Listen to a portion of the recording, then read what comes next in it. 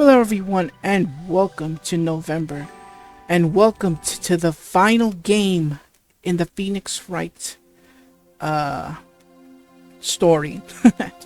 Phoenix Wright, Ace Attorney, Spirit of Justice, aka Gyakuten Saiban 6. This is the sixth entry in the series, but I hope it's not the last, because I know we haven't had a Phoenix Wright game in such a long time. So yeah, this was released in 2016 for the 3DS, again as part of the eShop. I don't think there was a physical release. It would later get more releases via iOS, Android, and most recently as part of the Apollo Justice trilogy for Steam. So, oh my goodness, we're finally here. We're in November. We're finally here. The last game in the series, because after this I'm gonna be completely Ace Attorney'd out. Because wow, this has been a major pain trying to get this done. And as you recall, back in July, when I did Apollo Justice Ace Attorney, keep in mind that we had a lot of it first started back in May. We had gone through a few weather disasters. The first being in May because of the derecho storm that we had, and then come July, right around the beginning of July, we had Hurricane Beryl. And yeah, there was a lot of cleanup that we had to do. Well, for both, because of both storms, there was a lot of cleanup that I had to do, and I had to do my absolute best just to get these, just to get this Let's Play recorded, edited, and uploaded before the month was over. Oh wow, it's been a really big pain, and it was a lot of stuff my family and I had to go through, especially the cleanup. But thankfully, and I know there's still more hurricanes going on. I think we're still in hurricane season, but I think November, we're already done, or probably it was October that ended our hurricane season. I'm not quite sure. I've forgotten since then. But anyways, we're finally here. Phoenix Wright, Ace Attorney, Spirit of Justice. Let's not waste no more time. I apologize if this intro has gone way too long. So I apologize. Let's get started. So I'm going to keep my mouth shut so y'all can see this wonderful anime cutscene. So here we go.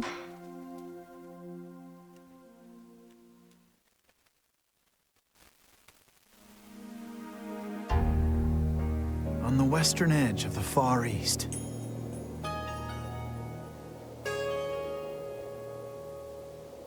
lies a peaceful country of spirit mediums and mystery, the kingdom of Kura'in. But now, the flames of revolution are threatening to consume it whole.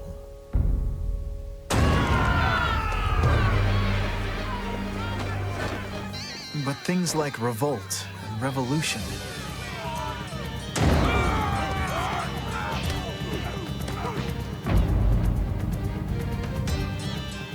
were the furthest things from my mind when I first arrived in this land.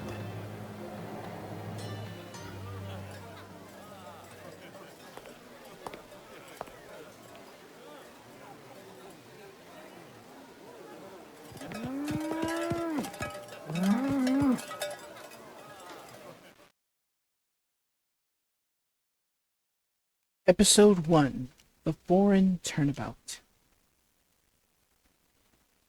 Oh wow, finally here.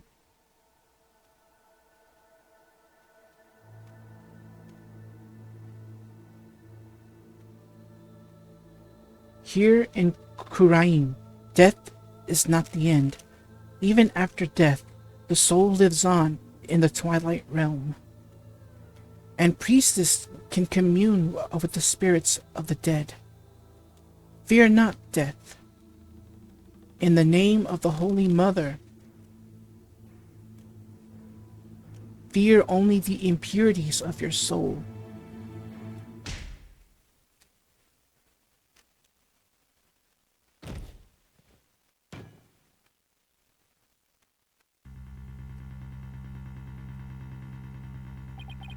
This blight on my soul.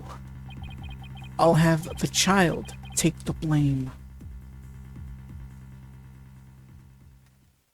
Is this supposed to be a repeat, or like a reimagining of the very first case that we dealt with back in the first Phoenix Wright game? Oh wow! I mean, it looks familiar when you look at it. It does look very familiar. All right, so welcome to the kingdom of Kura'in. This is where Phoenix is now at. Why is he here? Well, it's not revealed yet, but we'll get to it as the story progresses. Alright, so let's continue on here. Phew, I'm finally here. So, this is the kingdom of Kura'in, huh? What a long trip. I wonder how many hours I was in the air. But just look at this place.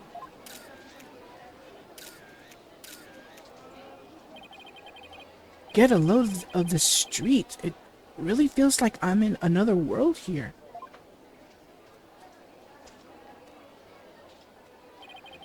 And that gorgeous temple. I read that's the center of town.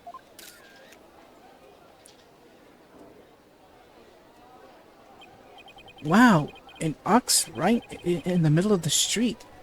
I have to get a picture of that.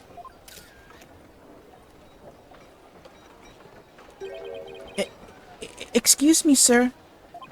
I wonder what kind of bird that is. I've never seen anything like it.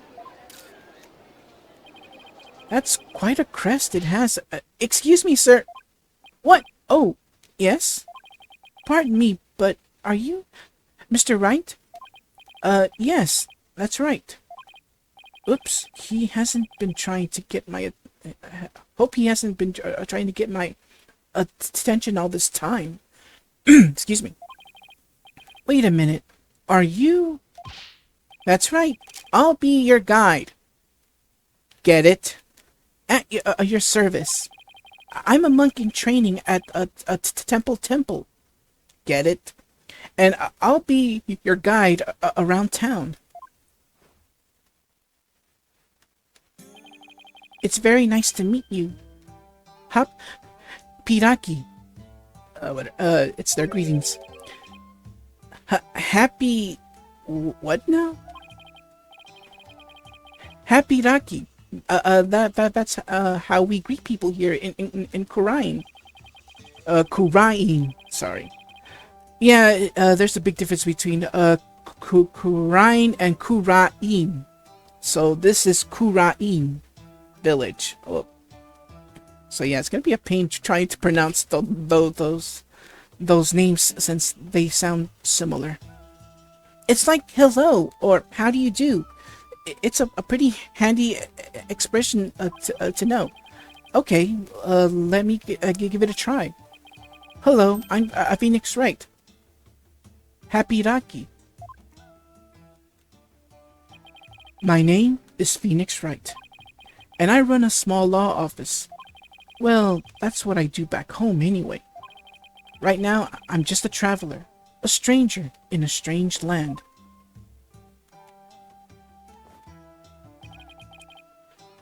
Welcome to our country. Welcome to the kingdom kingdom of Kura'in, land of spirit mediums and mystery.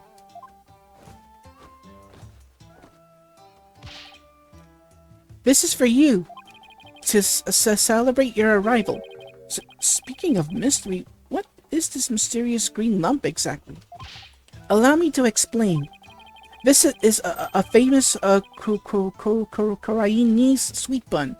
It's called a Magata man or soul bun. It's shaped like a Magatama. It's so yummy. It'll send your soul right to the Twilight Realm. That doesn't exactly make me eager to try it. Thanks. I think I'll indulge later. That will be 20 the damas, I think. Thank you for your patronage. I have to pay? I always have plenty of those on hand, so just let me know if you ever want any more. Oop. Loss of balance. I'm actually like that sometimes. I tend to lose my balance sometimes, and I don't even drink. Seriously. Alright, no wonder his bag looks so heavy. It's stuffed with all the tools of his trade. Well, it's better to have it and not need it than need it and not have it, so. Oops, I almost forgot to tell you something really important. It's about Miss Maya. She can't come see you for a few days yet. Yeah, when I called her from the airport, she said she was still training up in the mountains. I told her I'd wait for her here. Either way, I was glad to hear she's in good spirits. Maya Fey. She's a spirit medium who used to work as my assistant.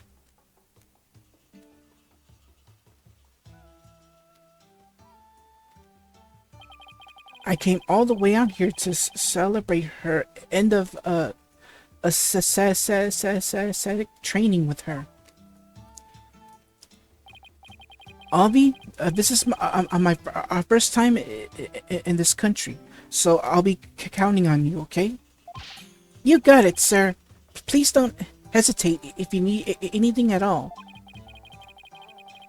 Maya was right when she told me I could leave everything in your capable hands. Ah, shucks. She said that? That sure was nice of her. I had a chance to show Miss Maya around a little bit too. If there's one person Maya was worried about, it's me. Because we both know trouble likes to follow you wherever you go, she said. That girl worries too much. But you sure came early to the party, Mr. Right, sir. I mean, Miss Maya won't be done with her training for another 2 weeks. I hate to admit it, but I came early because I was worried about her too. Oh, well, you know, I thought I could get in a little sightseeing first. Ooh, sightseeing. Well, I'm your man for that. I'll show you all the best sights that this country has to offer. Thanks. That would be great. I guess Albie takes his job very seriously. Well, what are we waiting for? Those sights aren't going to see themselves. Yikes! You don't have to shove. First stop, a temple. Right there in the center of town. There's something there I really want to show you. Oh, wow.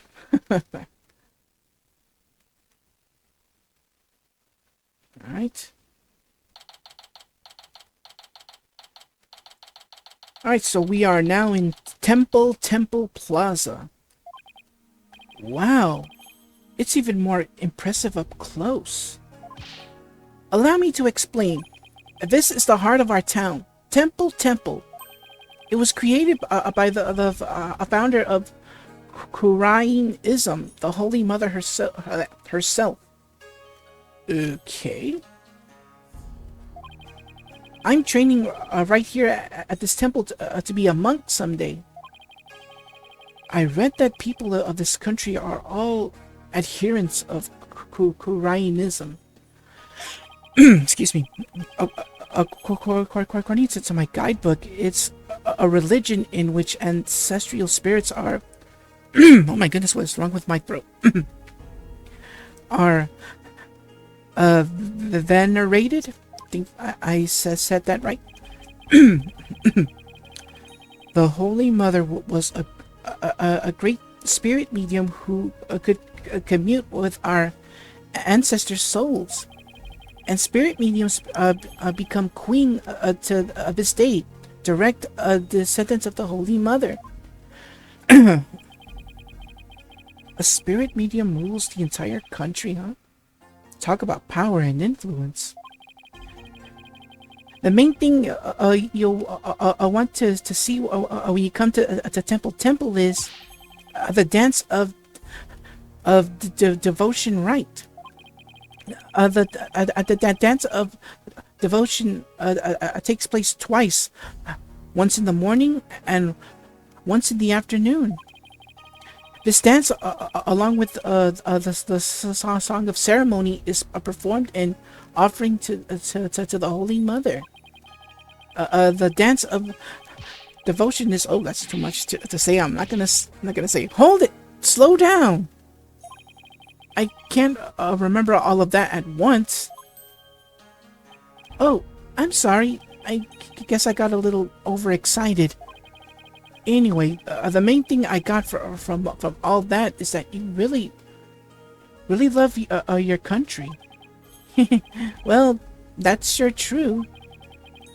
I like this kid. He pours his heart into everything he does. Let's see, I guess I just explained about half of what I usually explain. So I'll give you a special discount and only charge you to 10 damas for the tour fee. Thank you for your patronage. I guess he pours his heart into aggressive salesmanship too. Come to think of it, Miss Maya told me she could tell I love my country too. We stood here for about an hour while I told her all about the Holy Mother. Really? An hour? Hope that counted as patience training. And she seemed really interested too. She listened to my whole speech. Huh. That doesn't sound like the Maya I know. Miss Maya is so kind and nice. She treats me real well, like a little brother. She's kind of like a big sister to me. This is Maya Fey you're talking about, right? Maybe she's grown up since I last saw her.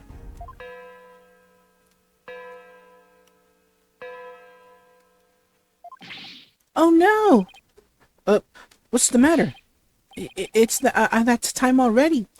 We have to hurry into the temple right away. But first, let me give you this lyrics card for the Song of Ceremony I told you about. There's an English translation of the lyrics there too. So give it a read, okay? Let's go. But why the big rush? If we don't hurry, we'll miss the beginning of her benevolence, the dance of devotion. Her benevolence? Huh?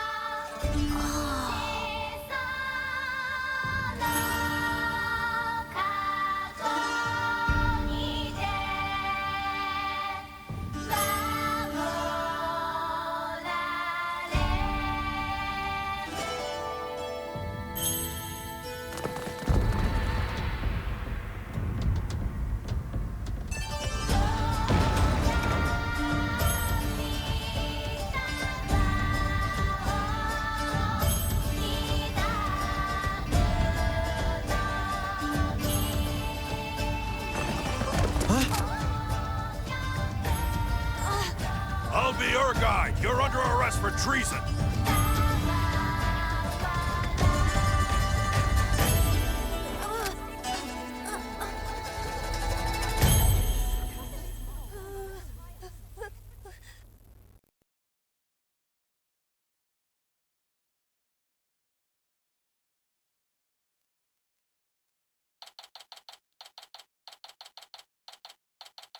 Alright, so I'll be your guide has been arrested.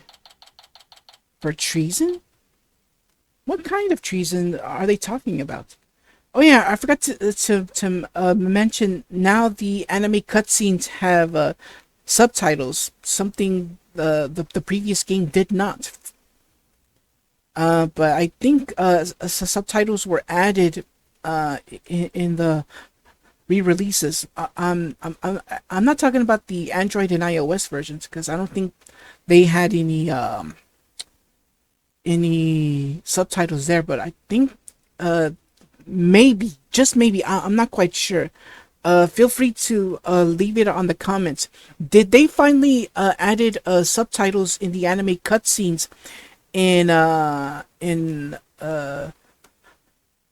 Dual Destinies? Please, I'd like to know about that. Yeah, I sometimes like to know every little bit of detail about this series, because I really enjoy it. Except for this whole Kurainism. It's, you know, I don't buy any of that stuff anyway. Alright, so we are now in the High Court Kura'in accused lobby. Well, I mean, this is a nice change of scenery, as you can see. Alright, let's see. Hold on one second. Alright, there we go. Yeah, it's because now, whenever there's an anime cutscene, I always turn off the microphone. Normally, I would just keep my mouth shut for this. So now I will do my best to switch between the game and OBS Studio, so that way I can turn off the mic whenever there's an anime cutscene ready. So like whenever you see both screens, you know, fade to black, you'll know that there's an anime cutscene on the way. So I always gotta be prepared for that. Alright, so where were we? Let me in! Why won't you let me in? Because you're a foreigner. What business could you have with this court? I told you my friend is on trial in there. The police raided the temple in the middle of the dance performance yesterday and arrested Albie on suspicion of treason. I was worried about Albie, so I just had to come see his trial. A trial isn't a tourist attraction, so clear off. If you want a picture for your scrapbook, take one of me and get out of here. Look, you've got it all wrong. Just great. Well, I guess there's only one thing to do. To tell him I'm a lawyer? Tell him I'm Kura'inese? Yeah, I gotta speak the truth. I'm a lawyer. Yes, I am a foreigner, but I'm not your average foreigner. What? I'm actually a lawyer. Back home, anyway. What? A lawyer? Yeah, why are they in shock about Phoenix being a lawyer? That question will be answered later. A little later. Or now. It's been a while since I played this game. I can't... That's not possible. What's he so shocked about? Well, whatever. Now's my chance. Zoom! Oh. Wait! Get back here, you!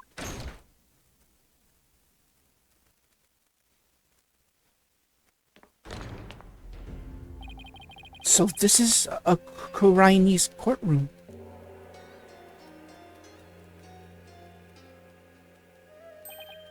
Wait, isn't that her benevolence?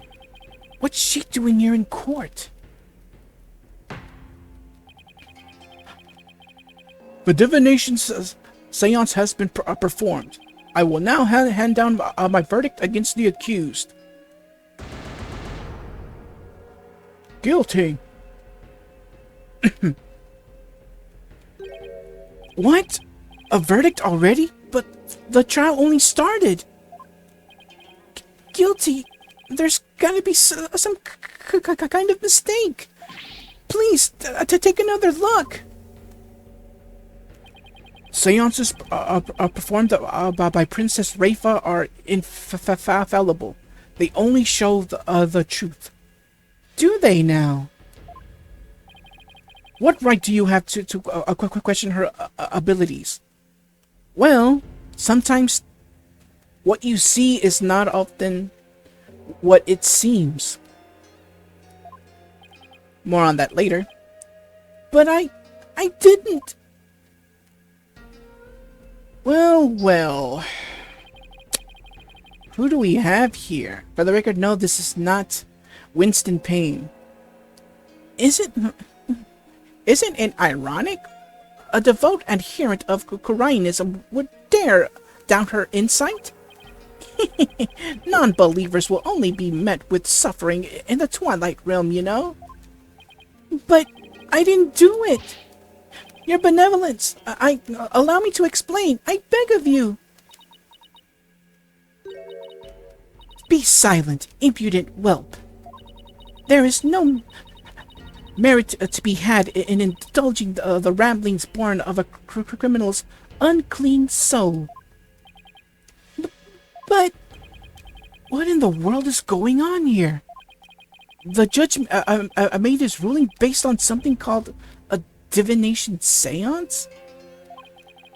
What is Albie's attorney doing? Wait a minute. Where is Albie's attorney? Why is this happening?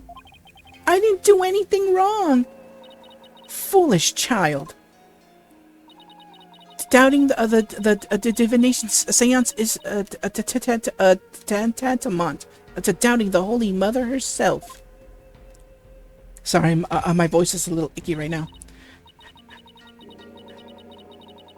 Your Majesty, as royal priestess and in the name of the Holy Mother, I command you. Impose the highest penalty against this unclean soul. As you command, so it shall be done, your benevolence. May her holiness grant her divine favor. Dihara Kura'in. Yeah, what they said. Yeah, there will be words that, wait a minute. What?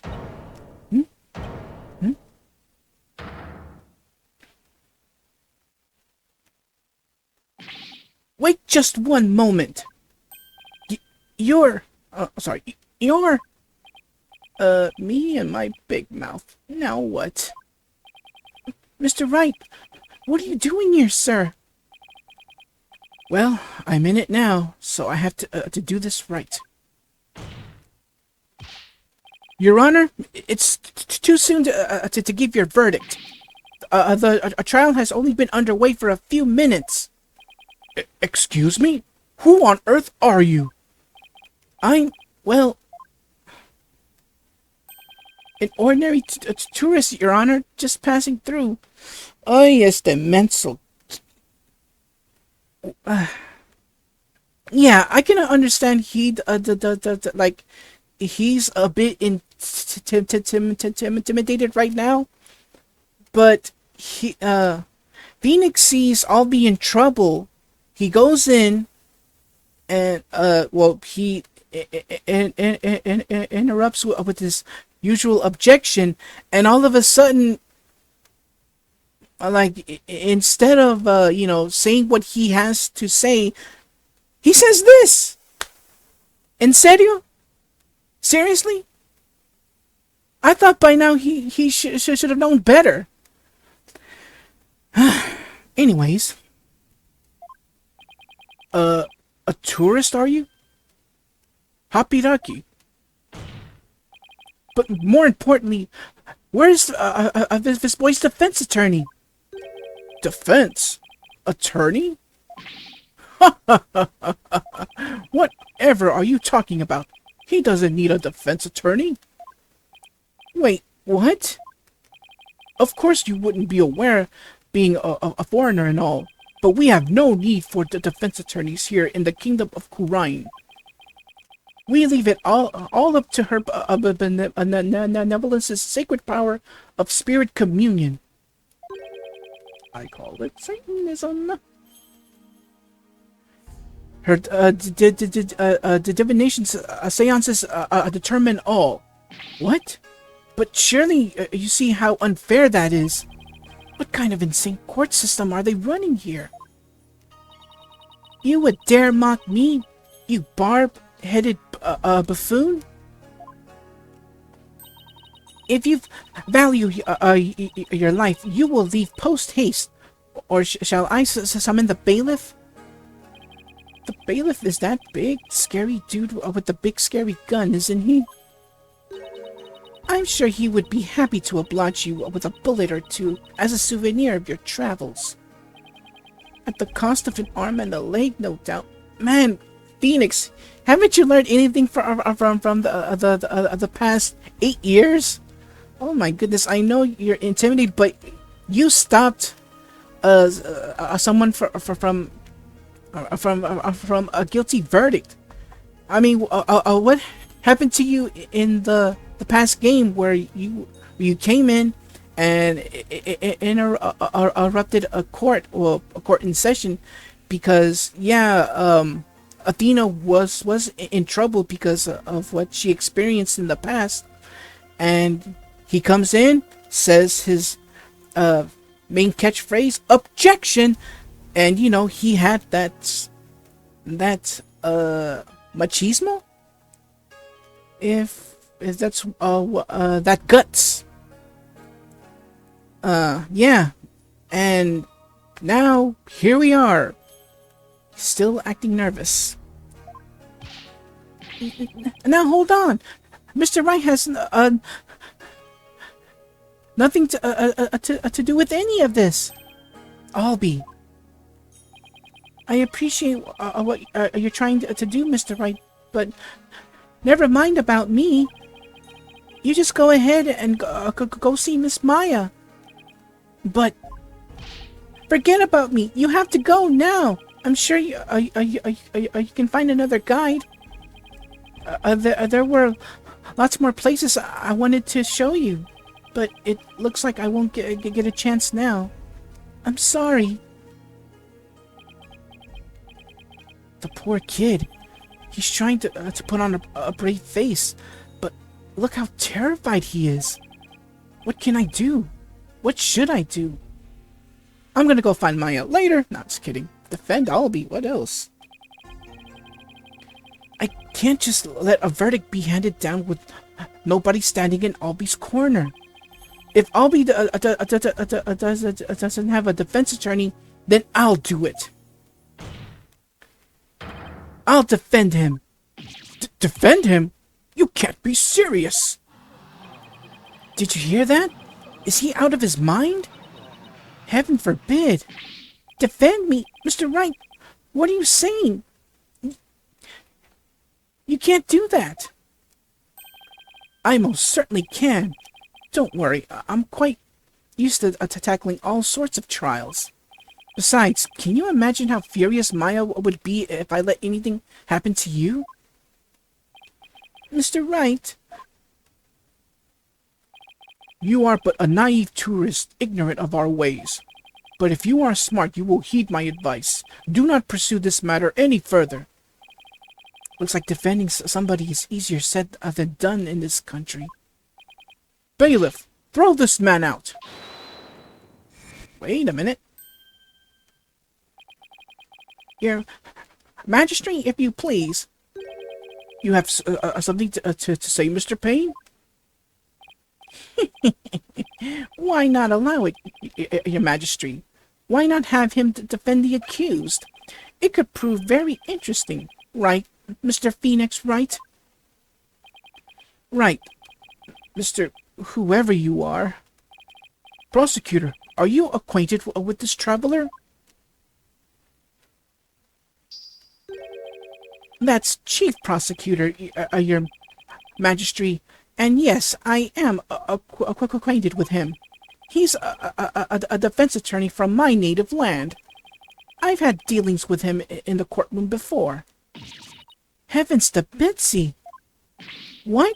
Mr. Wright, you're a defense attorney?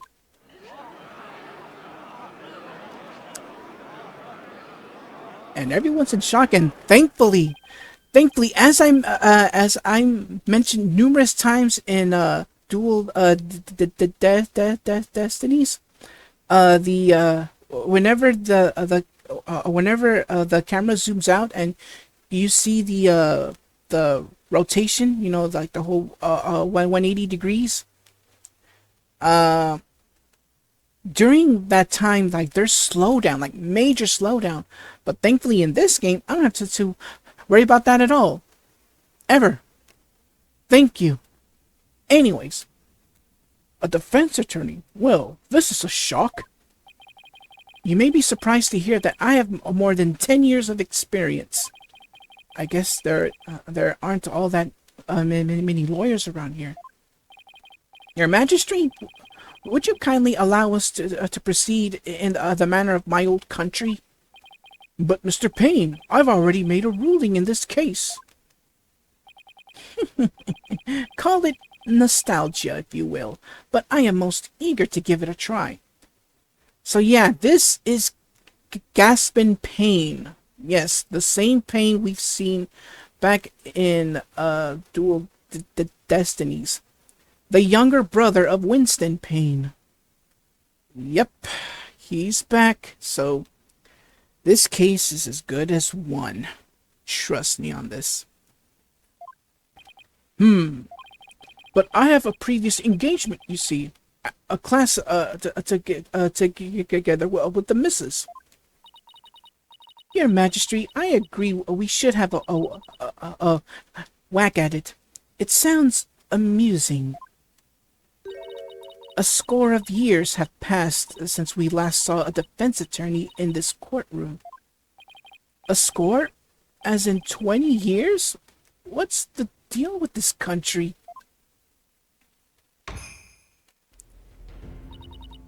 Mr. Payne, I want that barbed head brought to me on a stick. As you wish, your benevolence. I, Chief Prosecutor Payne, will see to it myself. Very well, Mr. Payne. If that is what you and her benevolence want, I will acquiesce. Like I said, there are some words that I can't pronounce, so I apologize. As for the defense, I hope you are prepared for every eventuality. Every eventuality? What is he talking about? There, are you satisfied now, Mr. Wright? Yes. Thank you, Mr. Payne. And sorry for not remembering you earlier. That's Chief Prosecutor, or the incredible Payne. Pain in the butt, if you ask me. And I'm also known in this country. And you'll see soon enough just why that is. When you're forced to capitulate to me before this very court of law. Why is he so strangely confident? And not only that, but what's with the gallery? Just you watch. That defense attorney will try and twist the truth. You can bet on it. Get him, Chief Prosecutor. Chase that defense devil. This is way more lawyer hate than even back home. Now, if you would please give your opening argument Once again, Mr. Payne. Certainly, Your Majesty. Yeah, in this country, the judge is known as Your Majesty. And back in Japan, yes, I said it, Your Honor. The accused is charged with 2 crimes, larceny and murder. And by the way, the music, oh my goodness, it's such a big improvement. Let's see, where was I? Oh yeah. Yesterday, the Founder's Orb was stolen from the treasure room of Temple. In addition to the theft, 2 other things were discovered in the treasure room.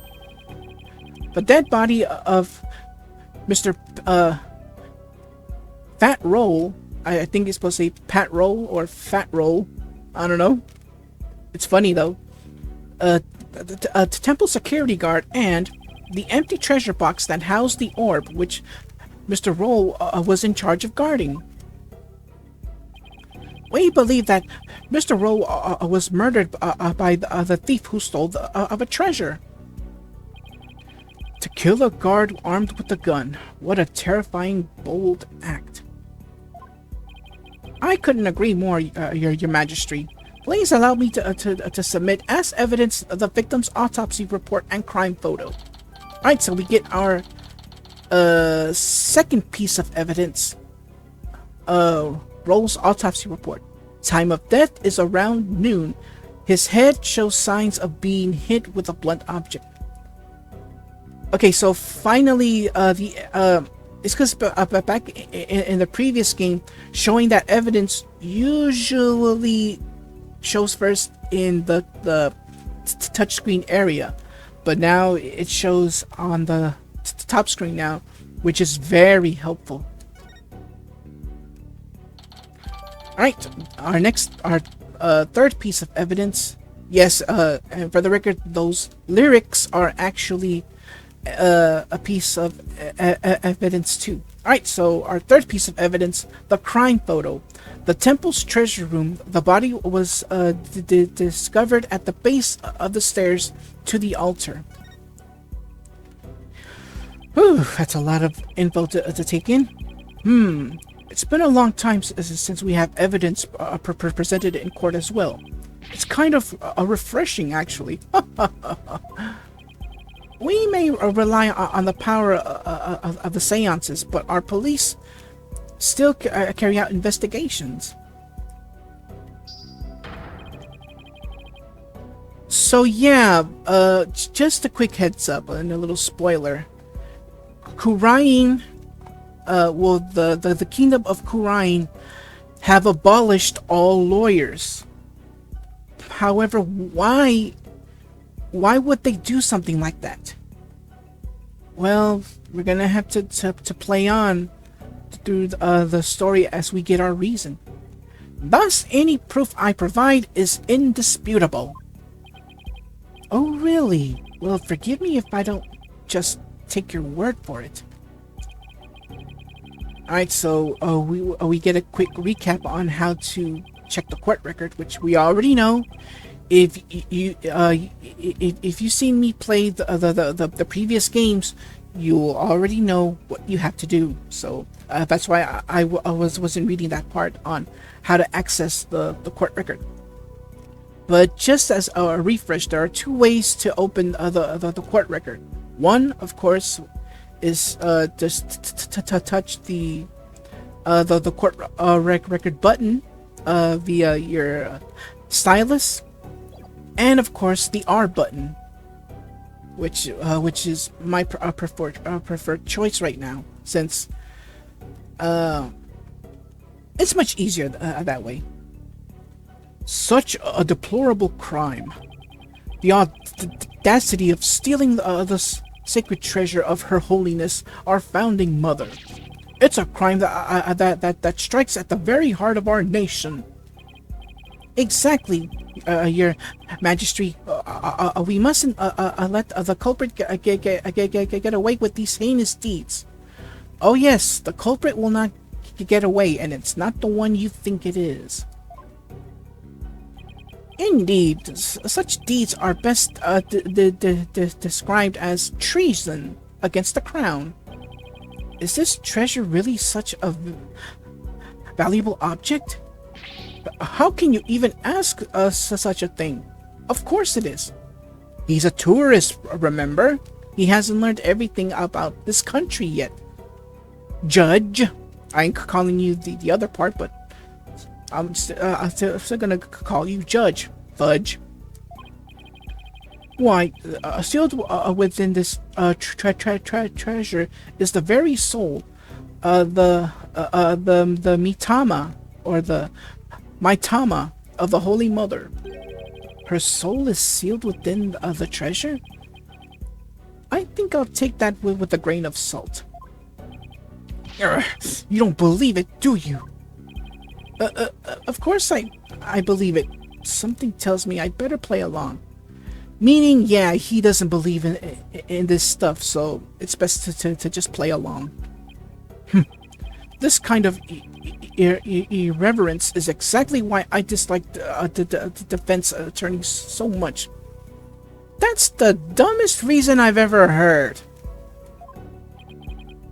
Your Honor, Your Majesty, what is it now?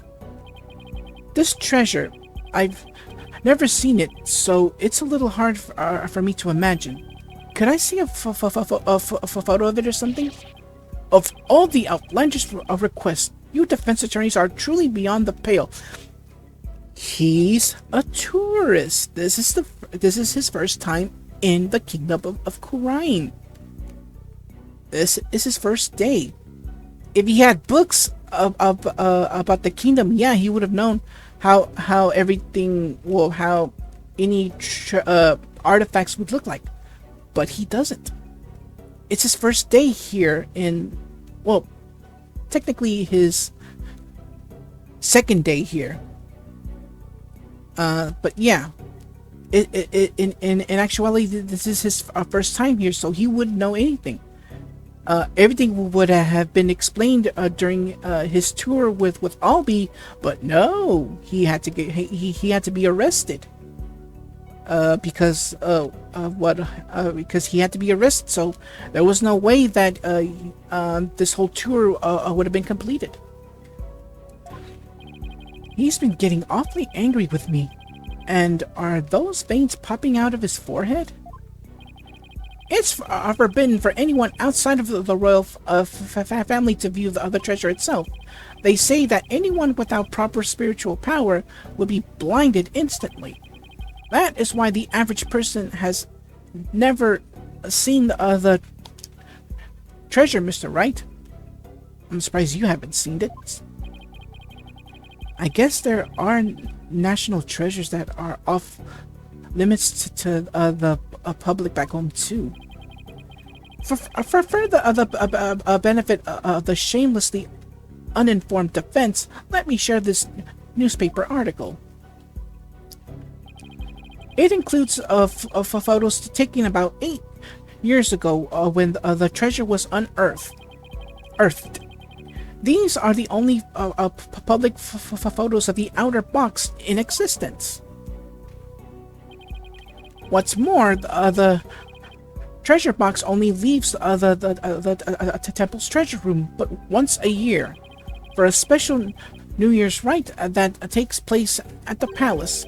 Therefore, this treasure box has only ever been seen by a handful of people.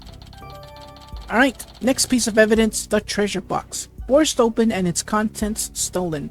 The average person can only see it in this newspaper article. I hear there's been a string of thefts lately of historic artifacts from the temple. Right, Your Majesty, inexcusable thievery of precious national treasures are for personal gain. And the culprit is the accused.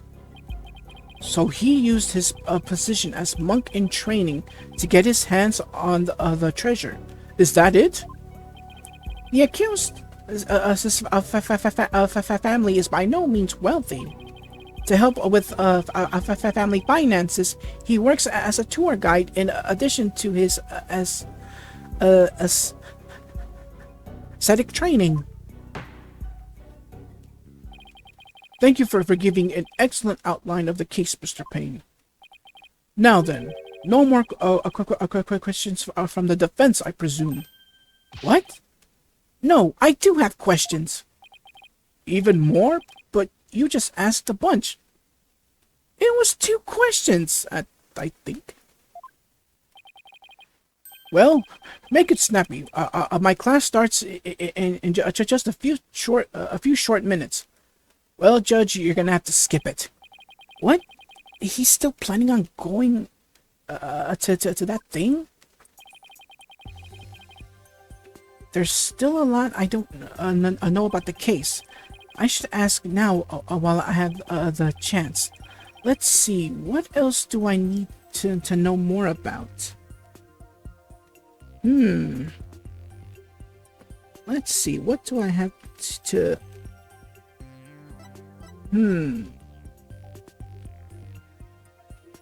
Let's see, what do I have to ask him about?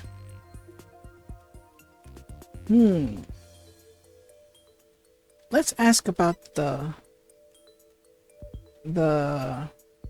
murder weapon. Mr. Payne, well, what was the murder weapon?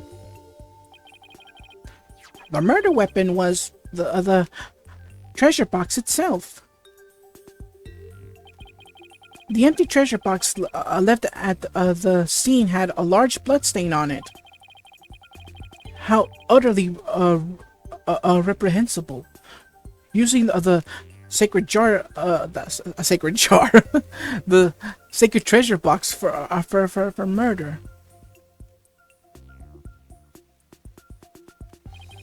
The accused came to the treasure room with the express purpose of stealing the treasure.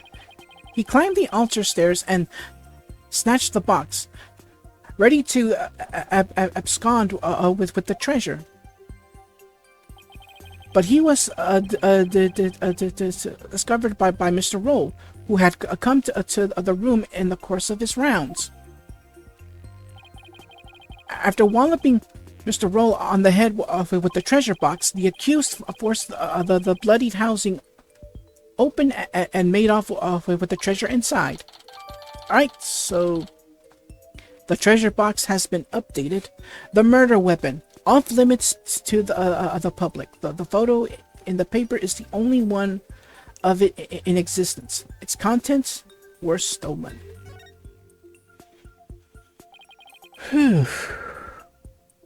But the defendant is just a little boy. I hardly think he would be able to hit the victim, a grown man, on the head. Ah, a very good point, Mr. Wright, but I'm afraid that won't help you. At the time of the crime, the accused was on the stairs leading up to the altar.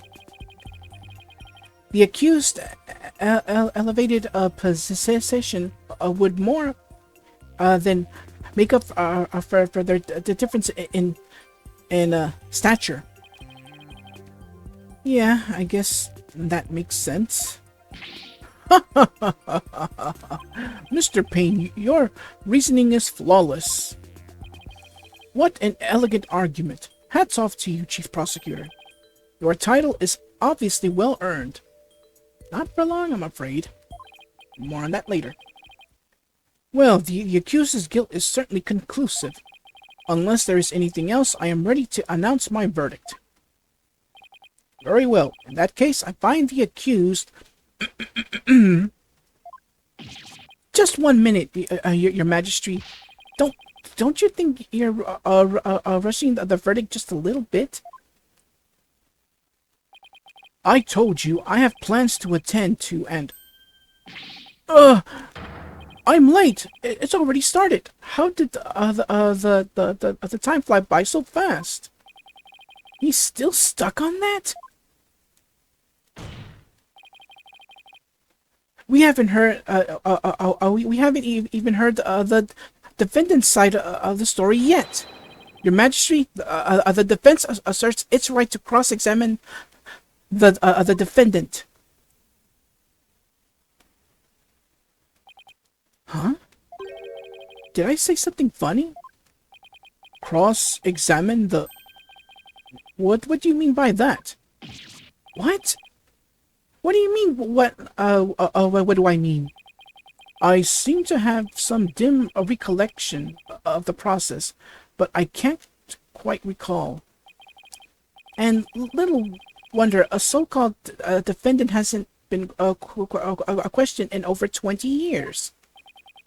Should I even be surprised anymore? Anyway, I demand we let the defendant or the accused to tell his side of the story. Is that really necessary? Of course it's necessary, Your Majesty. What harm could it do? I say we allow the boy to speak, Your Majesty. Though I doubt he'll have anything of relevance to say.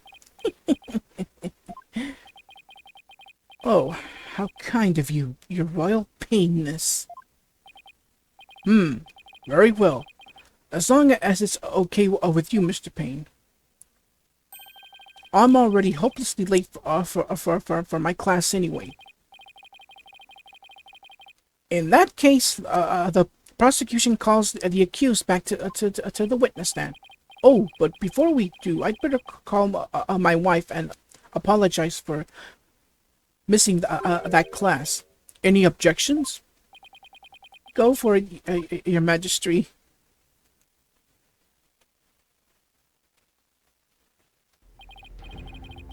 Accused, say your name and occupation again, if you would.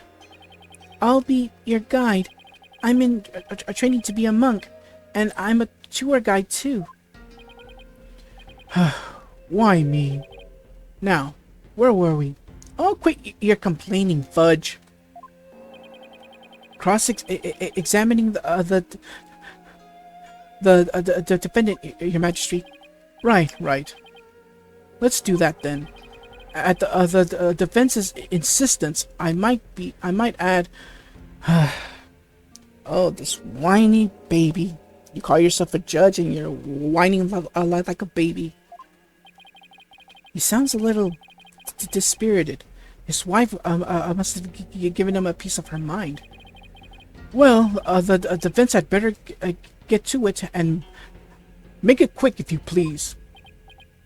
The defense... Mr. Wright, I didn't know you were a lawyer.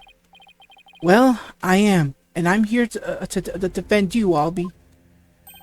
Don't worry. All you have to do is tell the truth, and you'll be all right. You tricked me. What? If I knew you were a lawyer, I wouldn't have given you that tour. What does being a lawyer have to do with showing a person around? So he's a lawyer. It's his occupation. That shouldn't even affect anything concerning a tour guide. Well, basically touring, you know, the whole kingdom. What does that have to, what does being a lawyer have to do with it? I mean, yeah, we do see the reason, but I mean, we get a bit of an answer that this kingdom has abolished all lawyers, but we don't know the reason as to why this has happened. Give back that Magata man I gave you yesterday. Albie, what's gotten into you? Don't talk to me. You disgust me. Now even Albie's against me. But why? This must be a new experience for you, Mr. Wright. Being loathed by a client. Now then, accused, please give the court your testimony. The incident occurred around noon. During the break between the morning and afternoon the dances of devotion, I want you to tell the court what you were doing around that time. All right. All right, here we go.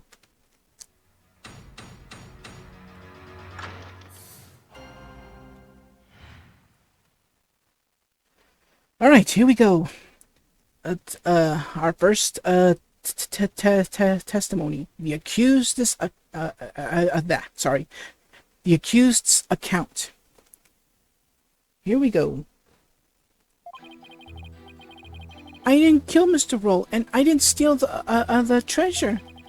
I'm not allowed to go anywhere near the treasure room. I've never even seen that treasure box with the green Kura'in's butterfly on it. When the incident happened, I was in the hallway planning out my tour route.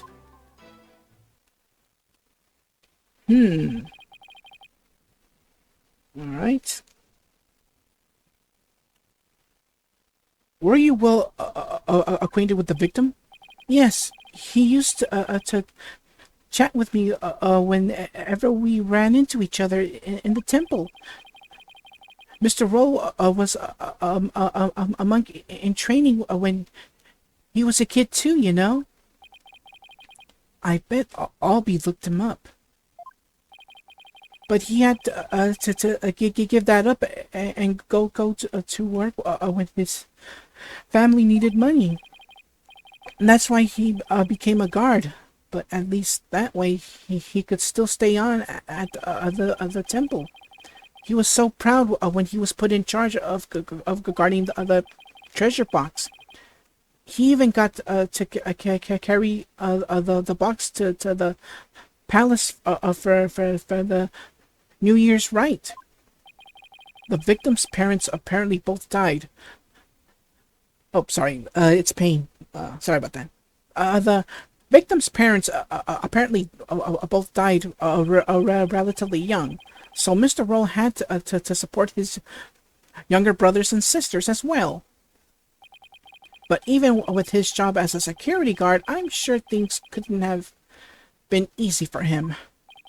It sounds like his circumstances and Albie's were very similar. Mr. Roll encouraged me to never give up. Albie, you train hard and make sure you become a monk one day. Don't end up like me, he'd say. He always, he was always cheering me on in my training and in my tour guide business too. Why in the world would I kill a nice man like that?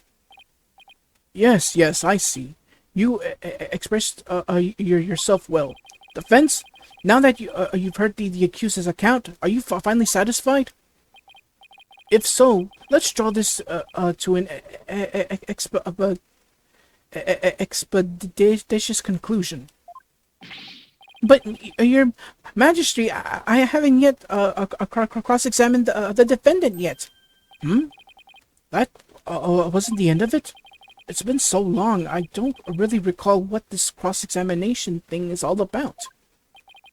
A judge who doesn't know what a cross-examination is? What fresh hiffle is this? I really do wish I could remember how it works. Should I give a judge a refresher on cross-examination? Yeah, this is basically your tutorial on cross-examination. But since I already know how to do a cross-examination, basically I'm gonna let the judge make him see it for himself. So I'm not gonna do a thing on that. I better save my breath. The judge doesn't exactly seem like a model student. He'll just have to watch and see how it's done. Alright, here we go. Cross-examination time.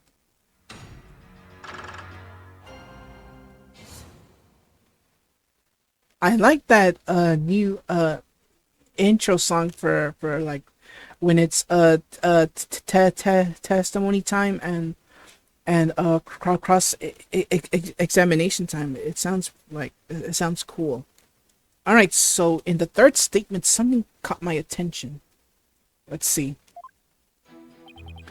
No, not this one. Oh yeah, keep in mind that I can't skip any of the dialogue like back then, unless it lets you do that in the options menu. Anyways, I'm not allowed to go anywhere near the treasure room. All right, here we go. I've never even seen that treasure box with the green Kura'inese butterfly on it. The thing is, how did he know if he's never seen it? We're gonna have to show that box. So. Objection! Oh, I'll be. Well, why would you lie to me? So you say you've. So you say you've never laid eyes on the treasure box. Is that right? That's right. It's for forbidden, so I never do that. In that case, how did you know there was a green butterfly on it? Huh? Because I saw the picture of it in that newspaper article. Yeah, but the thing is, there's no color. Nope. Take another look. These photos are in black and white. You couldn't possibly tell what color the butterfly is from these pictures. Hold on. His bag. Did it just move? Polkunka. I beg your pardon? Polpunka is a word in Kura'inese that people use when they're surprised. You just exposed a lie. So this is the power of a cross-examination, isn't it? Is it? I should be the one shocked here by your shocking lack of understanding. So yeah, even if we explained the how a cross-examination works, it wouldn't matter. He won't listen. Well, I'm talking about the judge. He won't listen at all. So yeah. But just a moment. If the accused was lying, then that just makes him more suspicious than ever. And this just makes things worse for me than ever. Albie, are you hiding something? Please give only true statements. I can't help you if you don't tell the truth. Darn, I just can't seem to get him to open up to me. So, accused, you have seen the treasure box with your own eyes after all, haven't you?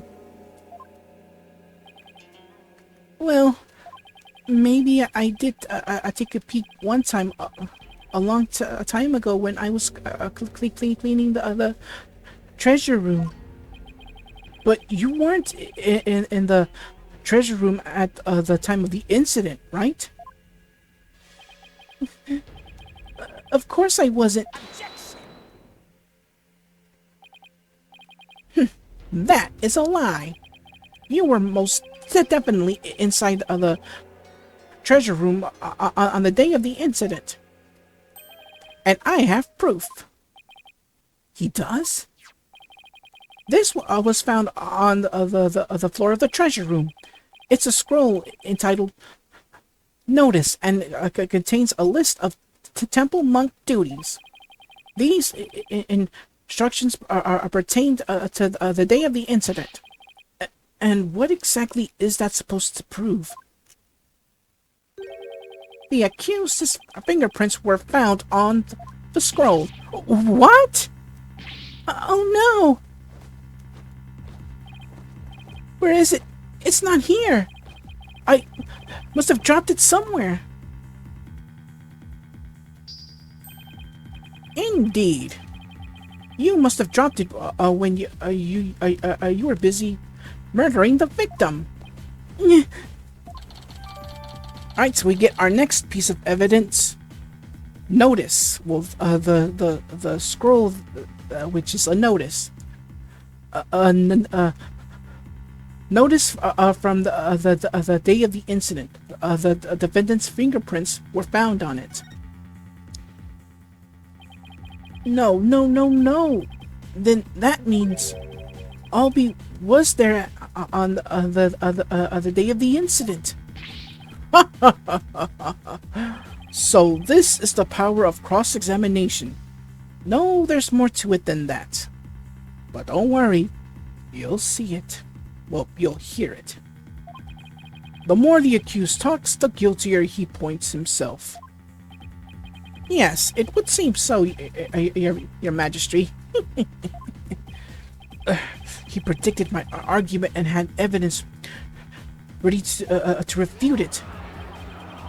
How is any of that supposed to help the accused? See, I told you you can't trust lawyers and their lies. Her benevolence already said the kid's guilty. Just declare him guilty and get it over with. No, everything's going all wrong. Shadow, what do I do? As I suspected, this cross-examination session has served no purpose whatsoever. No, you're wrong. But armed as we are with her benevolence's insight, there's no reason to doubt his guilt. Then I guess I'll just have to poke holes in this insight of hers. By the way, this didn't prove to be very interesting at all, Mr. Payne. Nevertheless, I will now finally announce my verdict. Wait just one moment, Your Majesty. I haven't seen this divination seance for myself yet. As the defense, I have the right to check it. Is that really necessary? I have to get home and apologize to my wife. If she really loves you, she'd forgive you. But right now, this trial is muy importante. It's very important. I guess she really did give him the business. Your Majesty, I enthusiastically support having Mr. Wright see the seance. You do? And why is that, Mr. Payne? Yeah, keep in mind, both judges are kind of similar, so I'm gonna be talking, for this judge here and the judge back home, I'll be talking like them always, no matter what. Don't you want to see it? See the lawyer being utterly crushed by the power of the seance, and then watch him tearfully beg for mercy? Well, no. I'm sure it'll make up for not getting to go to that class with your wife. It certainly does sound worth seeing, and it give me a juicy tidbit to tell the missus. I've been reduced to a juicy tidbit? Well, for an interloper, I imagine you do have to see it for yourself to be convinced. It's certainly unprecedented, but let's have that the divination seance performed again. But then, right after the tearful begging, I really do have to be going.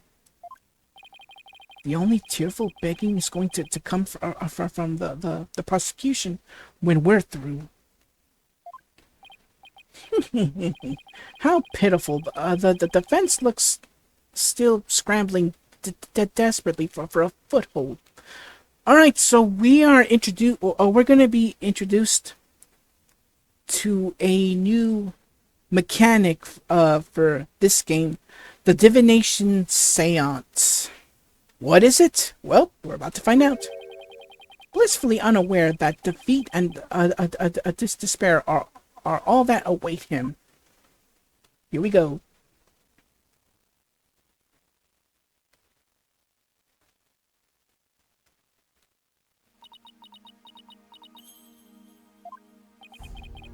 There she is. Her benevolence. Your benevolence, Raifa Padma Kura'in. Thank you for coming all this way once again. Your gratitude is unnecessary. This is simply my duty. Barb-headed attorney? Yes? I am told you question the veracity of the sacred divination seance. It would seem the depths of your irreverence and blasphemy are lost on you. I'm just a foreigner, ignorant in the ways and customs of this country. I apologize in advance for anything rude I might say or do, your benevolence. All I want is a fair trial for Albany. You would imply that the trials of this country are unfair? Do explain, outsider. How verdicts founded on truths imparted by the very souls of the dead lack impartially. What's fair about trials what's fair about trials with no defense and no chance for the accused to tell their story? How dare you speak to her benevolence in that manner? Ah, cállate. Did you hear that? Did you hear how he talked to her benevolence? What does he know about anything? Ignorant outsider. We won't stand for it. He must be punished. Blah, blah, blah, blah, blah. Yikes. Looks like I really stuck my foot in this time. Punish him, blah, blah, blah. I'm not even gonna bother with this kind of nonsense. Silence! One and all! Is she standing up for me? Be not disquieted, my people. He merely expresses his opinion. Well, looks like her benevolence is going to be more reasonable than I thought. Attorneys are ghastly creatures with souls stained black by brazen untruths. Anyways, the words of a lowly worms such as that are nothing worth troubling yourselves over. Alright, I take that back. None of this prattling can sway the truth of my insights. Rest assured, he will soon see the error of his foolish ways. Yeah, I think that's the voice I should give Raifa. The Francisca von Karma voice. Like I did with Justice for All. At least try, because I don't think my throat isn't gonna have it anymore. Now then, your benevolence, the divination seance, if you would. Certainly. Nina, my robe.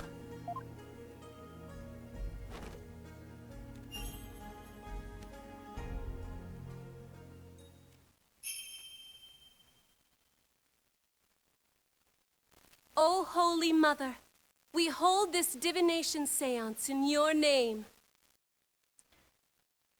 Keep in mind, I'm only gonna show this one time because whenever this happens, it has to do that dance every single time. But I'm only gonna show this one time for this part for this first episode and this first episode only. So if you want to see the divination seance dance, this is the only part that you will see it. Beyond the episodes, I'm just gonna skip it because if I remember, I played the Android version and I was allowed to skip it after the first time. So I'm only gonna show this one time and one time only. So here we go. Let the eyes of everyone here be clear, and our ears be unstopped. Yeah, and I'm only gonna keep my mouth shut, or to turn off the mic for anime cutscenes only. This because she's gonna be saying this every time she begins that dance. So here we go. O dance of devotion, guide the victim's soul to me, so that we may receive their final memories in the pool of souls. Here we go.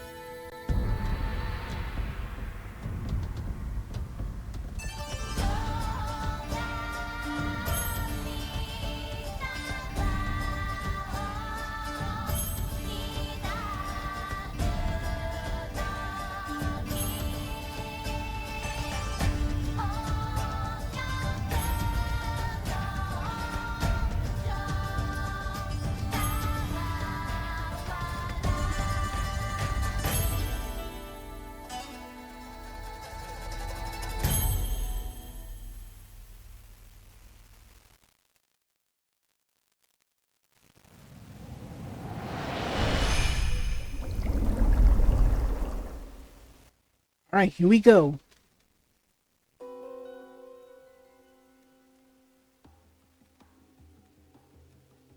Incense. Song of ceremony. Boy's voice.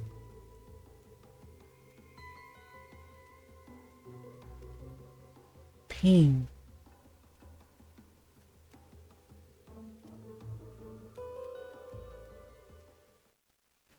It's weird that we don't see like the moment of impact where I'll be supposedly struck Mr.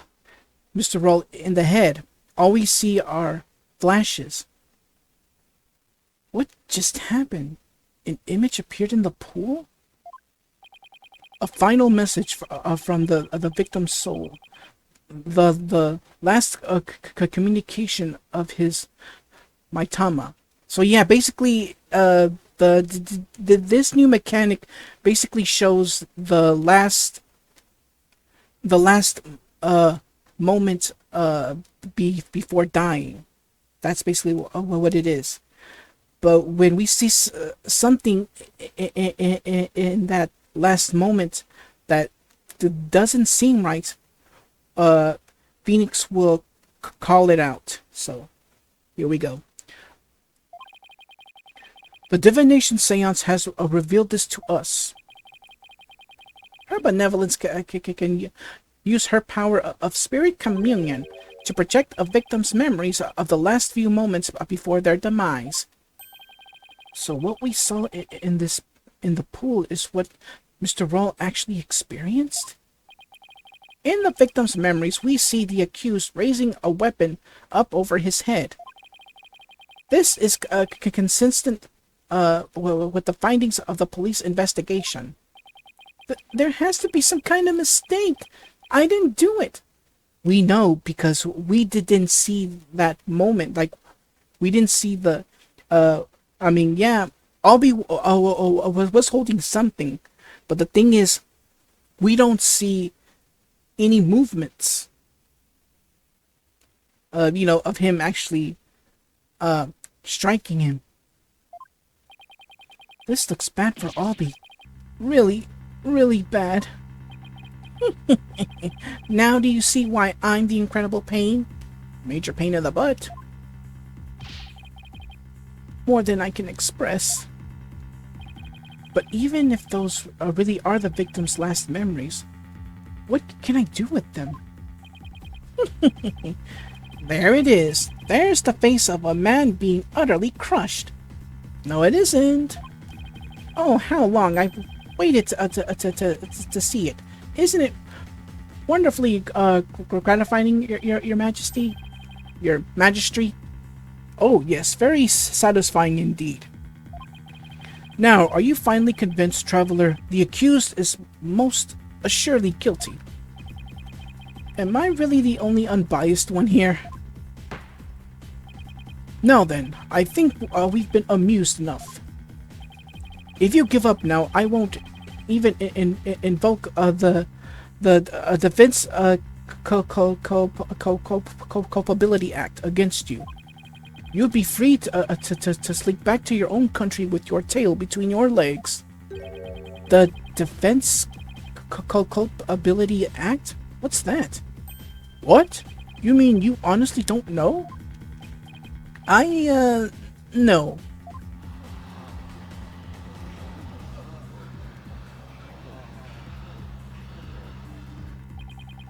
What's with what's with all the hubbub?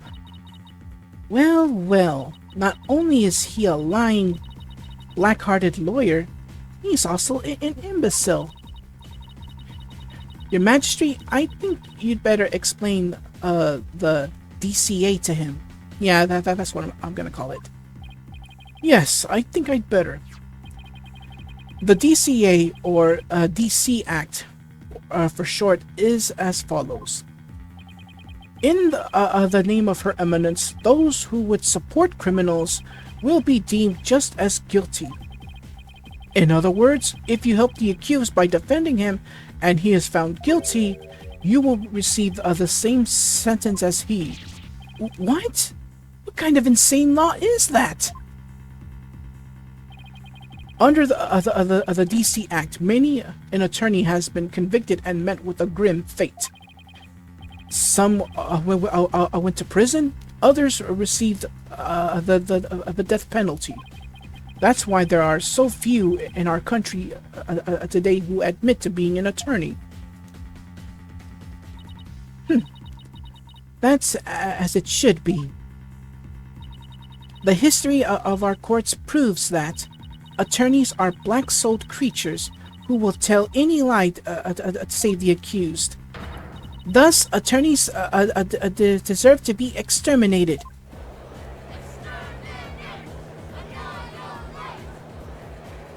Be quiet, all of you! I've never felt so much hostility coming at me from so many sides.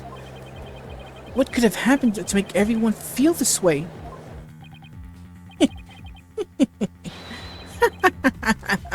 You fell right into my trap, Phoenix Wright. Your win streak against me and my brother ends today. With the seance and the DC Act on my side, I'll finally get my revenge. So that's why he was so eager to have me defend Albie. Chased out and humiliated back home, fate brought me to the foothills of Kura'in. Truth be told, he was the one that ran out of the court. Well, back in the first episode, all because of a bomb that was really fake. He ran out. He ran out like a big scaredy cat, and because of that, he was punished for running away like that. In a way, he humiliated himself. He has no one to blame but himself. He wasn't chased out, and he wasn't chased out. Humiliated, yes, but he did that himself. We all saw it back in the first episode. He shamed himself. He did this to himself. No one to blame but himself. And he doesn't want to admit it at all. Excuse me 1 second, I'll be right back. I need to get a bottle of water because I forgot all about it. So, cut. Okay, I'm back. Alright. I thank my lucky stars that I'm chief prosecutor here now. Defense? Know that if I rule that the accused is guilty, you will go to prison too. That explains Albie's reaction earlier. Defend me, Mr. Wright. What are you saying? We can't do that. Your magistrate isn't a prison's sentence a bit lenient. After all, we're talking about treason. One should pay for such a crime with one's life. Yes, I believe the death penalty might be appropriate under these circumstances. The death penalty? No way! You're kidding, right, Your Majesty? Do I look like I'm kidding? I'll have you put your life and your dark tainted soul on the line here. Death? This can't be happening. The courts of resignation. Our courts are well known as thus. In this land where my seances provide the truth and no attorneys can intervene, criminals know that all they can do is resign themselves to their fate. Oh, foreign lawyer, I ask you once more. Are you sure you still want to defend the accused?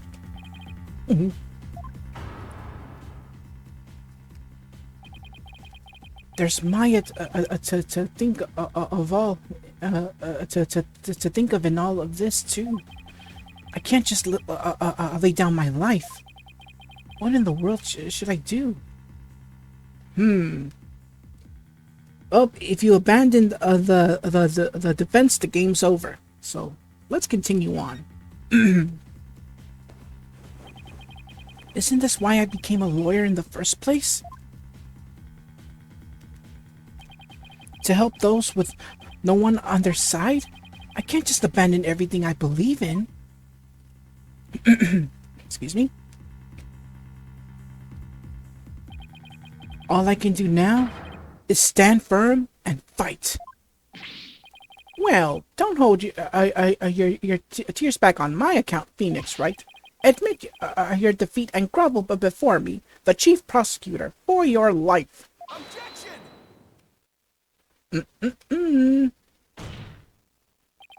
Even if it means being subject to the DC Act, I will defend Albie. Now, this is my favorite version.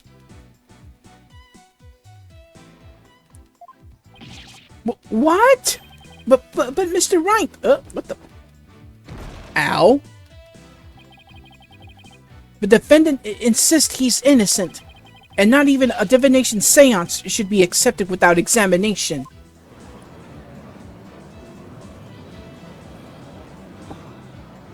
Where is Rayfa, anyways? Pokunka. But if I'm found guilty, you'll get the death penalty too. Even knowing that, you still want to defend me? I don't know what happened in the past, but it looks like everyone in this country considers lawyers to be liars. So I can understand if you don't believe me, but I still believe in you and your innocence. Huh? So all I have to do is keep believing and find the truth. That's all there is to it.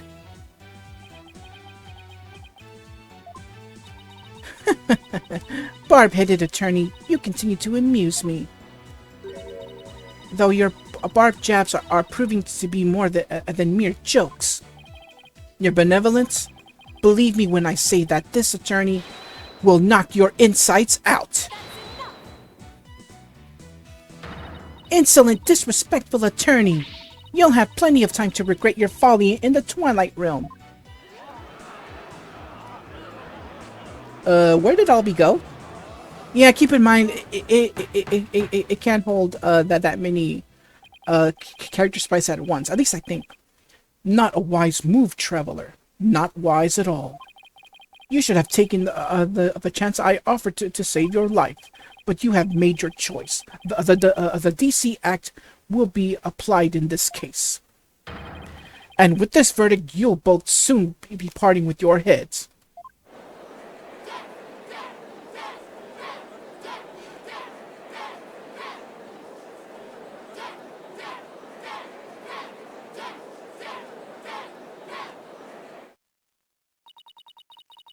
The souls of the departed speak only the truth, but I give their messages a voice. If you think my insight contains falsehood, I challenge you to prove it. Alright, here we go!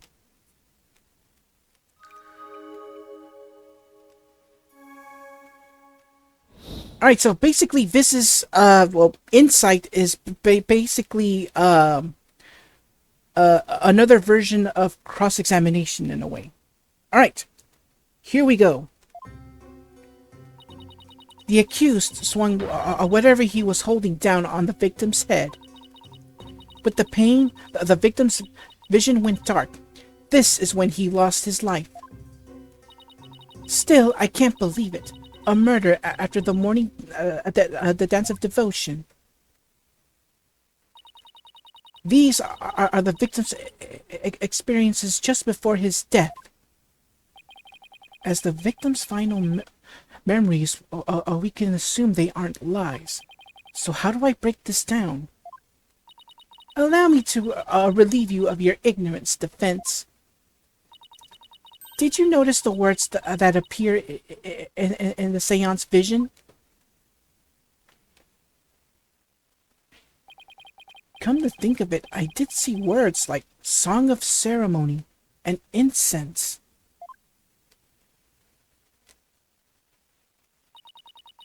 The victim's final memories are not limited to sight alone. Sight, smell, taste, sound, touch, all is laid bare in the pool of souls. So what Mr. Roll experienced with his 5 senses appears in the vision as words, right? Precisely. And by examining these sensations, we can perceive the victim's final moments with unparalleled clarity. Works for me. I can use all the extra info I can get. Now, to find a contradiction between her insights and the seance vision. Your benevolence, I ask that you please show me the seance vision again. Very well. Alright, here we go. We need to find out what is wrong with this vision here. So first we see it fully, and then we figure out what is wrong with this. And as you can see,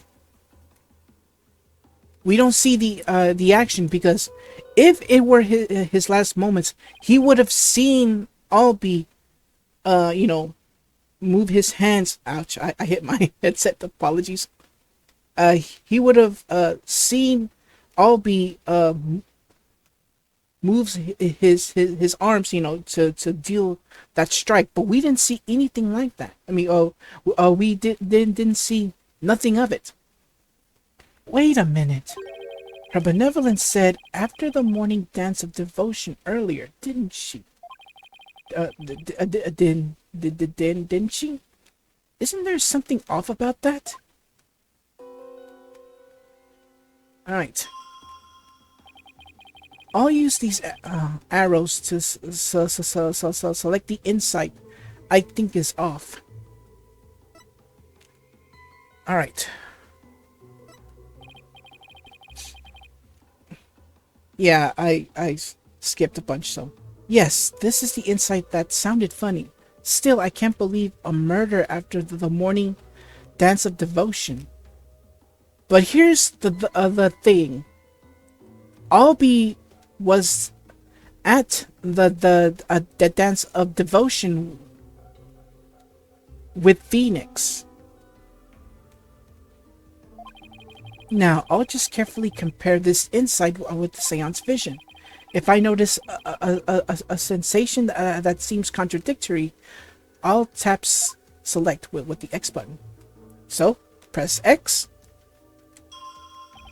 This part of the vision doesn't seem to really contradict the insight. I better tap select at some other point in the vision. This is it. This is the part of the vision that contradicts the insight. Now I just select a sensation. I think this is inconsistent, and then present it. So what he's talking about? The song of ceremony. That's what he's talking about, the whole song. So. Objection! Wait just a moment. Yes? What is it, Barbed Head? You're saying the incident occurred after the morning the dance of devotion, right? That's right. What of it?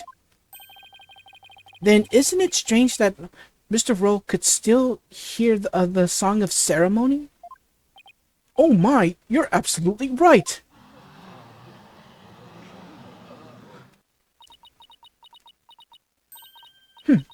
Is that all that troubles you? Huh?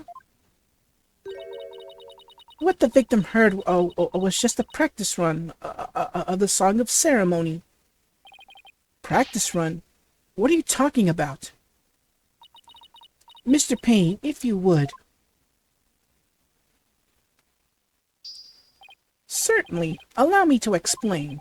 The incident occurred in interval between the morning and afternoon dances. During that time, the singers were practicing in the performance hall. Precisely. I was there as well, so I can corroborate the statement. I see. So what the victim heard was that practice session. There goes my contradiction. Okay, so they were practicing in this performance hall. That must be the room where Albie and I saw her benevolence dancing. However, Mr. Payne, I admit one detail troubles me. Ask away, Your Majesty. It's a big temple. The performance hall and treasure room are quite far from each other. Could the song really be heard all the way in the treasure room? He's right. It is a very big temple. Well, how about it, Mr. Payne?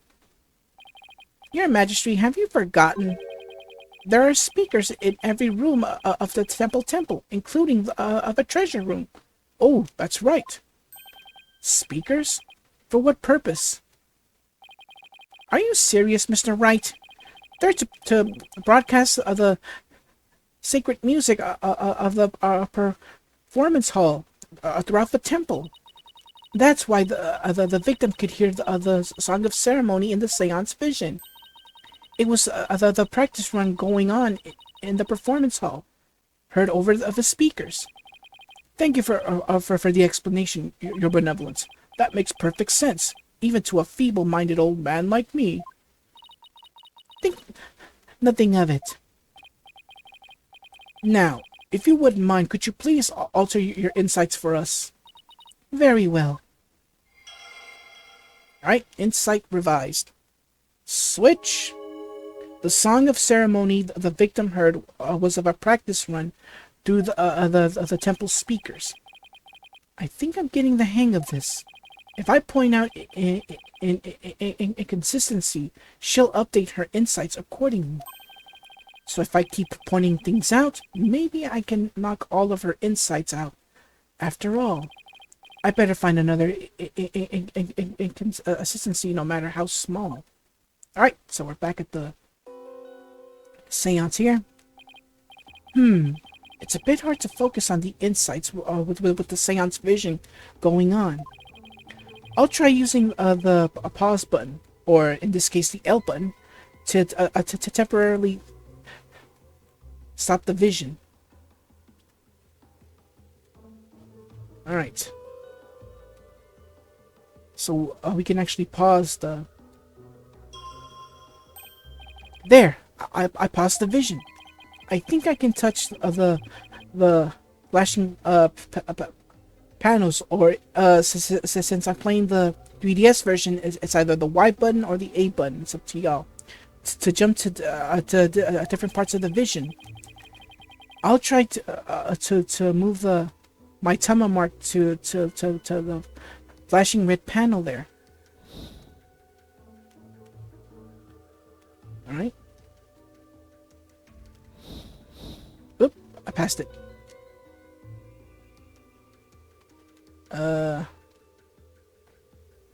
Okay, there we go. Okay, yeah. It's the A button to go forward, and the Y button to go back. Okay, now that I know how to get around in the seance visions, it's time to find the inconsistencies between the insights and the vision.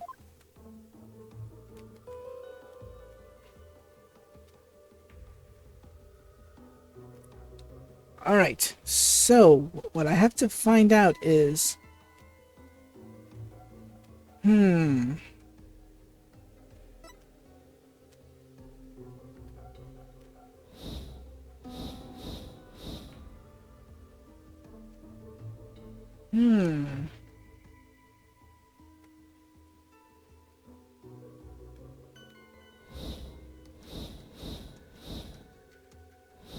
So yeah, this is like a good way to fast forward something.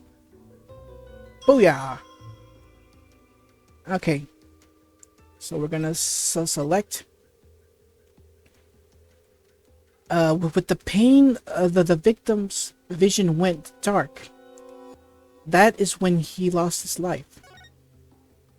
But the thing is, like as I said, there was no motions there. From Albie, like he didn't deal like normally when you're seeing someone about to hit you, you would have seen their movements. However, when you saw Albie, that pain like just appeared out of nowhere, like that hit just came out of nowhere, and Albie didn't did the motion to strike down the opponent, like to strike down the victim. So let's present the pain part. You're saying the victim's field of vision went dark right after he was struck, correct? Of course, as anyone with eyes can see. Well, pardon me, but I must disagree. What? Your benevolence, please take another look at the exact moment the victim felt pain. Oh! Everything goes black, and then, only after that, the victim feels pain. Inconceivable! This place, sorry, this places the order of events at odds with what you say happened. My word! Pa Palkunka, your benevolence. What is this? Sorry. What is the meaning of this? I cannot be wrong. My insights are beyond falsy. If what the defense says is true, this is a very grave matter indeed. Please forgive me your benevolence, but I'm afraid this contradiction is something we can't simply ignore. Now, let's not be too hasty, your majesty. I think I can clear this up. You have something to add, Mr. Payne? 1,000 apologies. It seems that the prosecution has failed to make one tiny thing clear.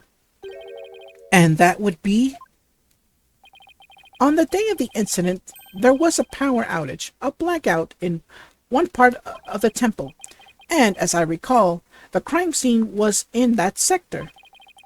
The power outage must be why the victim's field of vision went dark. I apologize for neglecting to tell this court, the court this detail. I'm afraid it slipped my mind. Or rather, you knew all along, and are only letting it slip now that it's convenient, Payne. The power outage knocked out both the lights and the speakers. Oh, there was a blackout? Was there? Well, now, that explains everything, does it not? But what about the music? The music is still, the victim can still hear the music. So if if the power outage occur, what about the music?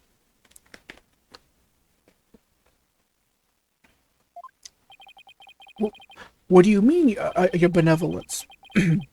Please share your thoughts with us, if you would. The blackout occurred when the accused and the victim were faced with one another. Fearing the victim would flee under the cover of darkness, the accused swiftly brought his weapon down on the victim's head. I see. That makes perfect sense, your benevolence. So the victim was struck after the lights went out. The depth of your insight is awe-inspiring, your benevolence. Give her a hand, everyone. Oh man, this is ridiculous.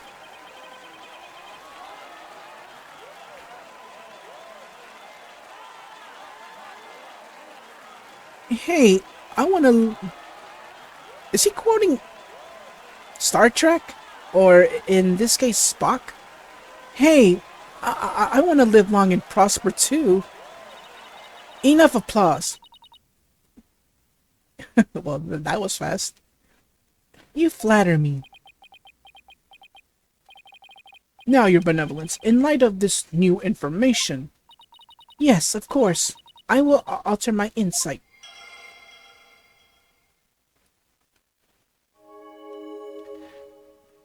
One can safely assume the accused struck the victim the moment after the blackout began.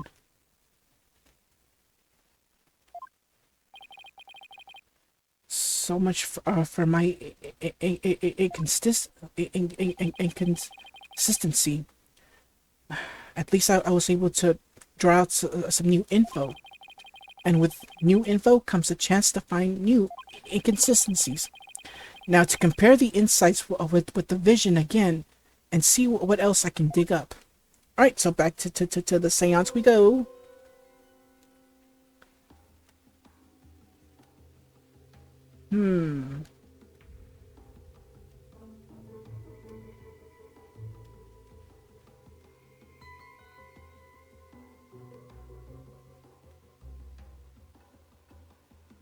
Okay.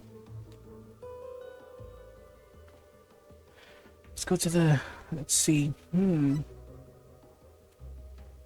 Song of Ceremony the victim heard was of a practice run through the temple speakers. Am I right?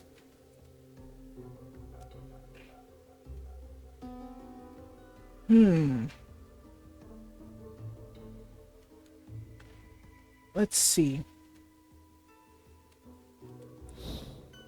Let's go back right here.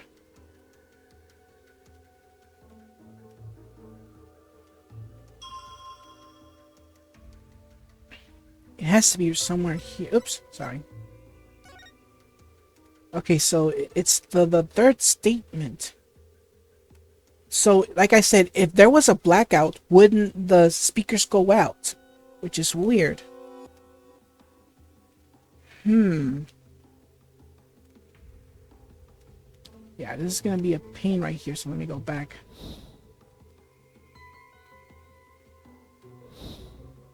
Let's go right here.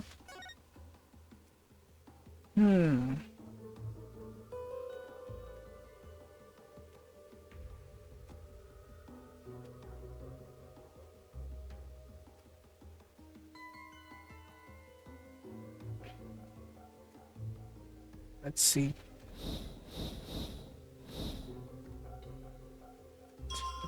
I think I missed it. Let's go back. Play. I think I missed it again. Go back. Play.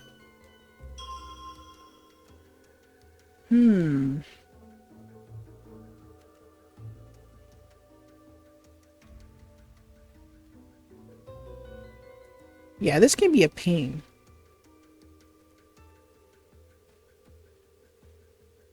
The upper left. The Song of Ceremony in the upper left.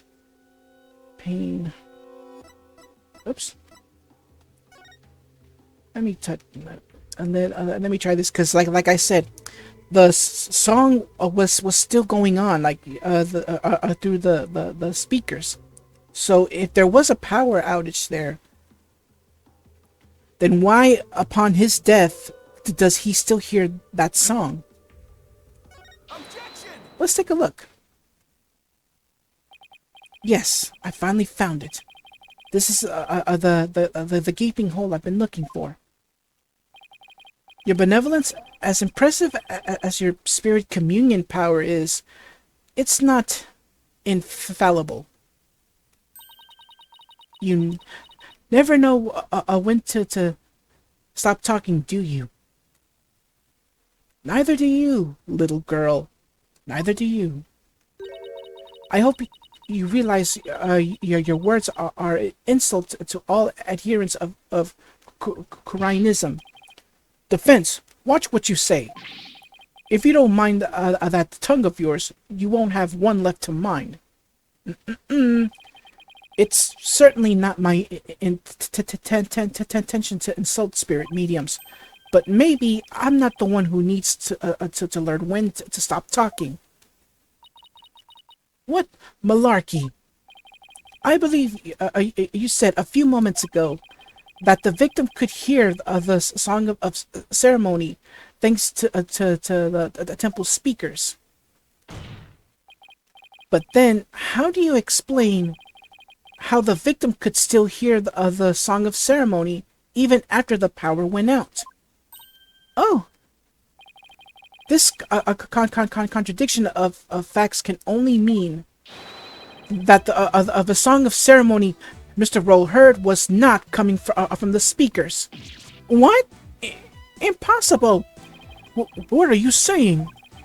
That song he heard was coming directly from the performance hall. That's exactly what I'm saying. It's the only possible explanation. But the scene of the crime was nowhere near the performance hall. Right. The song could make it all the way to the treasure room, not unless... You mean to say... Yes, the treasure room was not the actual scene of the crime. It must have been somewhere else, somewhere closer to the performance hall. What? You can't be serious! There is a glaring contradiction in the claims of her benevolence and the prosecution. Therefore, the defense insists that this case be thoroughly re-examined. What? No! This is completely unprecedented. Inconsistency in her benevolence insights, unbelievable.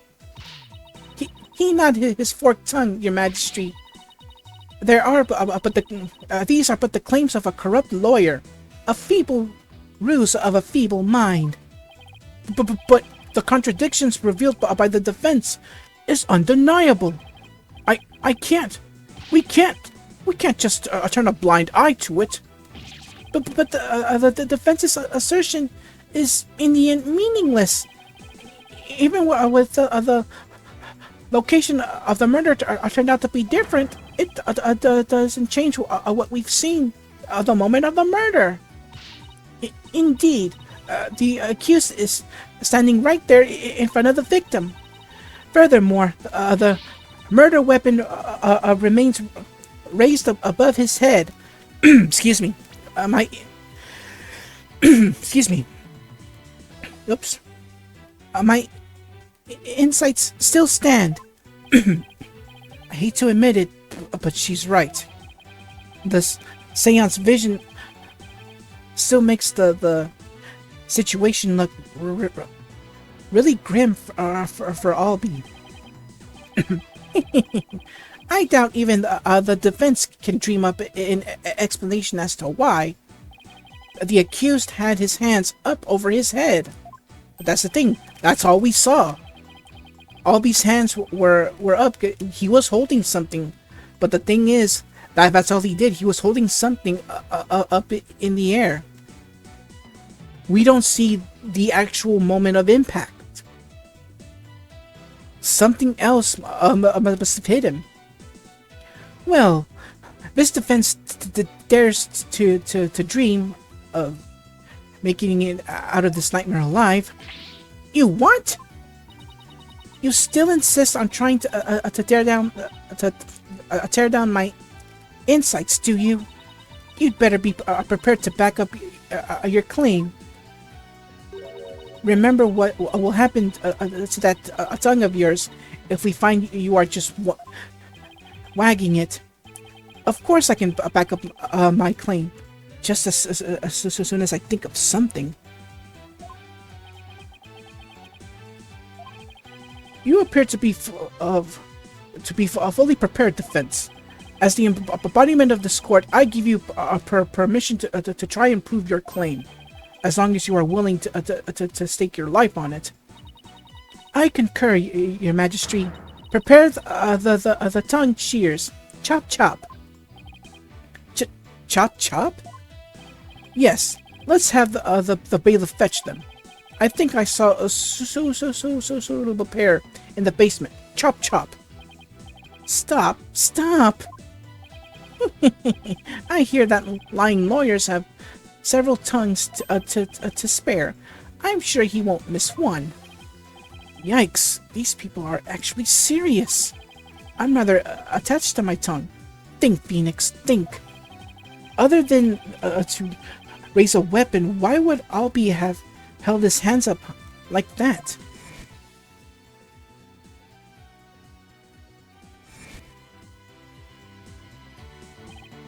Aha! So that's why. The reason the defendant had his hands up over his head can be explained by something in the crime photo. What explains why Albie had his hands raised above his head? And that is, of course, booyah, the pistol! As in the seance vision, I witnessed the defendant raise both of his hands over his head yesterday. You did? Where did you see such a thing? When the police had heard their guns trained on him, as they made their arrest. Oh, are you saying the victim was a security guard, and an armed one at that? The defense proposes that the victim had pointed his firearm at Albie, and that's why the defendant's hands were raised in the air and waved around like he just don't care. Yeah, what she said, I don't care anymore on the pronunciations. They get difficult and difficult. And she fainted. Oh no, oh no. Who would have thought that the seance vision could be interpreted that way? This is not possible. It can't be. Not bad for a total knockout. How dare that lawyer devil go against her benevolence? I'll be quiet, the whole lot of you. Treacherous snake? Dirk? Who's that? No, I can't believe it. Oh, trust me. Your past will be revealed to you later on. A contradiction in one of my insights? There has to be some kind of mistake. I won't accept it. That's right, your benevolence, and I won't accept it either. It goes against all we hold sacred. Throw him in jail immediately for least majesty. Magistry or something. What is it that he just said? Let me go back. It goes against all we hold sacred. Throw him in jail immediately for least majesty? Anyways. What?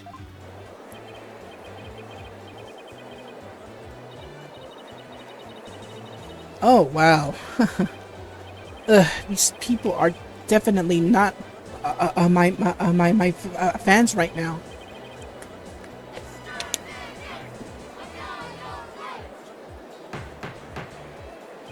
Peace! Give me peace! I said peace! Now, everyone, please calm down. Is he? Your Majesty, please assign this black-hearted attorney a suitable punishment.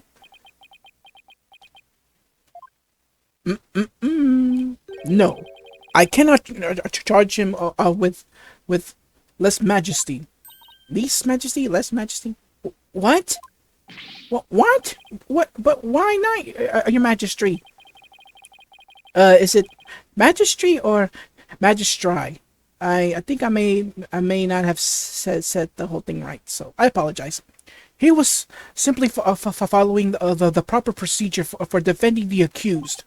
There's nothing unlawful about that. But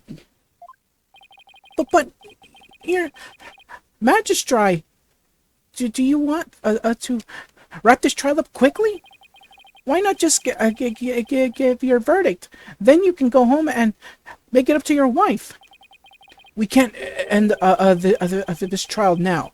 Not when we just learn new info about the case. What? Your Majesty, not you too.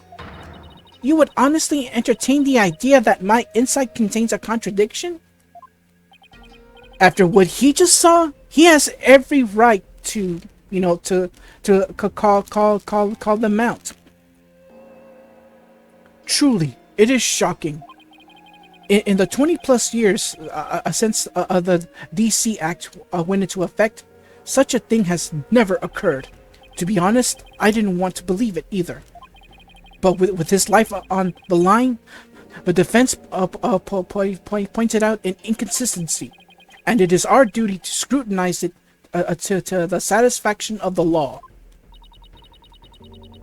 You dare go against the royal priestess? You non-believer? Luku's being corrupt. So let me get this straight. Rafa, along with a major pain in the butt here, they say they won't stand for corruption or corrupt lawyers and all that. And look at what they're doing. Look at what they're doing. It reminds me a lot of something. Kind of like those. They say, if you don't see things our way, we're gonna take you down. Type of guys, of people. Yeah. So, you want to talk about corruption? Look at yourselves in the mirror. Mírense en el espejo. So, and then you'll see who are the real corrupted ones. Anyways. No, my faith is as strong as ever, but I have a duty to make a fair ruling in this trial. If you insist on interfering with that process, your benevolence, I'm afraid I must request your removal from this courtroom, royal priestess or not. What? I'll have you know. Your benevolence. Oh yeah, keep in mind, she is a young girl. She's 15, by the way. So don't. I forgot to mention that Rafa is 15 years old. So she's still a child. Please, acquist, I forget it. In this, your benevolence.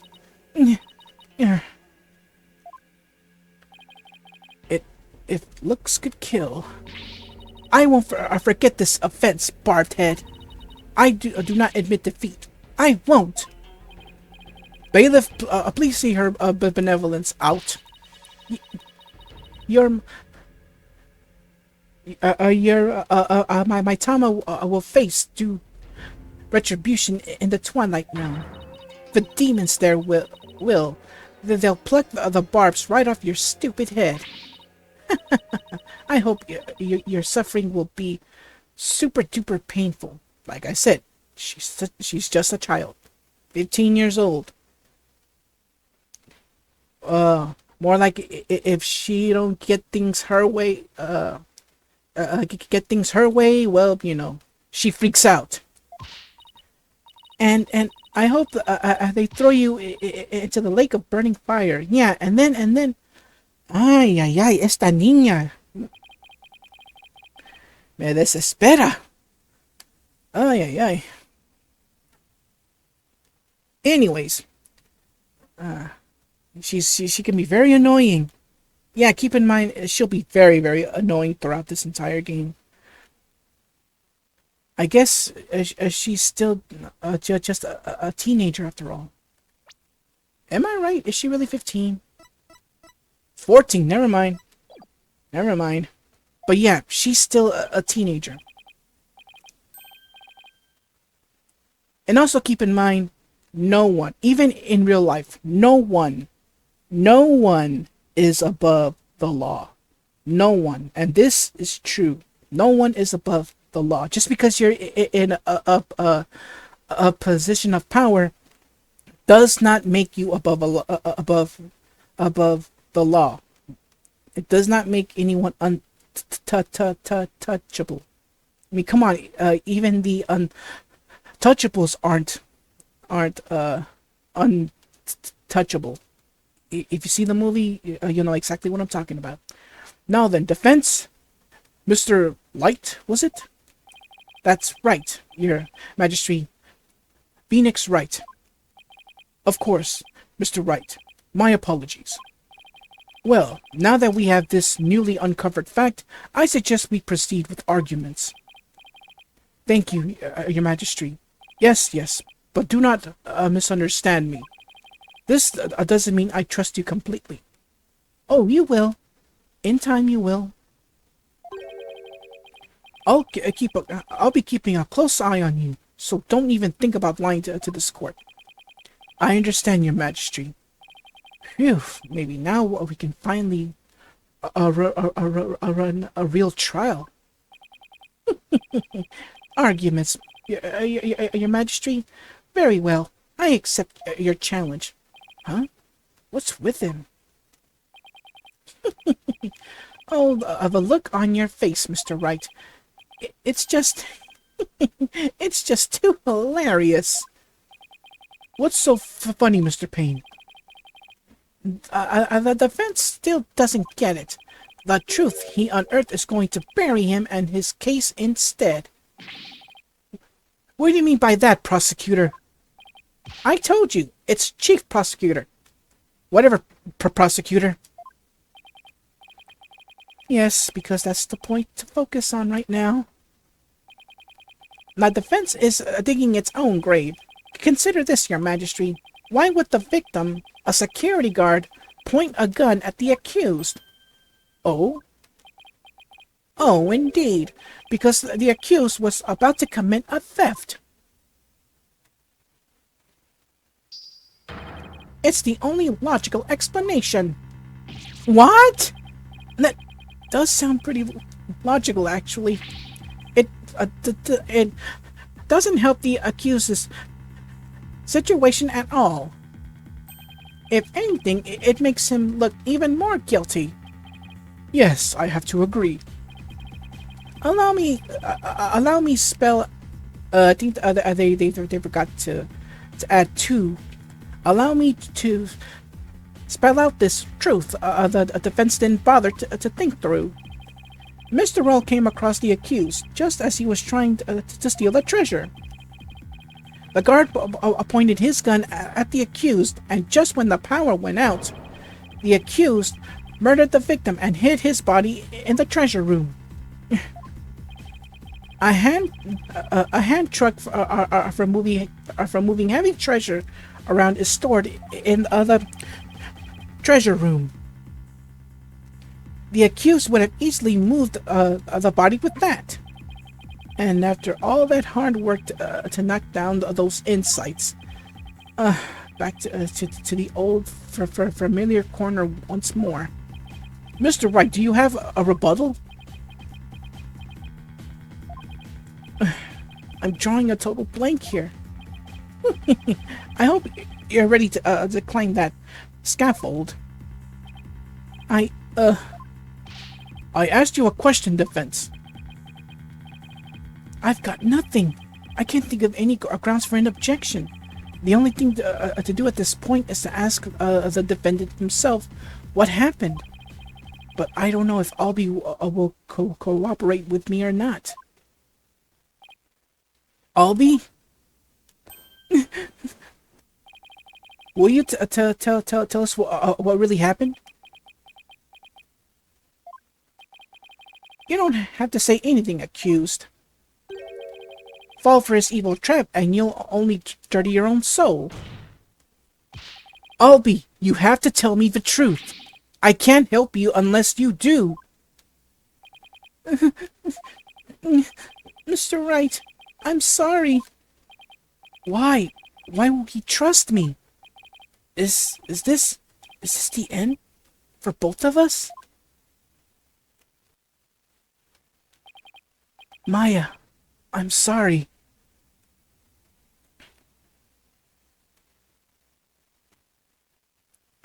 I never met a real lawyer before. Everybody always told me they're bad people who help dirty criminals go free. I never thought a lawyer would actually try to help me, would actually believe in me, would risk his own life for me. I never would have imagined it. Albie. So that's why I lied.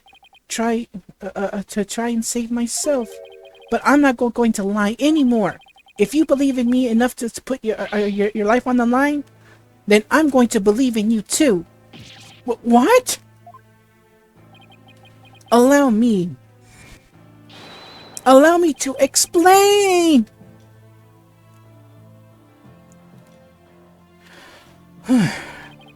Now we're talking. Time to finally get to the bottom of things.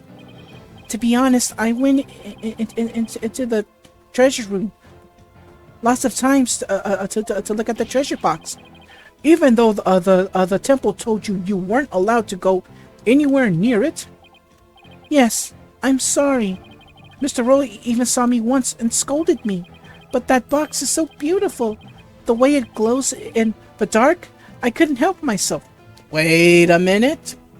The way it glows in the dark. Make a note of that for later. I couldn't help myself. Wait, it glows in the dark?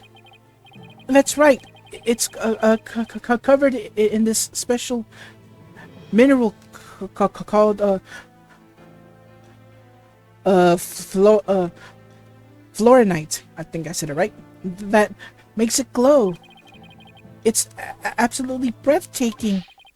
It's really a shame they don't put it on display for the public. Can you imagine how many people would go on night tours of the temple if they did? If only he applied such passion to telling me the truth earlier.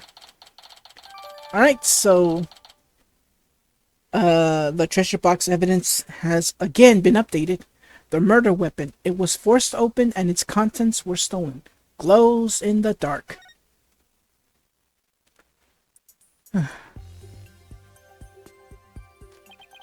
On the day of the incident, I was on my way to the treasure room again. When I ran into Mr. Rawl on the great stairs. So those were not the treasure room stairs in the seance vision? No, they were the great stairs that connect to the hallway. Makes sense.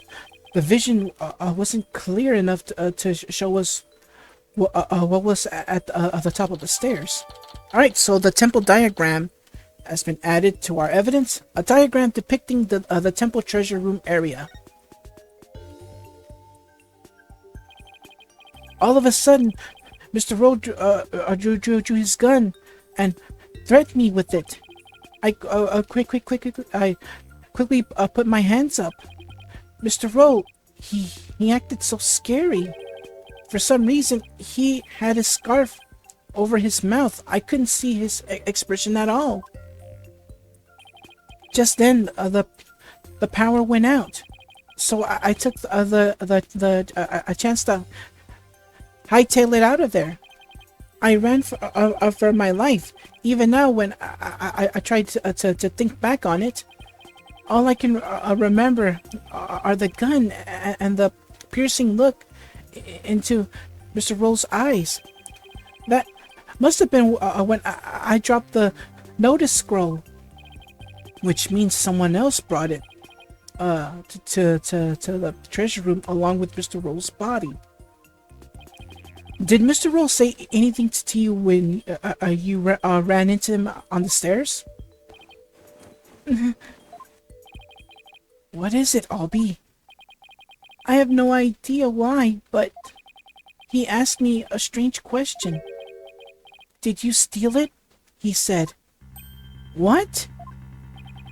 I'm sorry. I'm sorry I didn't say all this before. I didn't think anybody would believe me. A grand speech. One that confirmed my suspicions that you were the thief. But that might have been just a victim's misunderstanding. Where there's smoke, there's fire, as they say. The victim must have had a good reason to be suspicious of the accused. Why does every new piece of information have to seem so incriminating? Shadow, what do I do, Shadow? And what better reason to suspect the boy than seeing the treasure box in his hands? In the course of his rounds, the victim must have noticed that the treasure had been stolen. And then, just after that, he ran into to the accused. I'll be your guide. No, that's not what happened. Therefore, the one who stole the treasure and killed the victim, can be none other than the accused. Ah! And there is what it has been inside the bag the entire time. Meet Shadow, Alby's dog. What now? Ref! Ref! Hey, Shadow, down boy. Will, what do we have here? I'm sorry about this. This is my dog, Shadow. You nearly gave me a heart attack. So that's what's making his bag move. Can't you quiet that yappy mutt down? Shadow says that Mr. Roll made a mistake. You can understand him? Don't tell me this is a surprise witness for the defense. Unless Shadow knows Mr. Roll's scent. And the person Albie thought was Mr. Roll could be a different person. Hence, maybe that's why he's barking. Because that's not the scent of Mr. Roll. We'll see. I beg your pardon? You're not thinking of cross-examining an animal, are you? Of course not, Your Majesty. Not this time, anyway. Yeah, keep in mind this isn't the first time we had to cross-examine a pet. I refer to the last case in the first game. Phew. Well, I'm glad to hear that. I thought I'd have to reassess my assessment of your sanity for a second there. I think I'd better reassess my strategy, and fast. I have to somehow show that somebody else could have struck the victim, or worse, sunk. While it's true that the defendant was standing in front of the victim when he died, it doesn't mean somebody else couldn't have struck the victim at that time. If you're going to go that far, then I hope this means you have another angle of approach ready. Exactly. I mean, who but the accused, standing front and center, could have done it? Unless you can back up your claim. It's nothing more than conjecture. Okay, come on, Phoenix. I know I can think of something convincing. Where else could have the victim been struck from?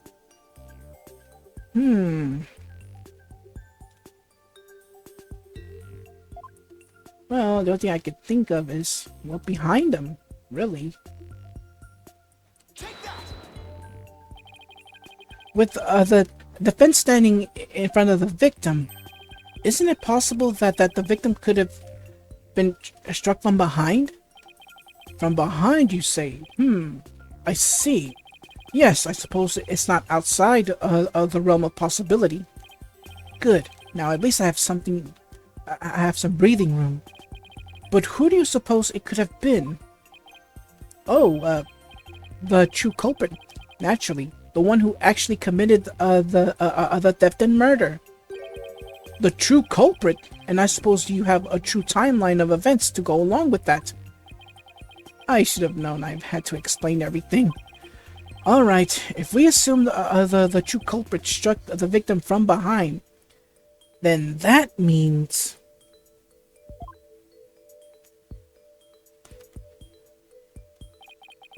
After going to the treasure room and stealing the treasure, the true culprit tried to escape.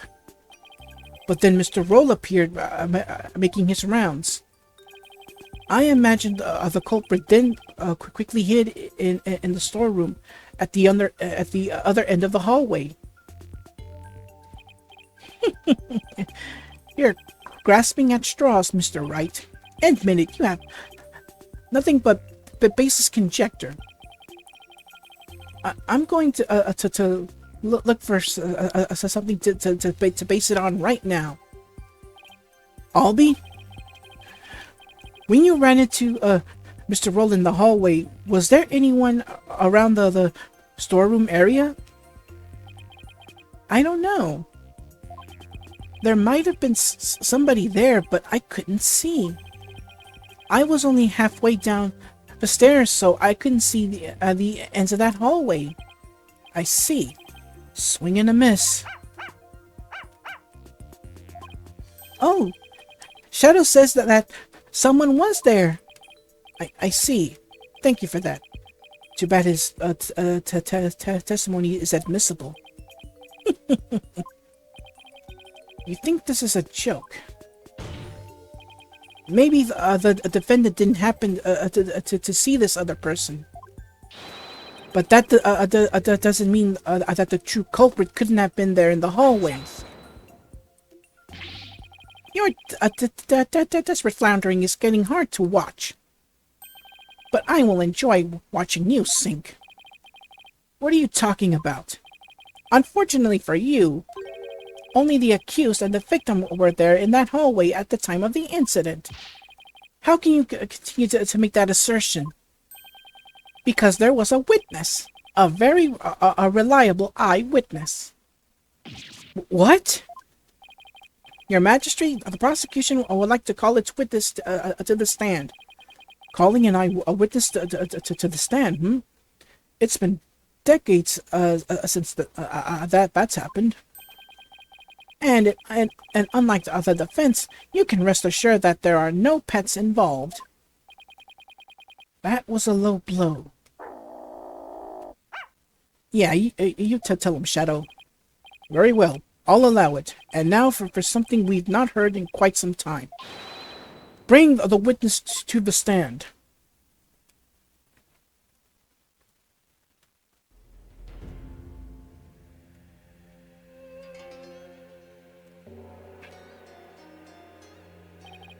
Witness, please state your name and occupation.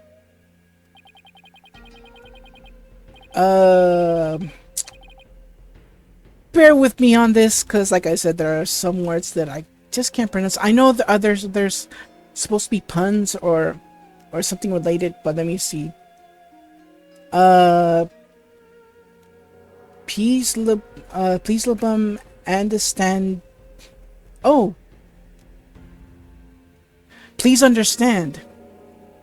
Okay, please understanding. Please yeah, like I said, yeah, so sometimes I'll just call him PA. I'm like a Temple's head monk. Can you dig? Oh, if it isn't instructor understanding. Oops, I skipped something. My bad. You're the eyewitness? Instructor? Not only is Mr.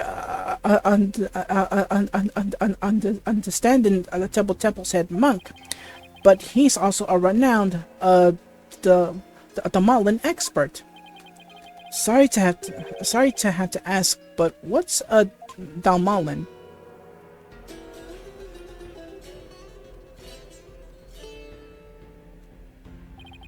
Check it. Here she is, my sweet serenader, my one and only. Groovy, right?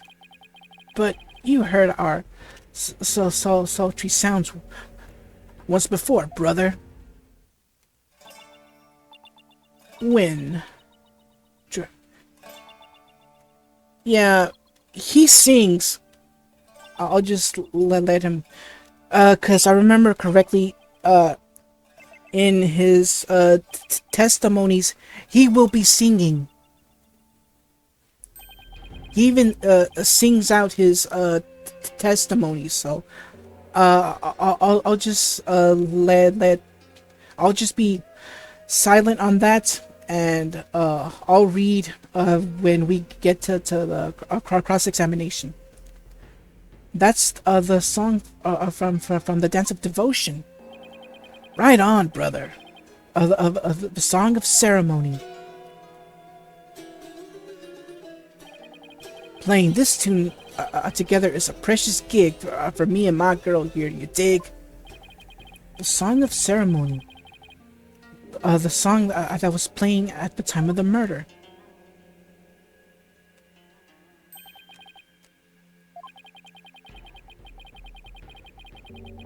Yeah, this is just too... I won't be saying some of that stuff. Wonderful. A great performance as always.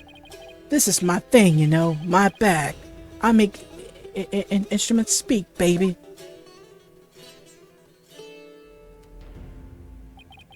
By the by, Magistrate Pops.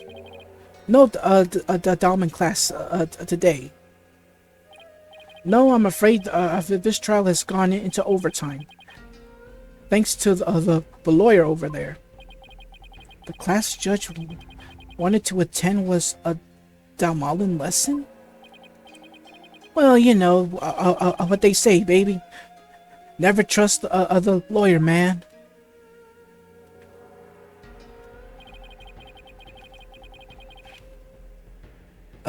But aggressors against the HM had to be brought to justice. Thank you for your cooperation, Mr. Understanding. As the treasure's keeper, you must have been shocked to learn it had been stolen. Yeah, man, that was not cool. Keeping the treasure safe is one of your duties, Mr. Understanding. That's right, brother. This here's the one and only treasure box key. And I can keep it on me at all times. Can you dig? But the sneaky thief went and cracked open that sucker anyway. Total bummer, man. So that's the key to the treasure box, is it? You know it, baby. It's called the Magatama key, and it's a historical artifact to boot. It's been passed down from head monk to head monk at Temple. The Magatama key, huh? Alright, so we get our next piece of evidence, the Magatama key.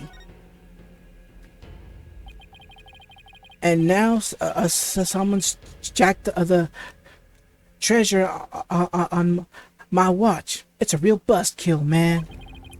How am I ever gonna face her holiness again? OHM, please find it in your infinite mercy to forgive me. Please guide this soul and humble lamb. Why do I always get the far out ones? Mr. Understanding, you witnessed the accused and the victim heading to the treasure room? You know it, baby. Best believe I scoped that tiny transgressor. Would you please give the other court your testimony of what you saw? To bring justice against the transgressor, man. Yes, of course. I'll do all I can. In the name of Her Holiness, I vow to see naught but the truth. I swear to bring. Hit me. All right, here we go.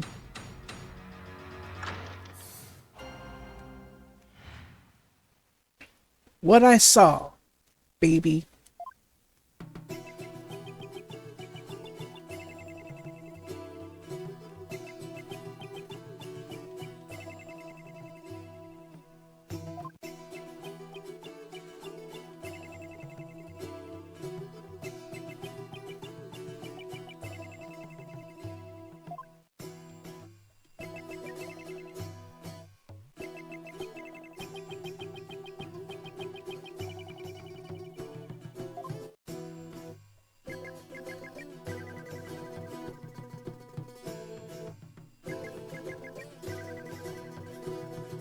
You see what I mean when he's singing the entire testimony. Like I said, I'll read it during the cross-examination.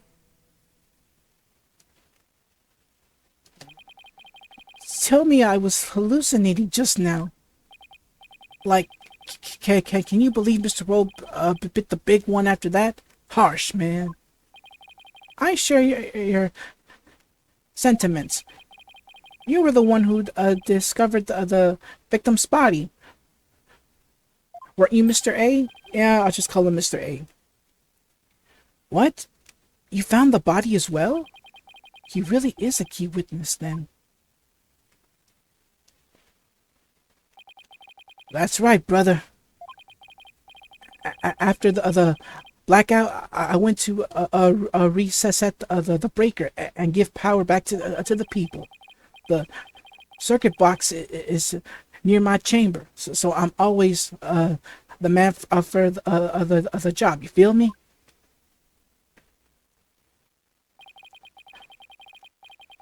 The breakers are in the first floor hallway in front of the storeroom. On the way, I got a whiff of oh, sorry, that's A here, understanding here.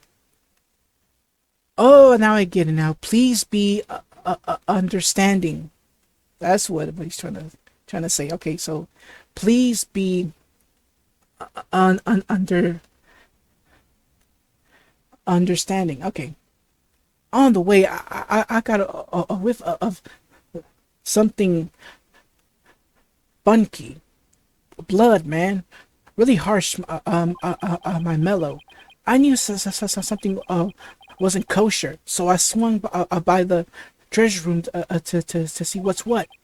And it was like, whoa, man. There was poor Mr. Rowe, dead as a doornail. Oof. Little I'm feeling a little lightheaded or something. Oh well. Alright, so we get our next, oh sorry, the temple diagram has been updated. A diagram depicting the temple room area. Sorry, the temple treasure room area. In the interval between the end of the Dance of Devotion and the blackout, the only ones who went to the scene of the crime were the victim and the accused. So you see, Mr. Understanding says unassailable account is what led to the accused's arrest. Hold it! Isn't it possible that the murder took place before the end of the Dance of Devotion? I'm afraid that's not possible. The victim was in the performance hall until the very end of the dance. He was? Would you like some proof? How's this? A photo taken by a tourist of the morning Dance of Devotion. My, what a graceful dancing! I can almost hear the sound of Mr. Understanding's Dalmalin now. Payne's right. There's Mr. Rowe on duty.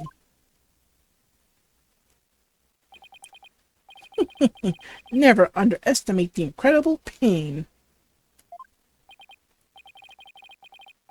So, in addition to Rafah's insights, he had backup evidence lined up too, huh? Alright, so we get our next piece of evidence, the Dance of Devotion photo. A picture of the stage shows Rowe on guard duty in the audience. As head monk, my monks in training are like my own kids, like family. Can you dig it? I should have thought I'll be better, man. Before her, yeah, I'll let him sing.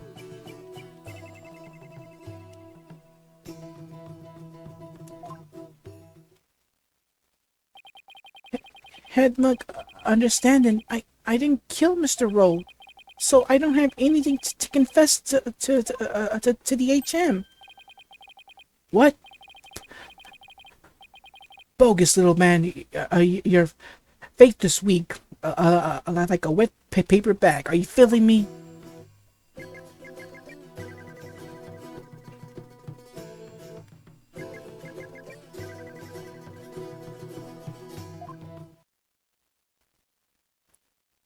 Yeah, this guy is weird. Super weird.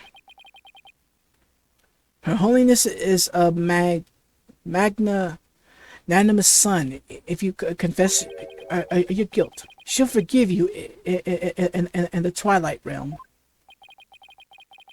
This is why I do not believe in stuff like this. What I'm seeing right now. I don't suppose she could forgive him in this realm first. Defense, please begin your cross-examination. Alright, so I'm gonna take a little break and I'll be right back, so cut. Okay, I'm back. Alright, so I guess I'll reread this last part of the story here, so let's begin. Defense, please begin your cross-examination. Alright, here we go. What I saw, baby. This is so weird. This is just very, very weird. Alright, anyways. Let me see. After the morning dance of devotion, to go back to my chamber, I got the notion. Oh, I forgot. Yeah, keep in mind that that he is singing, and at the same time he's rhyming. He ain't a rapper, just so you know. He ain't no rapper. All right. Let's see. Don't you know my chamber's on the way to the temple's treasure room? Hey, hey. Well, at least he didn't say neat and clean, I got away. Hey, hey. If, y'all remember that line from Ghost Rider? I'm talking about the one back in the 90s. Y'all know exactly what I'm talking about. Albie was the only one. Albie was the only one, huh? I'm gonna need some more info on that. How could you tell it was Albie just from the sound of some footsteps? Albie is practically family, man. The smooth groove of his shoes are easy to pick out. Really? But how do you know he went to the treasure room?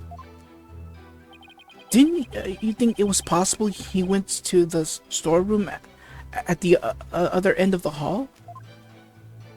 No way, man. I saw him with my own 2 eyes. You saw him? In the treasure room. This you can believe.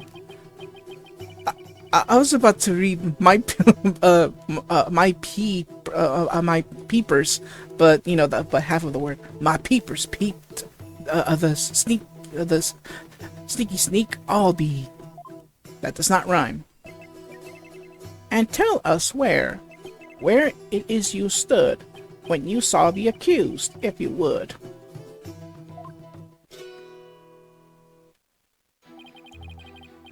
When I heard the footsteps, I looked out the window. From my window, I can see the window of the first floor hallway across the courtyard. You dig? And through that window, I saw Albie walking into the treasure room.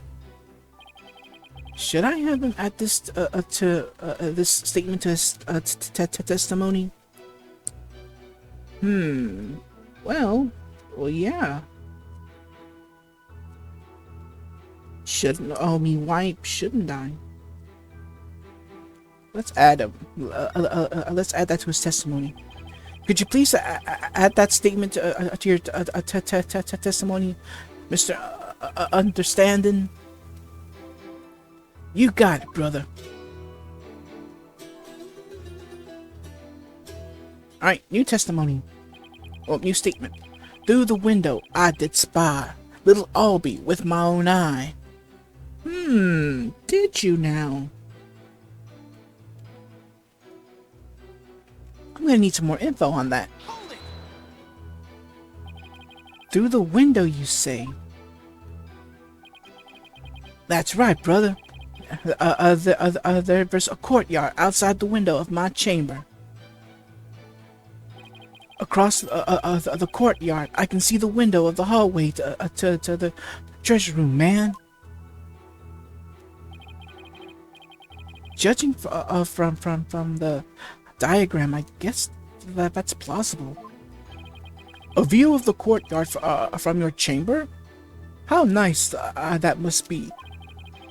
I bet it's beautiful at this time of year. With Kura'in's butterflies flitting about. You know it, Pops. I often look out into the courtyard while playing my gamelan, which is that instrument he's holding. And it goes a little something like this. Alright. Let's see.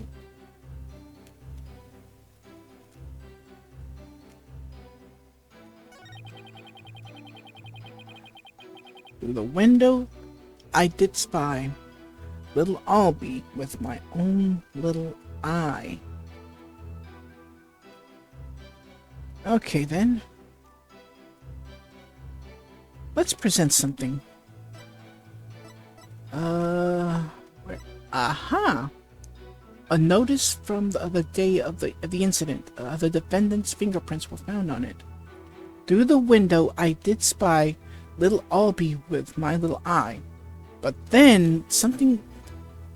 How could he see... Ah, now I get it now. If I remember correctly, yeah, let's go back to that, the diagram. Okay, so, yeah, I gotta switch here. Okay, so he said he saw him, he saw Albie through the chamber, huh? And, there was a window.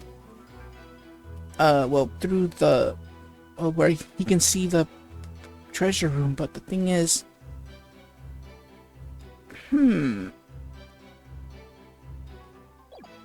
but something's odd with this. If I'm right, this is what I should present. Objection! There's something off about that, Mr. Understanding. My music is off? I'm sorry you feel that way, man. Maybe this vibe ain't topping the charts where you're from. What's your poison? Orchestra? Jazz soul?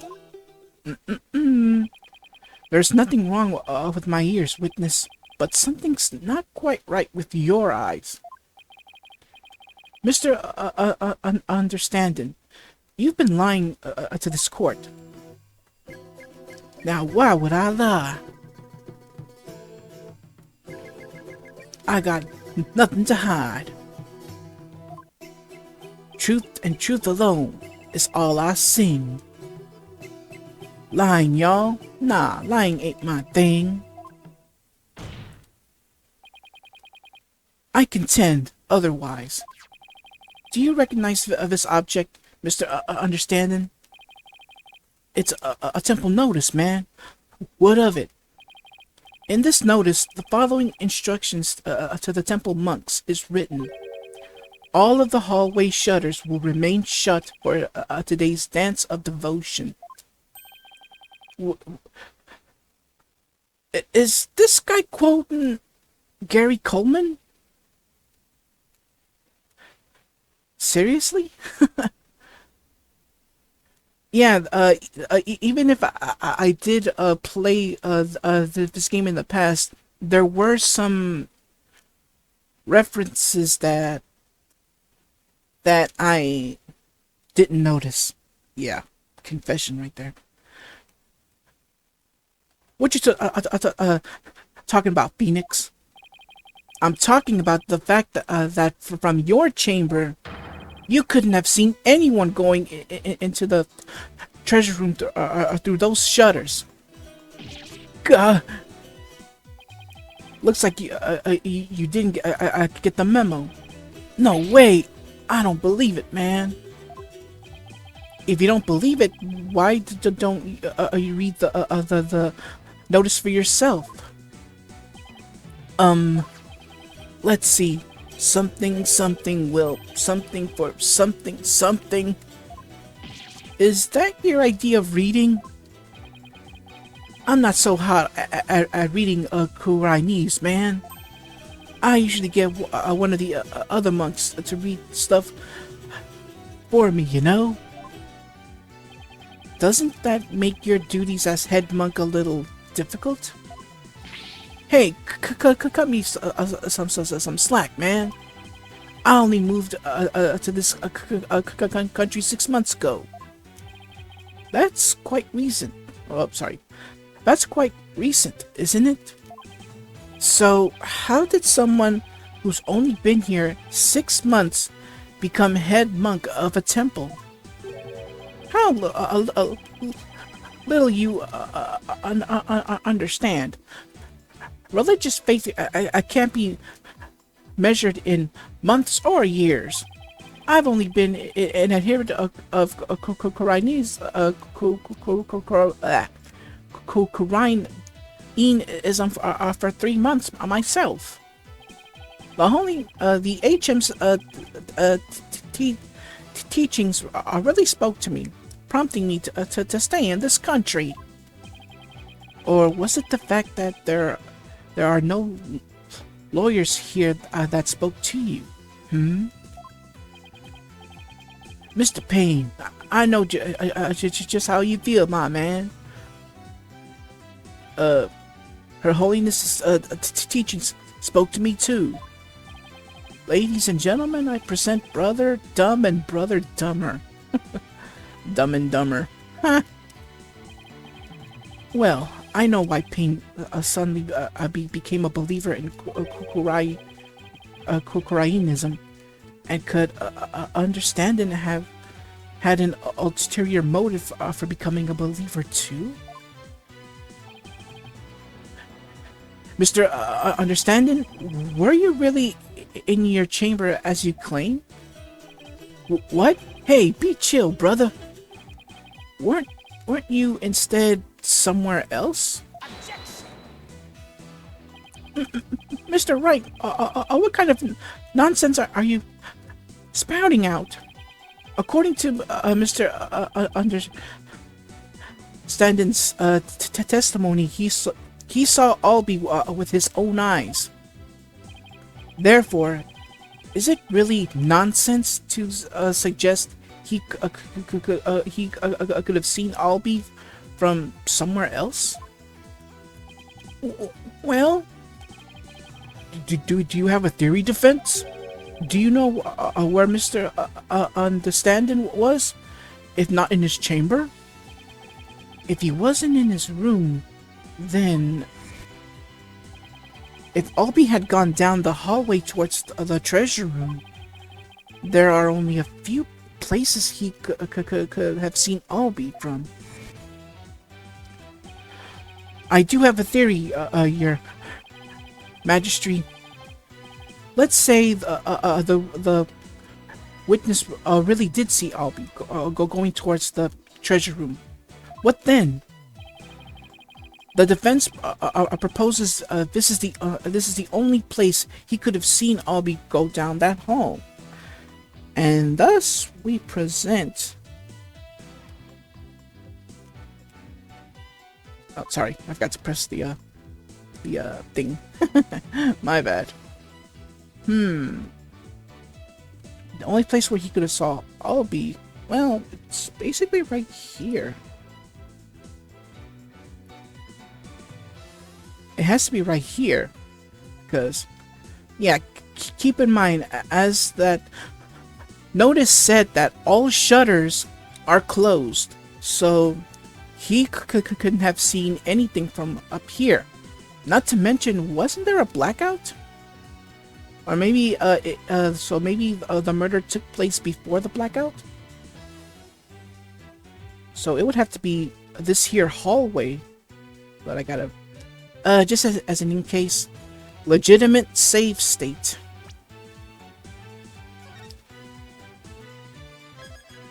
Let's do a legitimate save state here, just in case if I mess up. Alright. I'm gonna point right about here. There? But you suggested earlier that's where the true culprit might have been. True, but no matter how I look at it, this is the only place understanding could have been. Mr. Foreign Lawyer, don't tell me. Are you accusing Mr. Understanding of being the true culprit in this case? Yes. Because we, the audience, know he did it. But the question is, why? Yes, Your Majesty, I contend there's a strong possibility this witness is the murderer. And the people aren't happy about that. Reminds me a lot of something. I think it. Oh, wait a minute. How dare you be so disrespectful? First, you criticize her benevolence's insights. Now you accuse the head monk of murder? This is the only place the witness could have been. If he was here, he could have struck the victim down from behind and moved his body to the treasure room. That's nothing but groundless conjecture. And there's one more thing. Do you remember what was said in the opening argument? The opening argument? During that argument, it was suggested that Albie used his position as monk in training to get his hands on the treasure. That's right. And what of it? Well, why don't we try this twist on for size? The thief used his position as head monk of the temple to get a hold of the treasure. What? What? You joshing me, man. The key to the treasure box has been passed down from head monk to head monk. What better position to be in if you want to steal the treasure? You can't possibly be serious. Does this mean you're claiming that Mr. Understanding's oath of faith is nothing but a lie designed to get him close to the treasure?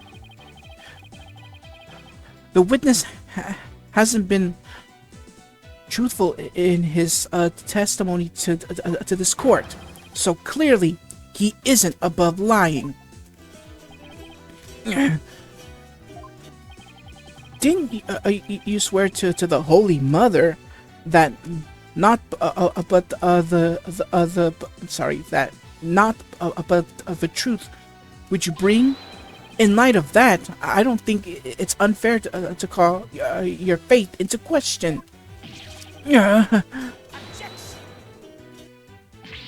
This is ridiculous. Are there no limits to what this lawyer will say? I mean, lie is such a strong word. Maybe it was just a mistake. Oh, wait a minute.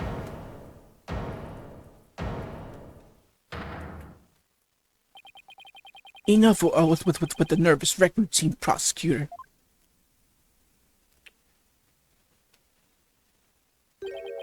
You're just embarrassing yourself, man. What? What was that, Mr. Understanding? Lawyer man, you really are the lowest of the low. You've gone and said something I can't forgive. You called my belief into question, my faith in the HM, and nobody gets away with that.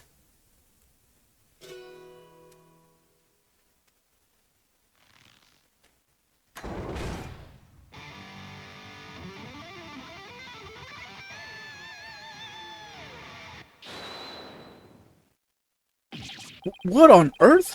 That music, it's making my ears bleed. Well, I don't see any blood coming out, so... And the people are in shock.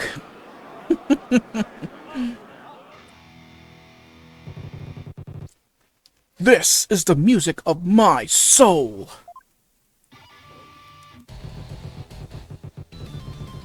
Death to the lawyer. I'm the Twilight Messenger. Can't you tell? Gonna take this lying lawyer straight to Hiffle. Yeah, I know. It's supposed to be something else, but I ain't saying it. And notice when I get to the like when I go like into the next dialogue, the music either restarts or it just goes into the ending part of the song. He's dripping with lies, running with the Philistines. I'm gonna send that lawyer to the guillotines. And now for something completely different. Wait, was that a Monty Python reference? Oh wow. What have I been missing of the last time I played this game? I missed out on most of these references. Man, I am an idiot on this. Because keep in mind, the first time I played this game was on my Android tablet. And I did not notice any of the references at all. And playing this now, this is the first time I'm realizing that there are references in this game. I mean, yeah, I am aware that there are references to TV shows and music and all that in previous games. But this is the only game that I had no idea that there were references at all. I'm not kidding. That plinky plunk music just wouldn't let me express my rage. Your rage, huh? Isn't the real source of your anger having your lie exposed? You just don't get it. If I lied, it's 'cause you drove me to it. All sniffing around and suspicious and throwing out false accusations. Sorry, but as a lawyer, I'm afraid that's my job. Yeah, well, lawyers are crap. Keep making noise and I'll have to use my partner here on you. I'm the one making noise? Hey, so you want to know the truth, huh? Think you can handle the truth, do you? Fine, let's see you try. Feel the heat of my brutal death beat.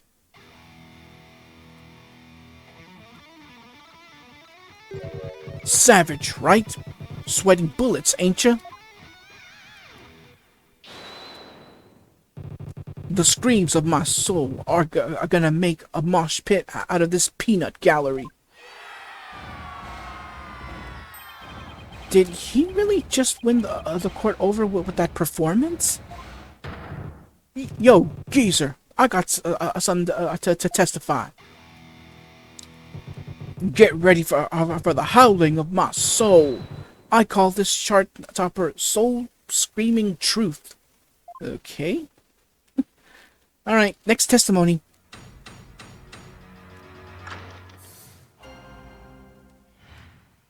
Soul screaming truth. Excuse me. Oh my god. And yes, he's gonna be singing it. But I will do it. I will read this in a talkative way. So deal with it.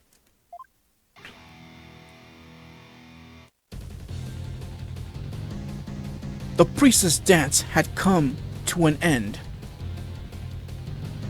To the music storeroom, my way, I did wend. Okay.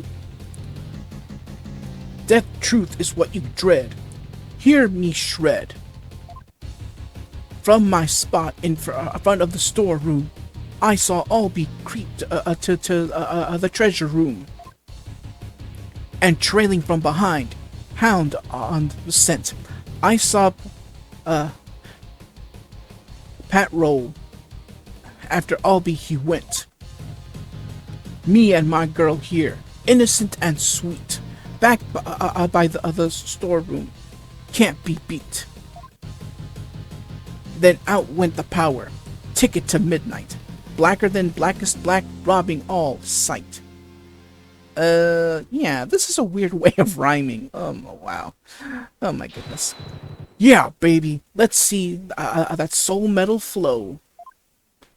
Whatever, dude. Whatever. Unfortunately, I'm gonna have to press on all those statements there, because I have no idea what he's talking about. Well, a little bit of it. What is that music? I've never heard anything like it. And it's so fast, it's making my head spin.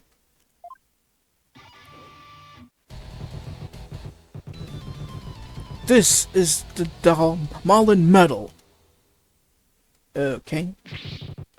Hey, yo, geezer. How are those ears ringing?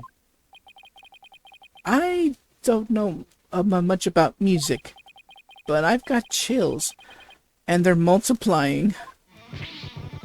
You scared lawyer man? Run away, fast as you can. What a wonderful rhythm. The perfect accompaniment for further deliberations. Now, Mr. Understanding, what did you go to the music store room for?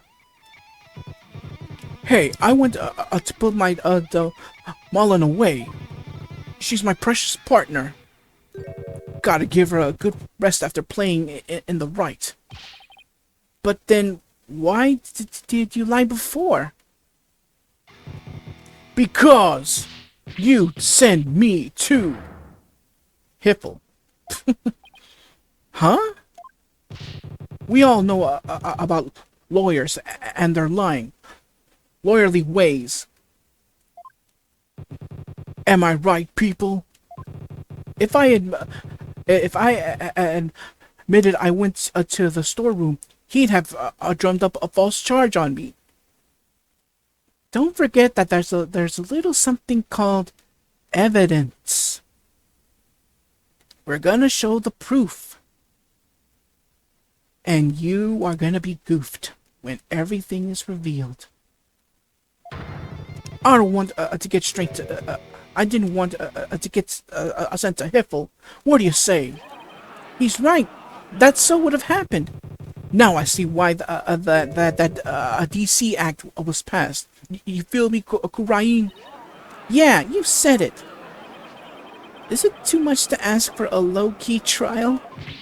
Now, are you punks ready to rock or what?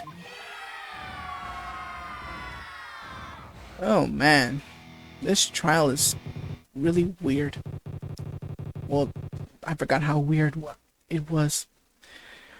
I can't hear you. I said, you ready to teach this lying lawyer how we do things around here? All right, then I'm gonna lay it on you one more time. The screaming truth of my soul. Let the cross-examination begin.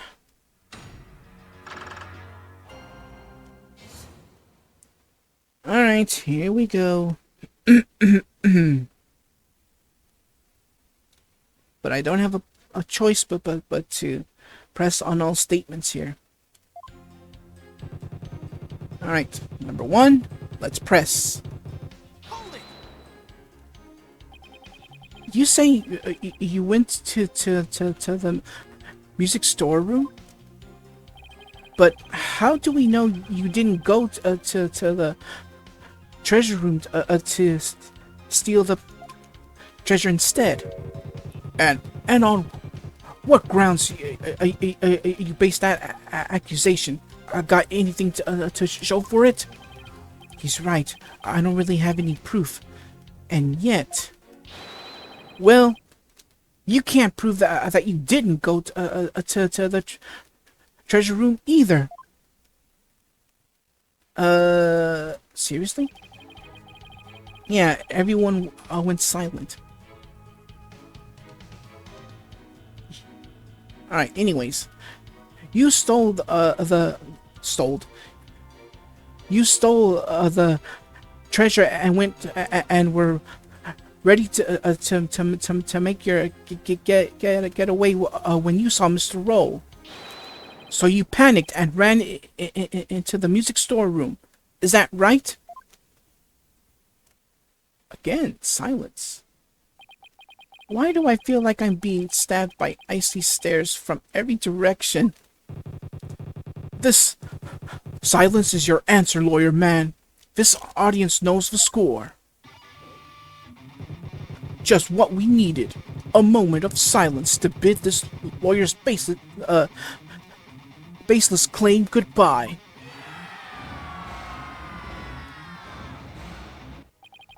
Why do they hate, why do that? They have to hate lawyers so much in this country? Don't worry.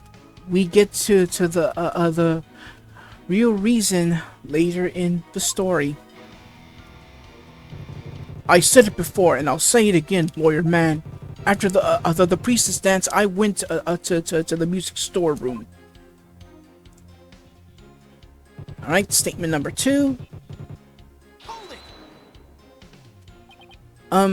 So what exactly do you mean by death truth? It's the blade of truth that's gonna send your lawyer's soul to Hiffle. A sea of blood will be the last thing you ever see. I'm not sure what to...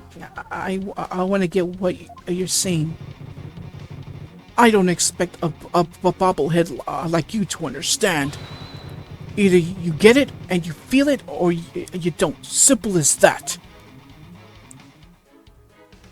Alright, statement number 3. And I can't skip it. If I remember, the option should give me that reason. Let me see.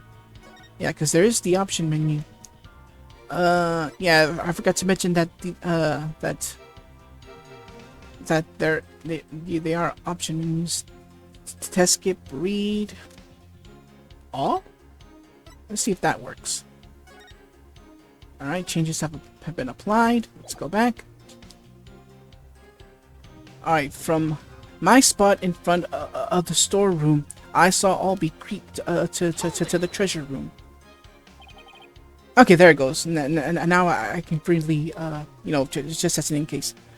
How did Albie appear at the time? Come to think of it, he was glancing around, all shifty-like. You could tell he was up to no good. Shady, I tell ya. What's with that saying about people who live in glass houses? Well, he was about to steal the treasure, so it only stands to a reason he looked furtive, whatever that means.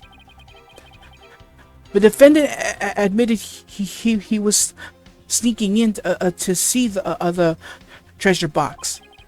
Wouldn't that be why he was looking around? What's that, people? Only the HM knows the truth. You say? Wrong. Please be knows the score, baby. From my lips to our HM's ear, an artist only sings what he saw there. In other words, my reasoning isn't good enough for Godboy here. And what did you see next, Mr. Understanding?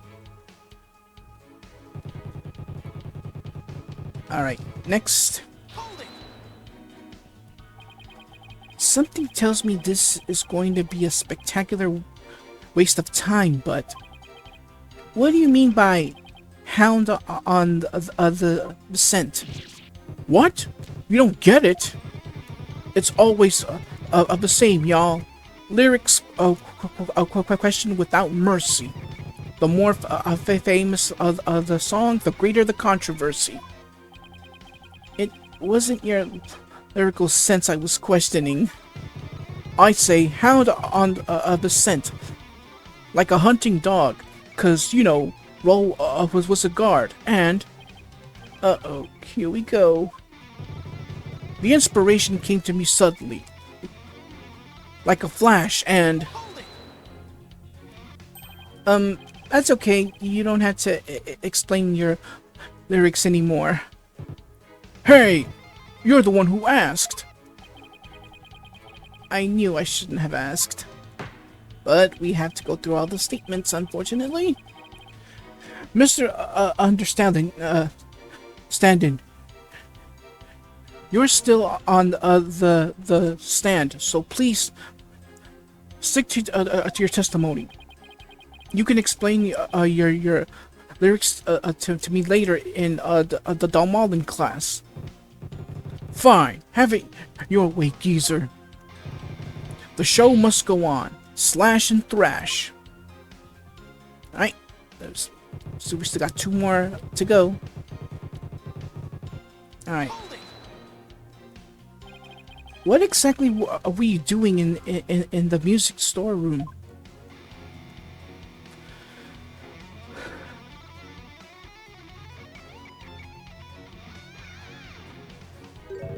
There. Get the picture? Picture? What picture? Mr. Understanding is requesting that you do not ask him the same thing over and over. Hey, geezer, you got in one. To take a bow, baby. How the heck did he understand that? What was I doing in the music storeroom, you ask? I already told you. I was taking care of my partner in crime here, getting ready to put her away. But see, would you believe it? Alright, last statement. Then the power went out. Ticket to midnight, blacker than black is black, robbing all sight. Where were you when the power outage occurred? Like I said, I was in the music storeroom. My girl had been sounding a little off, so I had to get her back in tune. Really now? Isn't it true that you were actually in the hallway at the time? The hallway, you say? Why would I be in the hallway?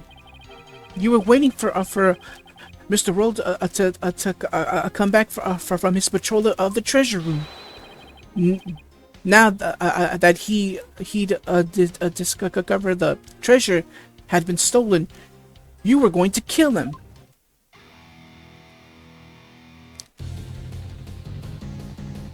Lawyer man, just as always, so full of bull. Spewing noxious lies and pulling the wool. Filthy liar, through and through. And I ain't never, ever gonna forgive you. Utter lies with no evidence. As always, his claims are just tenuous. Hey, nice prosecutor. I'm picking up what you've thrown down. Someone stop their jam session, please. You've made your assertions clear, defense, but your argument is rather unsubstantiated. That's not good. What's so funny? Please be understanding. Nevertheless, the possibility is still there. You can't deny the witness could have killed the victim under cover of darkness. You're forgetting one very important thing. Huh? It seems you've forgotten that the outage happened by chance, not design. Oh, that's right. Oh, that's right. I did forget about that. It's not like the witness planned the outage so he could take could take advantage of the darkness, and without darkness, it would have been hard to sneak up behind Mr. Roman and kill him. You're right. Even I would notice someone coming up behind me. Well, defense, what do you have to say about that? What can I say about that? Mr. Wright, you claim your claim is completely without merit. Unless you want to argue that the witness somehow magically made the outage happen. Thank you for that little idea, Mr. Payne. Well, maybe not magically, but... Wait! That's it!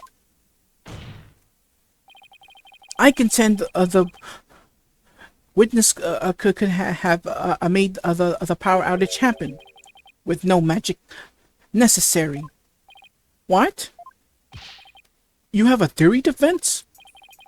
All he had to do was make use of something shown on this diagram. What did the witness use to make the power outage happen? If it's not shown clearly, booyah. The breaker. The witness was in the storeroom. The circuit box is on the storeroom at the end of the hallway. There's something really magical about turning off the breaker, wouldn't you say? Nice try, but that theory doesn't hold water, lawyer man. And why not? You're saying I turned the breaker off and then snuck up on Mr. Rowland and hid him? In pitch black darkness with no source of light whatsoever. What you're saying? With the lights off, that hallway is blacker than 100 midnights. You can't see the hand in front of your face. How could anybody commit murder like that? Unless it was somebody standing right in front of the victim, like the accused. I hate when he's right.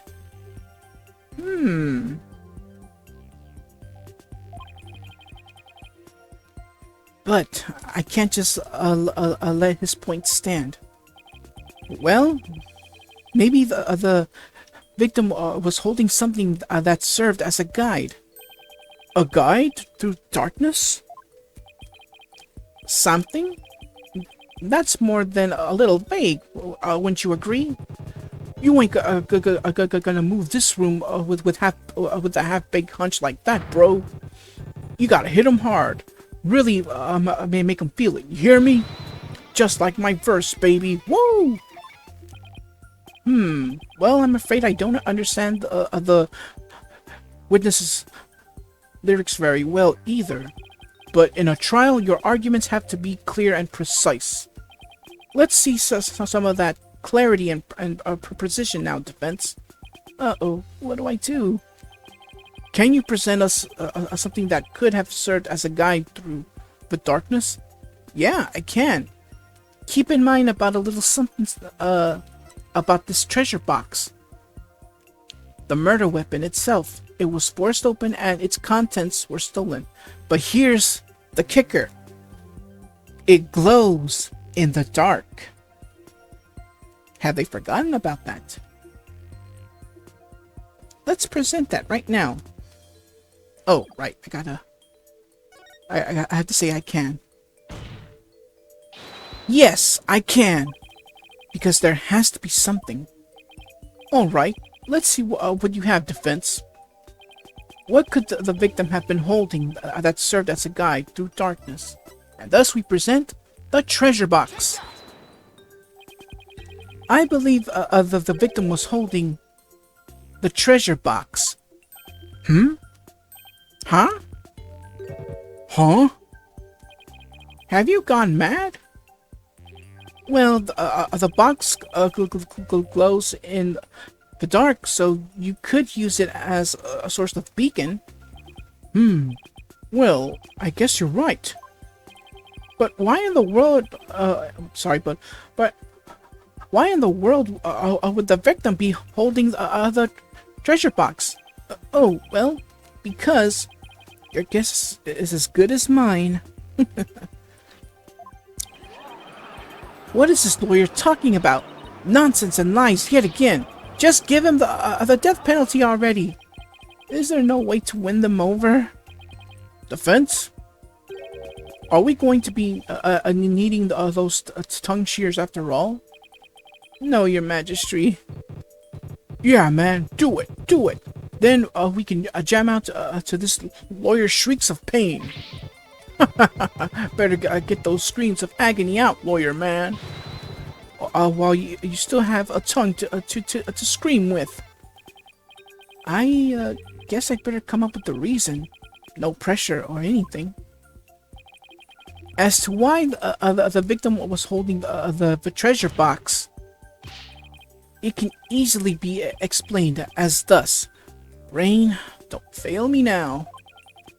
What reason could the victim possibly have had to be holding that treasure box?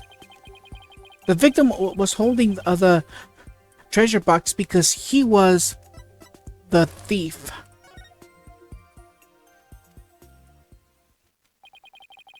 It's an idea I just happened to stumble upon, but I think it just might be the answer. And it would turn this whole trial upside down. Hello? Defense? Are you still with us?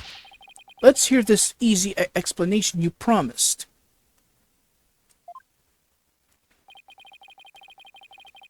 Isn't it possible that it was because of the victim himself was the thief? The victim? The thief?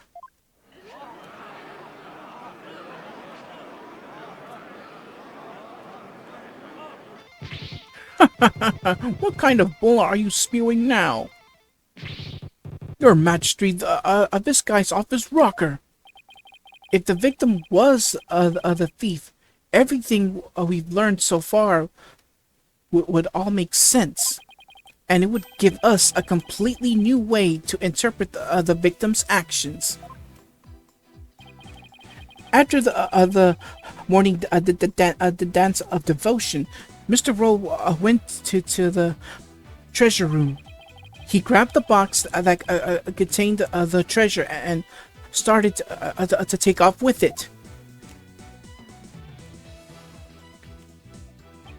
But then he ran into Albie on the Great Stairs. That's why Mr. Roll pulled his gun out on Albie. Then, when the blackout occurred... Wow, that red is very, very bright. Mr. Roll was bludgeoned to death in the darkness. This explains why the victim would be holding the glowing treasure box in the dark, and how it would have been possible for someone other than the accused to kill him.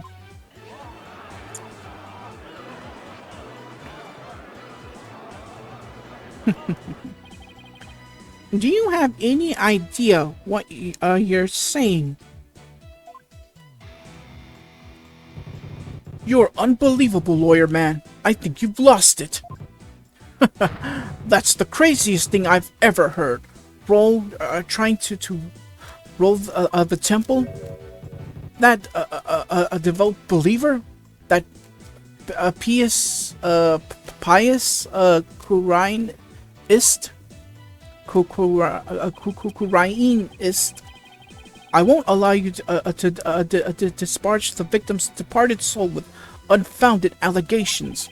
I hope you're prepared to back your claim. Of course, Your Majesty. Oh, really? In that case, can we assume you have proof? Uh-oh. Proof, huh? Do I have any proof? But I can't back down now. Yes, I have proof. In my dreams.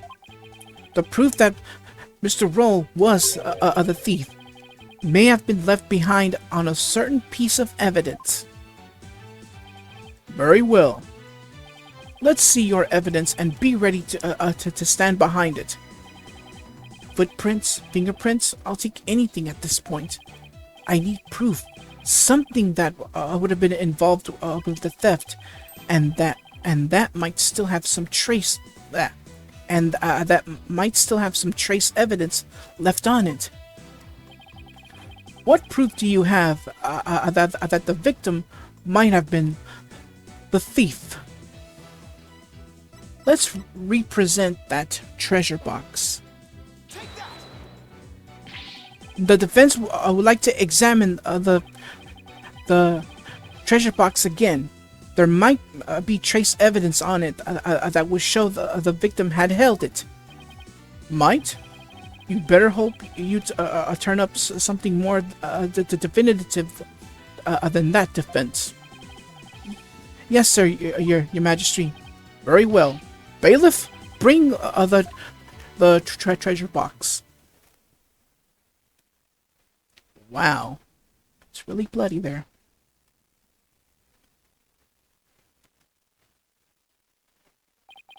There you are, defense. You're free to examine it. If I don't find something now, my entire argument up to this point will be blown.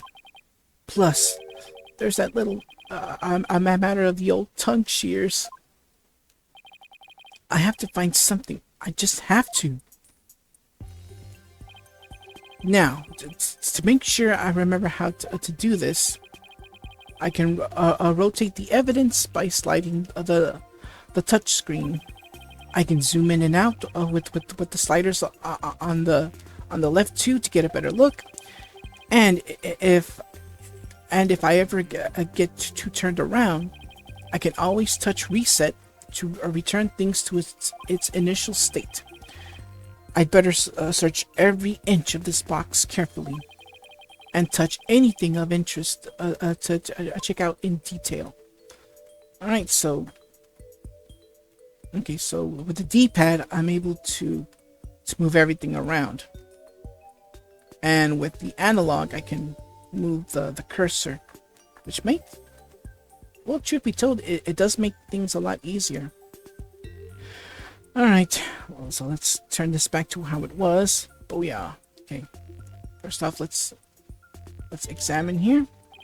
The lid of the box was forced open, but while the victim was holding the box, The lid must have closed. I'll try closing it. I'll try closing the lid too. Hey! What? You locked it! So? What's the big deal? I thought you can open it with that key you're wearing. Yeah, I can. No sweat.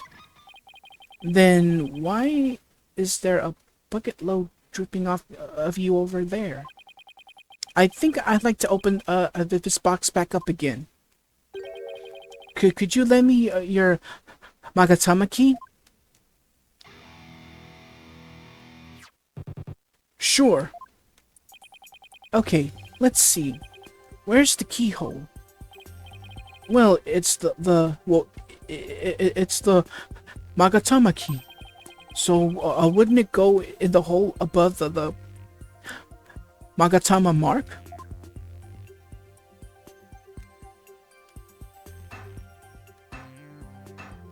Oh, wait a minute. Huh? It won't open. Would you look at that? The thief must have busted the lock when they forced the box open. Really? 'Cause I'm not sure about that. Alright, so the box evidence has been updated. The murder weapon, not even the Magatama key can open it. Glows in the dark. In any case, I'd better take another good look. I have to find proof that the victim was holding this box. Alright, so... one other thing that I missed. What's this? A bloody hand, we see. This bloodstain, it shows the outline of a hand. Could this be what I've been looking for? Your Majesty, to take a look at this. There's a bloodstain here that outlines the shape of a hand. Really? Let me see that. Oh my, you're right. Now I'm getting somewhere.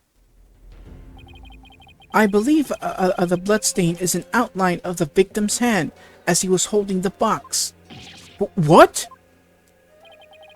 Even as he was being struck, he held on tight to the treasure box.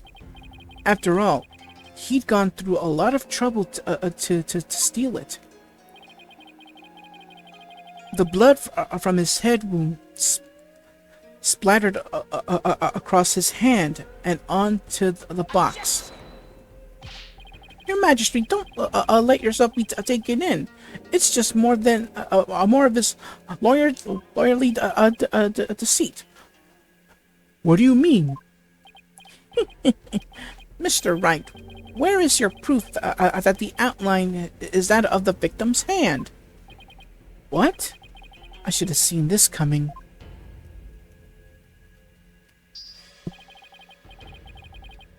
Either show proof or prepare to meet the shears. Or you could save us all some time and bite your tongue out and submit it instead. That I did not see coming. Well, defense, how about it? Do you have proof that the outline is of the victim's hand? Where would the proof of something like that even be? Please submit your evidence at this time. What evidence shows that the outline on the treasure box is that of the victim's hand?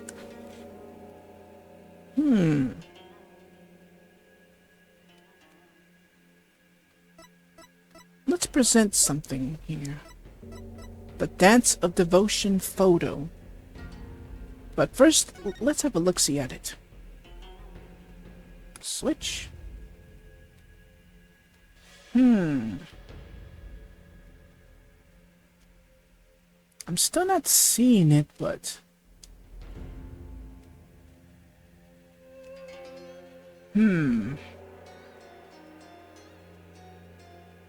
No, wait. Wrong picture.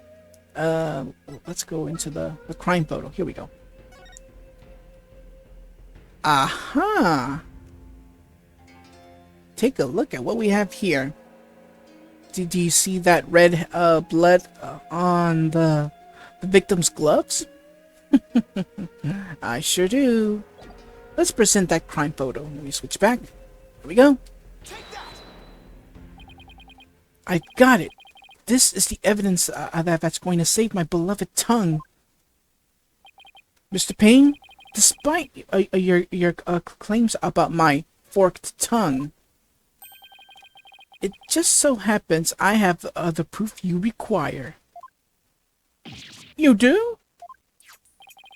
It's right here in this crime photo. Is it? Where? Defense, please point it out. What proof that a bloodstain outline on the box is that of the victim's hand, you ask? See this little thing right here? Gotta be careful. Yeah, I better use the D-pad. It's a bit more. Oh, come on. There we go. The bloody hand. Mr. Payne, take a look at the victim's hand. See this? That's blood. What? Sorry. What? If we place Mr. Roll's hand inside the bloody outline, you think the blood on his hand would complete the splatter? Exactly. Here goes nothing. And if they do form one complete splatter, it would prove my theory correct. Then the victim really was holding the box? I'm willing to bet my life on it. The defense reasserts that the victim was the thief who stole the treasure box. You can't be serious!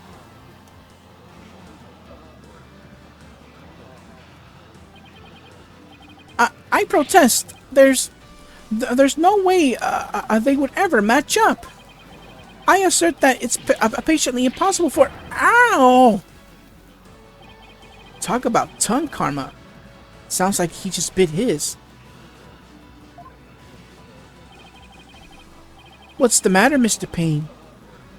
Did you forked tongue get tangled up in there? Or were you trying to submit your own tongue to the court? Why, you...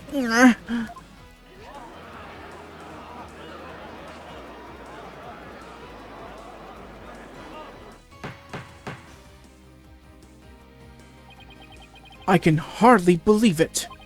Apparently not everything out of the defense's mouth is a bluff.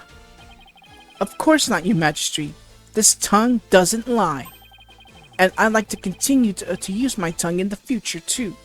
If you wouldn't mind. He never has to know it really was a bluff. No. Not Mr. Roll. I can't believe it.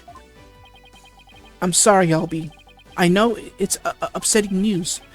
He must have needed the money badly, probably to support his family. After all, he even gave up his dream of becoming a monk to help them. Oh, so that thing Mr. Rowe would say to me... Albie, you train hard and make sure you become a monk one day. Don't end up like me, he'd say.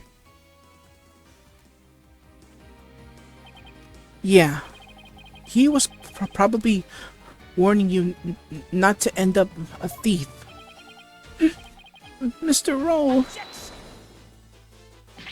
Now, just wait up 1 minute. If the victim was the thief, he was holding the treasure box, then that means Mr. Rowe was holding the murder weapon when he was killed. Oh, that's a very good point. It doesn't make much sense, does it?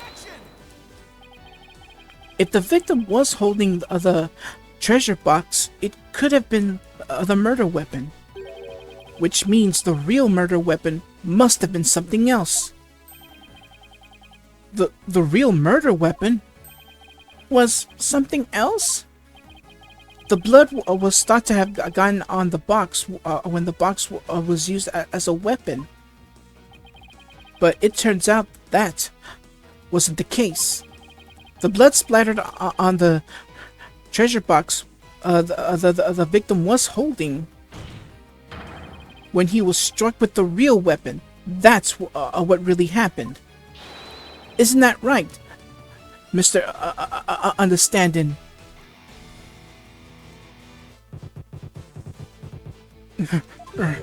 Are you insinuating I'm the one who used this real weapon? Are you saying I'm wrong in my understanding?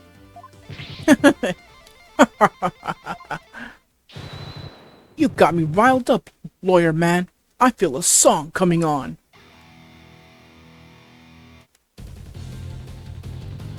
Looking for a weapon that just don't exist.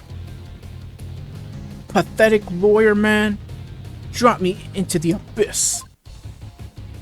Despicable lawyer man. You make me sick. You can disappear just like a magic trick. Worthless lawyer man, done in by a weapon. For you, miserable wretch, Hiffle doth beckon. Yeah! Anyways, I know I don't need to remind you, defense, that your life is on the line. I know, your majesty. Yet you're prepared to risk it on this mere idea of a real murder weapon? Death to the lawyer.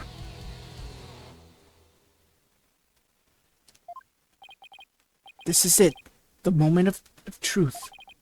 I can't back down now. Yes, your majesty, I am. I'm confident that the real murder weapon does indeed exist. That's a bold claim, Mr. Wright. Now, let's see you back it up. Show us which piece of evidence points to this real murder weapon. Gladly. If I knew which one it was. What would somebody like Understanding use to bludgeon someone?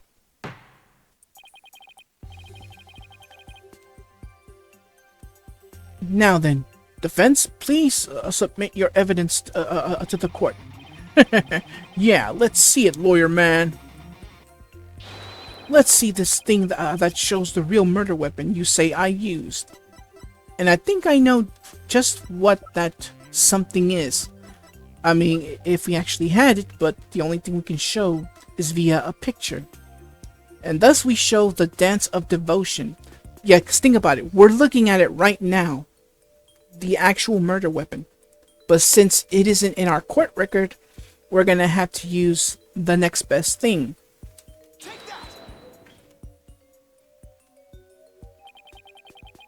What I'm about to present is really nothing more than a possibility.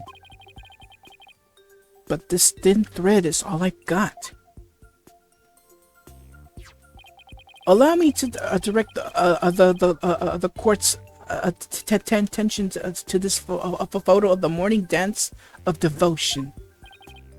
That photo, how is that going to help you, Mr. Wright? There's something about it that doesn't sit right with me. Oh yeah? And what's this something, This thing here is odd, to say the least. Yeah, cause when you look at Understanding's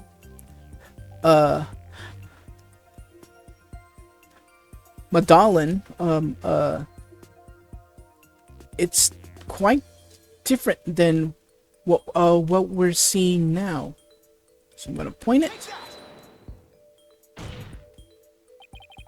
Mr. Understanding, why is this instrument you're holding different from the one you're playing in the photo?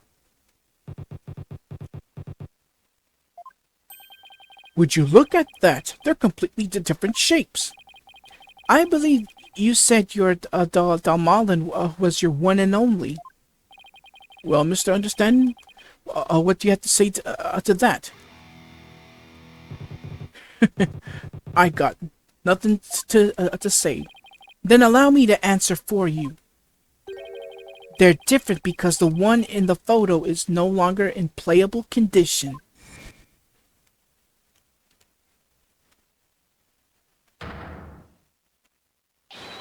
Not after you used it to bludgeon Mr. Roll to death.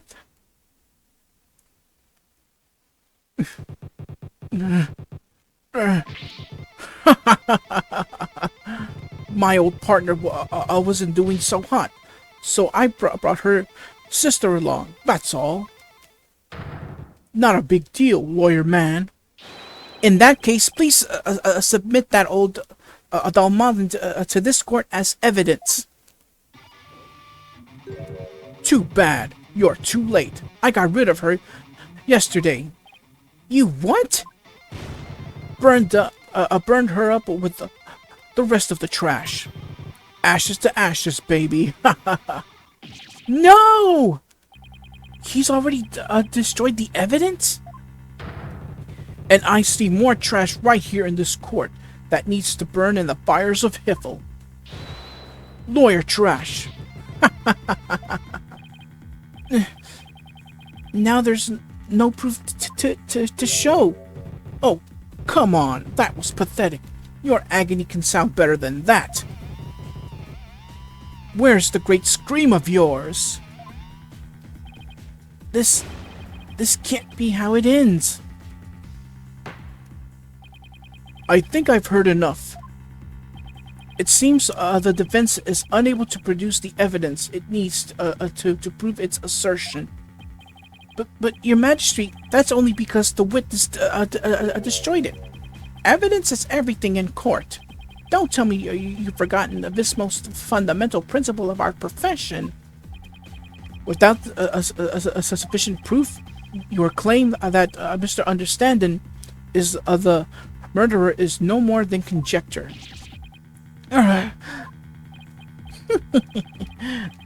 There's the paint expression I've been looking for.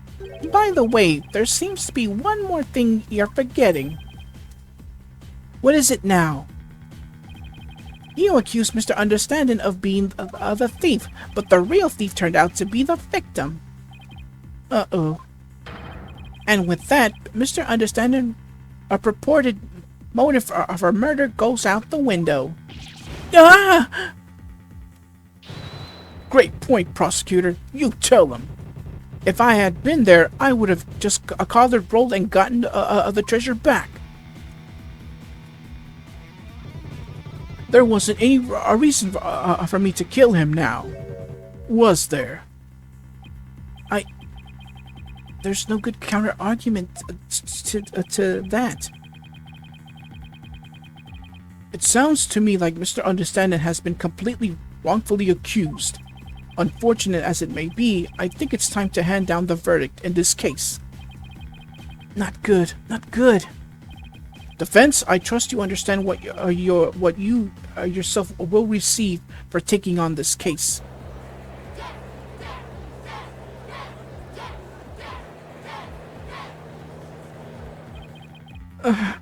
What do I do? The murder weapon's been destroyed, and now I've got no motive. Or I'll will be convicted, and I'll lose my life too.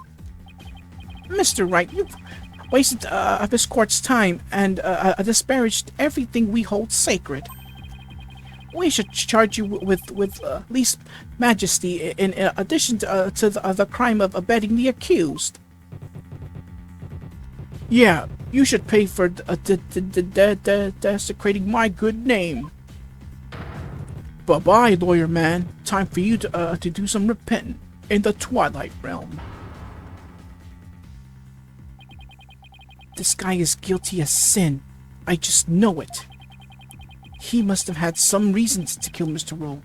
But what? Come on, people. Let me hear you scream and shout. Time to take this lawyer trash out.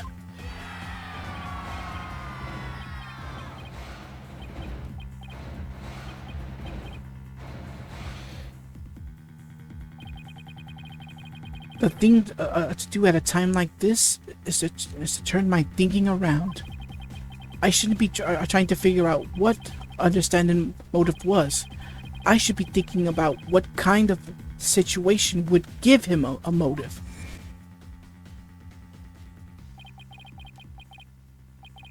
Did you steal it? He said. We know that Mr. Rowe was the thief, and that he had gotten his hands on the box. So then, why? Why in the world did he ask Albie that question?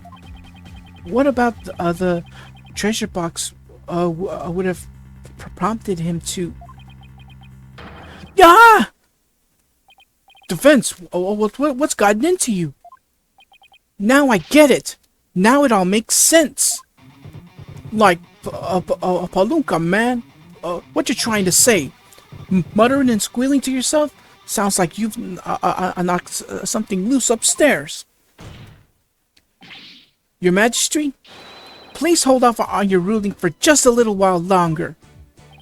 Don't tell me you're going to start begging for your life now. No, Your Majesty, that's not it. It's just that I realized something important. We've been operating under a serious misconception this whole time. A misconception, you say? That's right. A mistaken notion about the treasure box. But could this really be true? If so, there's still a lot to figure out.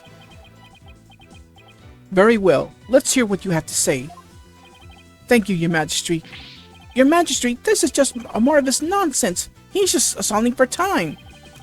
This is your last chance, Defense. The second I find it really is nothing but nonsense. No amount of begging will stay my hand. Understand? Yes, Your Majesty. We all know this is just going to be another one of your stupid bluffs. Now then, Defense, what is this misconception you mentioned? The thing we didn't realize about the treasure box was it was empty. What if the treasure box was already empty from the start? What? What?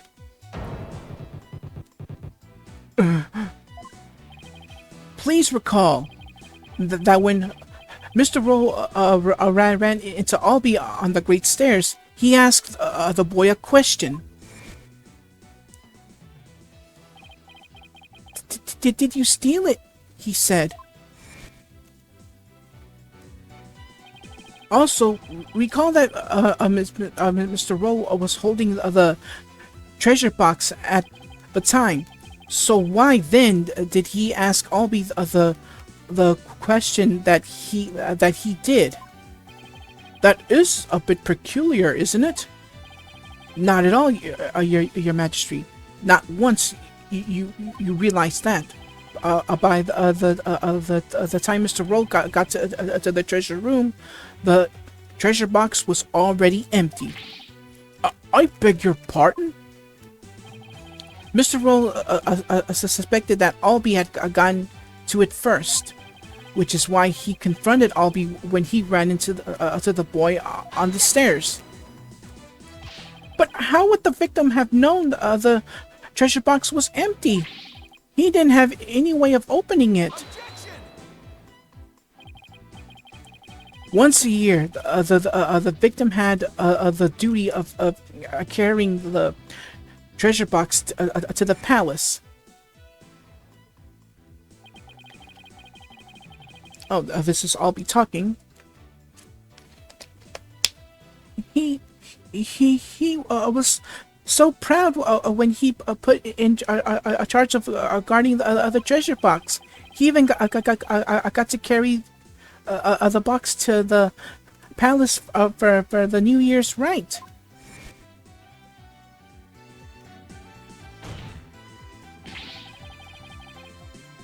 He would have been able to tell the weight when he lifted that box. Sorry. He would have been able to tell by the weight when he lifted it that the box was empty.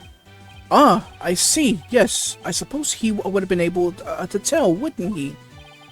Mr. Rowe most likely decided to at least steal the empty box. It's an important historical artifact in and of itself, after all. But what's your point, Mr. Wright? What does any of this have to do with Mr. Understanding? My point is this. It gave Mr. Understanding a motive to murder the victim. A motive? Mr. Understanding, keeping the treasure safe is one of your duties, isn't it? So if anyone had found out that the treasure was missing, you would have been accused of incompetence. From the moment Mr. Rowe discovered the treasure was gone, his fate was sealed.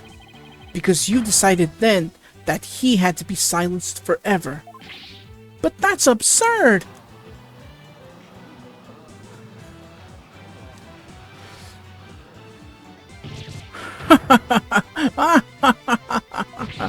Can you believe the stuff that comes out of this guy's mouth? This is all just a colossal joke. So then what really happened to the treasure?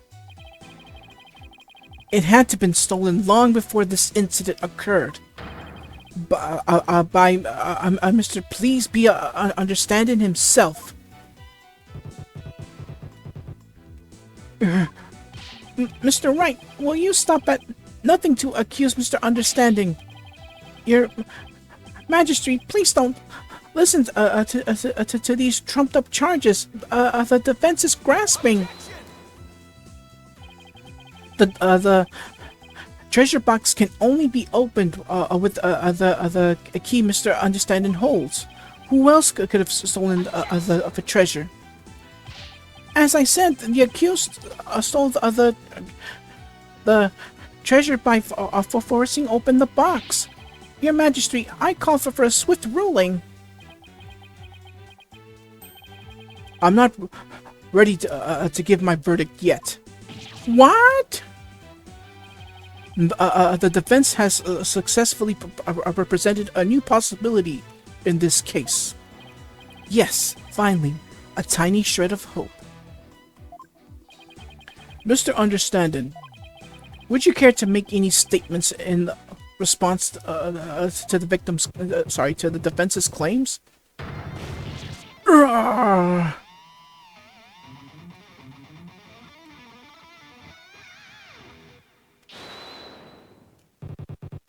This is all bull.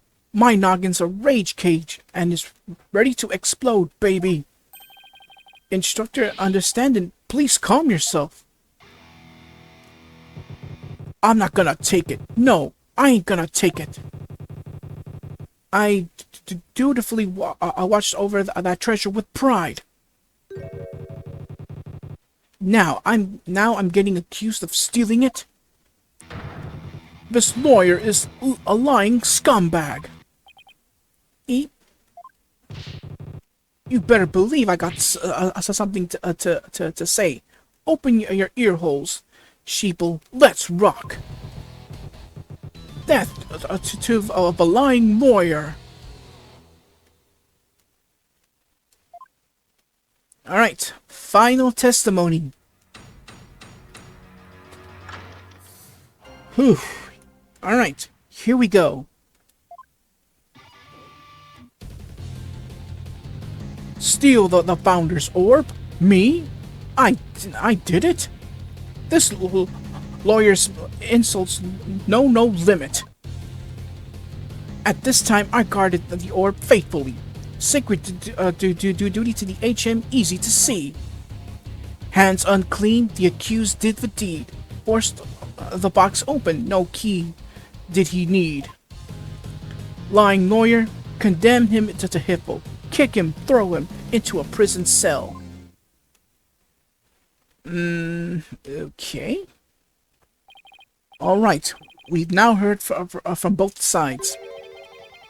Either the treasure box was forced open by the accused, as the witness claims, or Mr. Understanding opened it, as the defense claims. Defense, this is your last chance to cross-examine the witness. Yes, Your Majesty. If you are unable to prove your assertions by the end of this cross-examination, then the DC Act will come into play, and both you and the accused will lose your lives. I understand. Life or death, it all comes down to this. Mr. Wright? Don't worry, I'm here to defend you. I promise it'll be all right. Thank you. I believe in you, Mr. Wright. I know you can win this for us. And after we win, we can go see Miss Maya. Together. It's a deal. I can't let Albie down. I have to win this trial.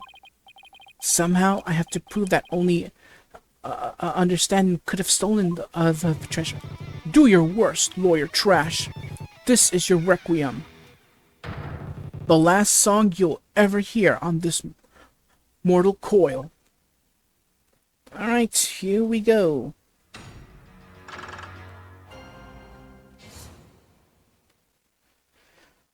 The last cross-examination. Well, for this story. Last chance.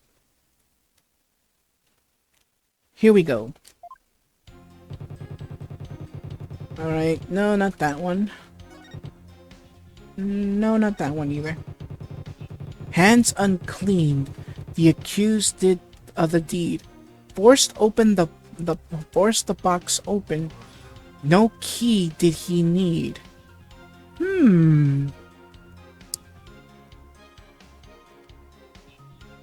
Let's press on that. The defendant didn't force open the box open. That's a lie. In fact, you're the one who opened it. Isn't that right? Come on. You just saw for yourself, didn't you? The lock was busted on an account of the box being forced open. Oh, yeah. Well, there's your proof right there. Score one for the metalhead. Look, if the accused really didn't try to force his way into the box, then how do you explain why the lock was busted and wouldn't open up for you earlier? How do I explain why the box wouldn't unlock earlier? Maybe there's a different way to open it.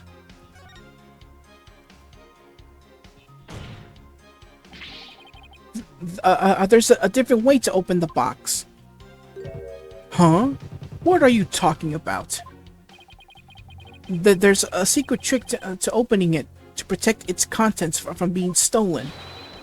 And you're the only one who knows how it works. Isn't that right?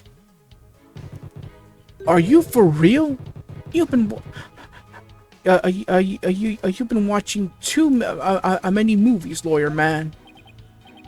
So you're one of those tourists. Honestly, Mr. Wright, did you come expecting magic and mystery around every corner? I'll have you know, defense, the kingdom of Kura'in is not some sort of fantasy funland. It's true I don't have any real grounds to make that assertion. And yet... Oh yeah, I feel another song coming on. A little number about a crazy lawyer with wild, fantastic ideas. The real method to open the lock, you say? Delusional, man. There ain't no other way. Ah, a new verse. Please do add it to your testimony, Mr. Understanding.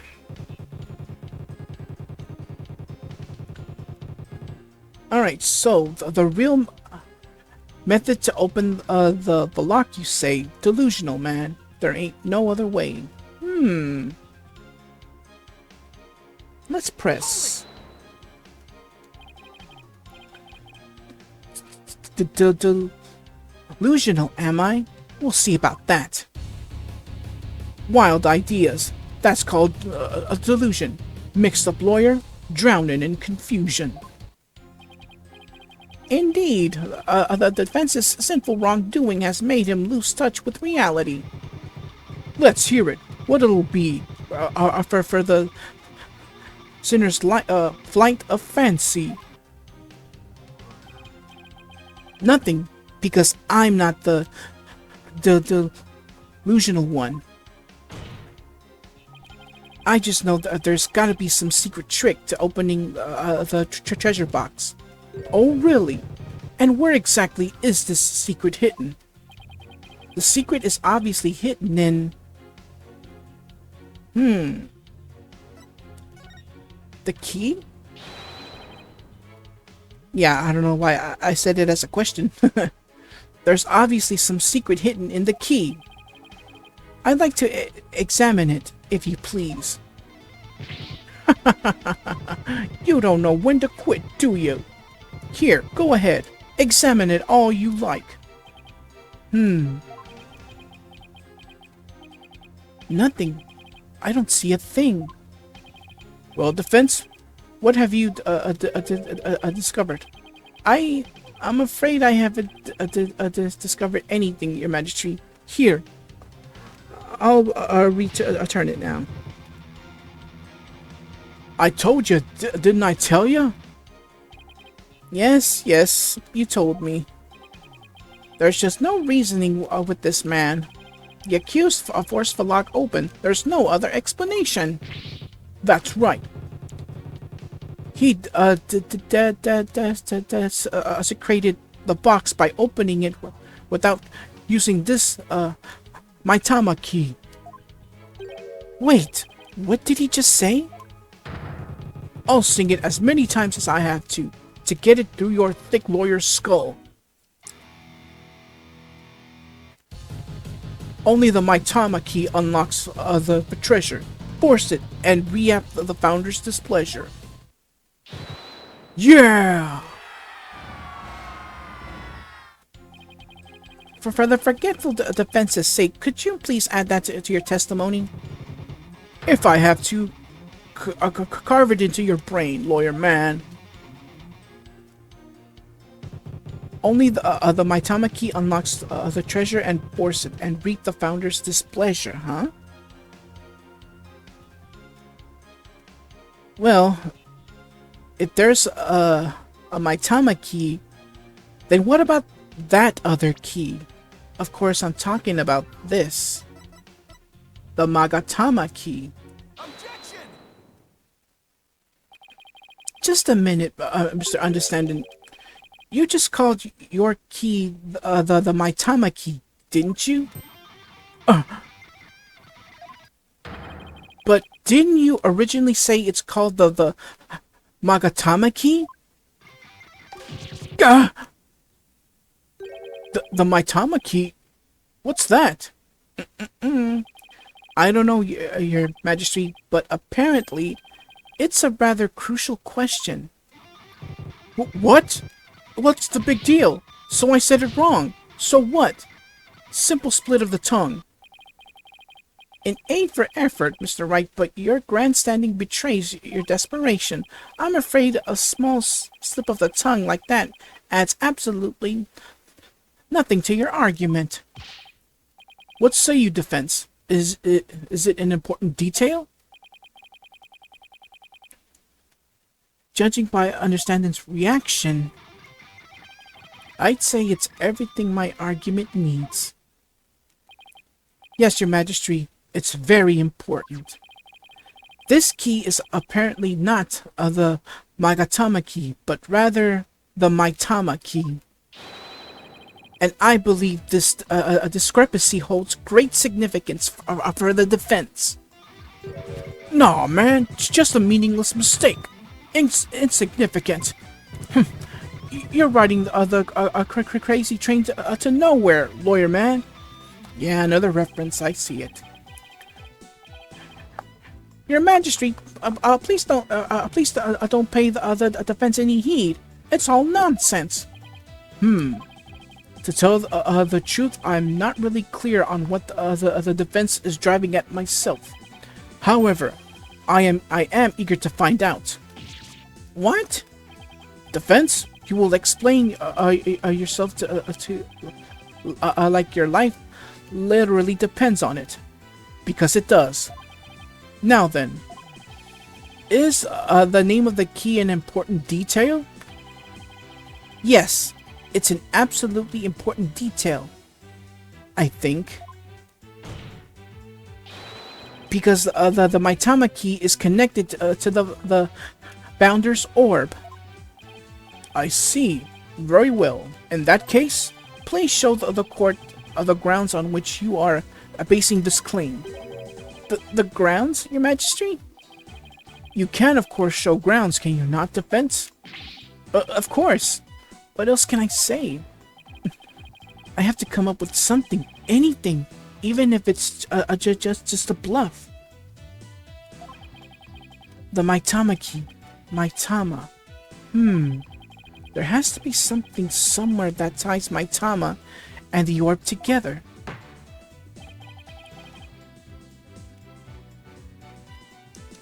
Don't keep me waiting, defense.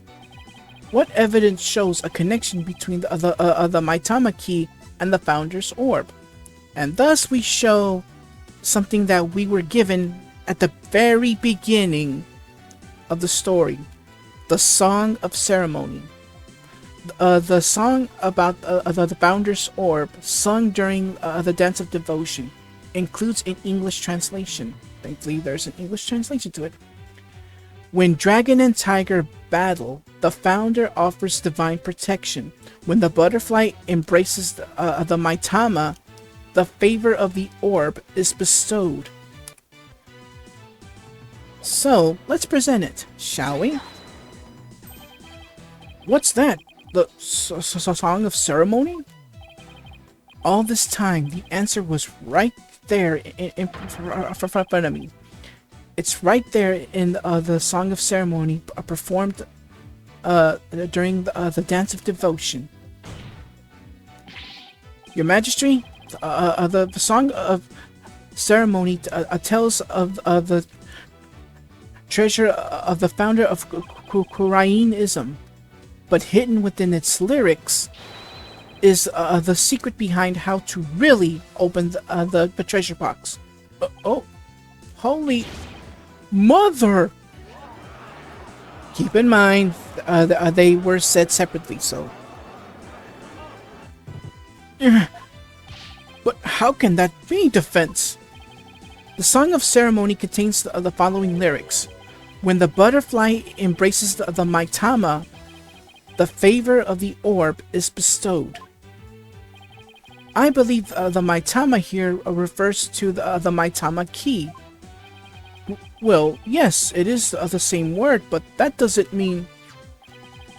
We've been calling this key the Magatama key, and that's why I inserted the key into the lock with the Magatama design on it. But that was obviously not the right way. The right way to use it. And I suppose you know the right way? Of course. Flip it upside down. I do, your Majesty. To use the key properly, you first have to... well, turn it upside down. Or in this case, flip it vertically. If we turn the Magatama shape upside down like this...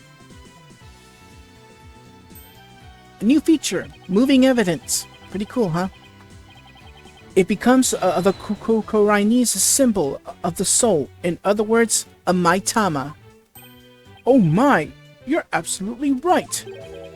But now what? What do you do with it? It's too big to fit in the lock that way. Oh, I knew he was just bluffing. Bluffs and lies are the only tools of his trade, after all. There must be another place of his key fits, but where? Let's see. What were the words to the Song of Ceremony again? When the butterfly embraces the Maitama, the favor of the orb is bestowed. So take a look at the treasure box. Okay, so where should the Maitama key actually be used? Let's turn it around, shall we? Booyah! What do we see here? Yeah. There we go. And present.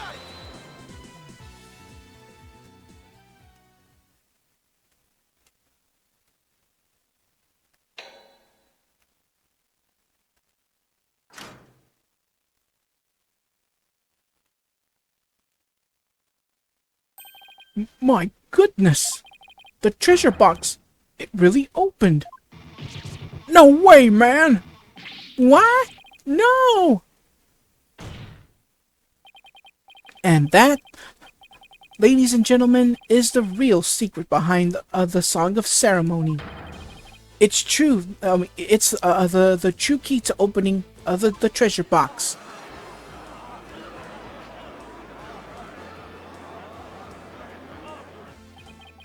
It's all over, Mr. Payne.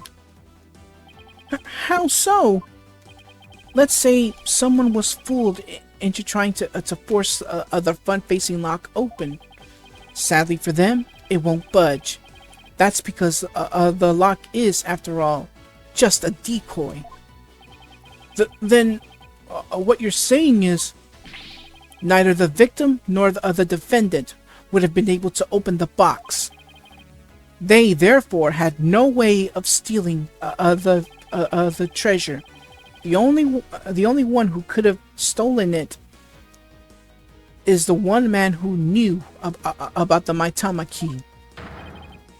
Please be understanding. Ah!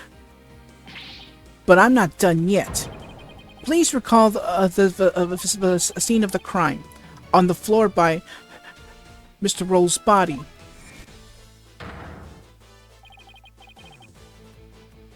What was the very unlocked and very opened treasure box. Only someone who knew how to open the box could have left it in that state. And so, that there can only be one true culprit. Admit it, Mr. Understanding, you're the one who killed Mr. Roll.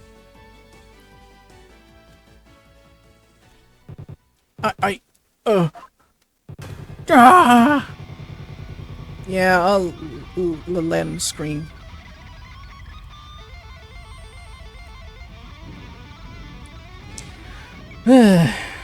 Guitar riffs.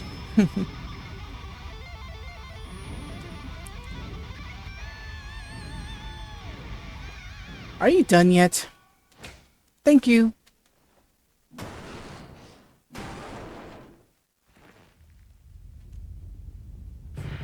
Grah! Wata indeed. Ow. Yeah. Huh? Cuckoo. cuckoo. So where is this Founder's Orb anyway? Curse him. It's all his fault. Why did he have to try and steal the treasure? Why'd I have to spot him with that box on my way to the storeroom after the morning dance? It's his fault. I had to cause that blackout and clock him good.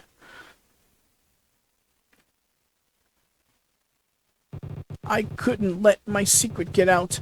Nobody could know the other treasure box was empty. I'd lose my position as head monk. Who knows what else they'd do to me? I couldn't let...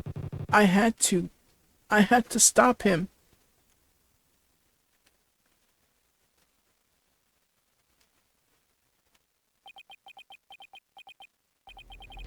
What a shocking development. I can scarcely believe it. Nothing like this has ever happened since the DC Act was enacted 23 years ago. No, my perfect, blemished record. Destroyed. The incredible pain. Ruined. No!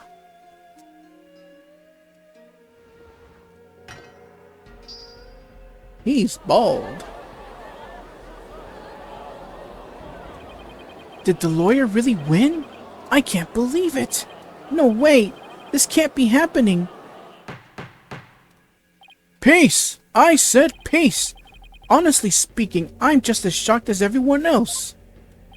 But the truth has been made known, so it's time for me to give my verdict. In the name of the HM, this court finds the accused I'll be your guide. Get it?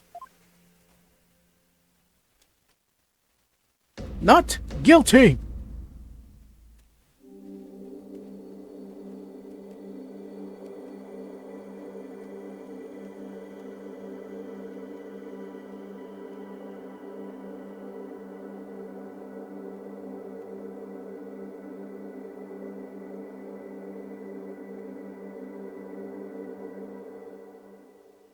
That's nice.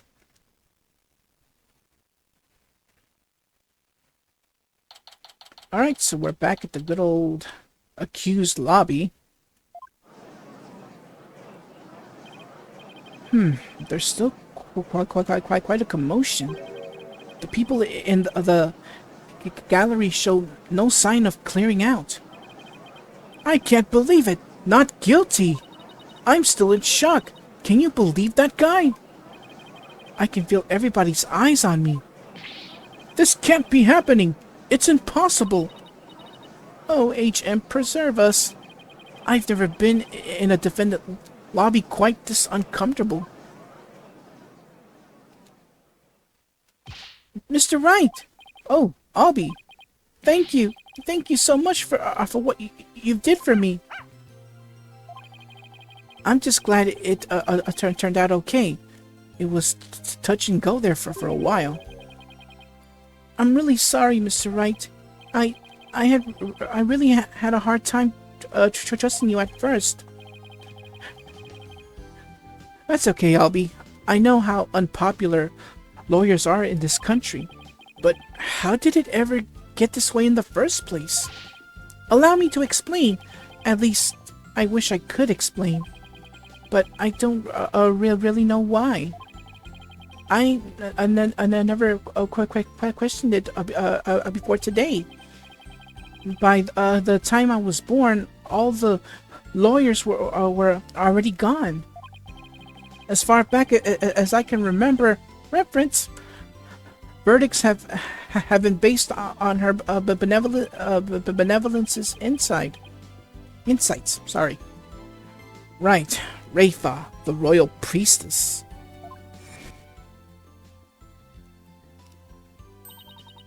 You would imply that the trials of this country are unfair? Do explain, outsider. How verdicts founded on truths imparted by the very souls of the dead lack impartially. For her part, I'm sure she really believes in what she says. But even with her benevolence as a divination seance, lawyers are still necessary. Without proper defense, people could easily wind up receiving wrongful convictions. Mr. Wright! Shh! Shh! Huh? Don't say that so loud. People might think you're a rebel. You could be arrested. A rebel? That's right. One of those people going against our queen and the court system. They call themselves the Defiant Dragons, and they're led by a scary guy named Dirk. They'll do anything to overthrow her eminence, even commit crimes. Dirk. I remember people in the gallery mentioning that name.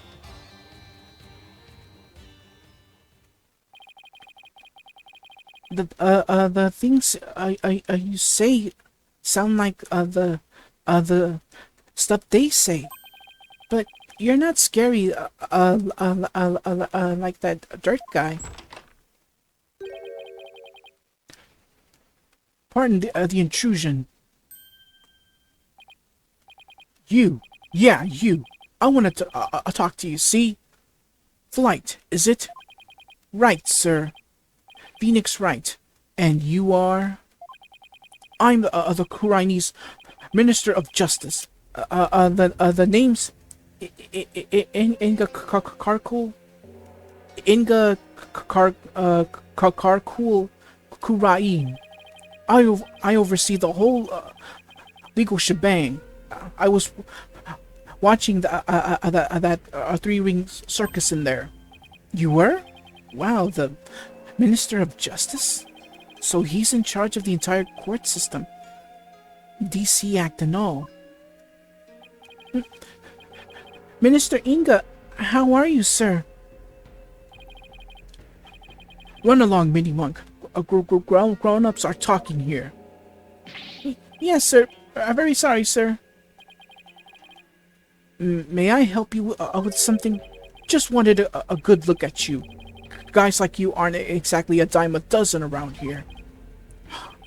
Huh. Well then. He's eyeing me like I'm some kind of exotic creature in a cage. Oh yeah. Might as well share this a little morsel with you. Turns out Ro was a seasoned thief. A repeat offender, see? Had my men look into it, and they found all the booty he treasure in a way. He pilfered right there in his digs. But he seemed like such a nice man. Why, Mr. Rowe? Why? Guess he was doing it for the family. What a mook. A mook? How can you say that? Guess that kind of sob story gets you common folk all misty-eyed, huh? Anyway, another thing. I had my men check out that understanding fella too. He wasn't the one with the sticky fingers. It's the insurgents. What? They put the squeeze on our head monk, apparently. So he gave up the founder's orb and tried to keep it hush hush. Wow, I see. Thank you for letting me know. Yeah, say, White. That was a cute little number you pulled in my courtroom today, wasn't it? First not guilty ruling in 23 years. You're making waves, see? Stirring the pot. Catch my drift? Oh, well, yikes, I'm in for it now. But thanks to that song and dance, we know our precious national treasure got nicked.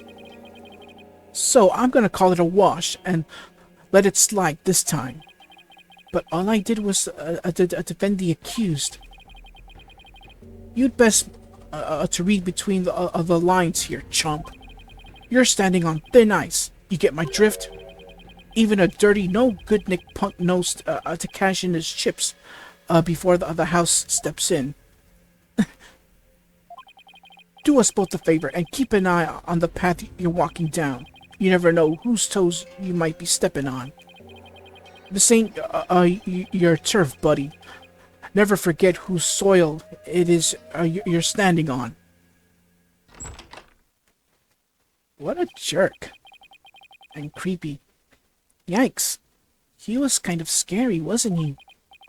Yeah, well, no use worrying about it. We have more important things to think about, such as when can we continue the sightseeing tour? Tour? Oh, anytime, sir. We still have plenty of time until Miss Maya's training ends, and there are still lots more temples to see and all kinds of local foods to eat.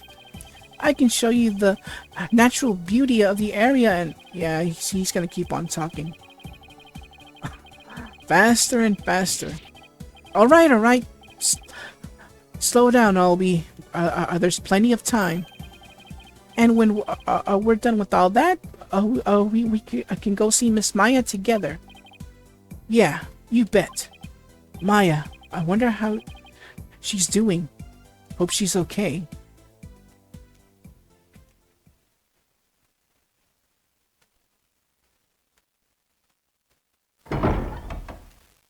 So, how about that not guilty, jerk?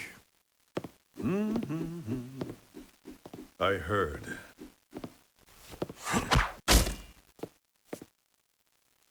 Sounds like the winds of change are beginning to stir.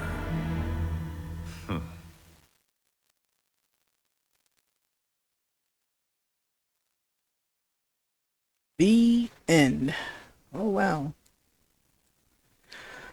Alright, so we get a new episode.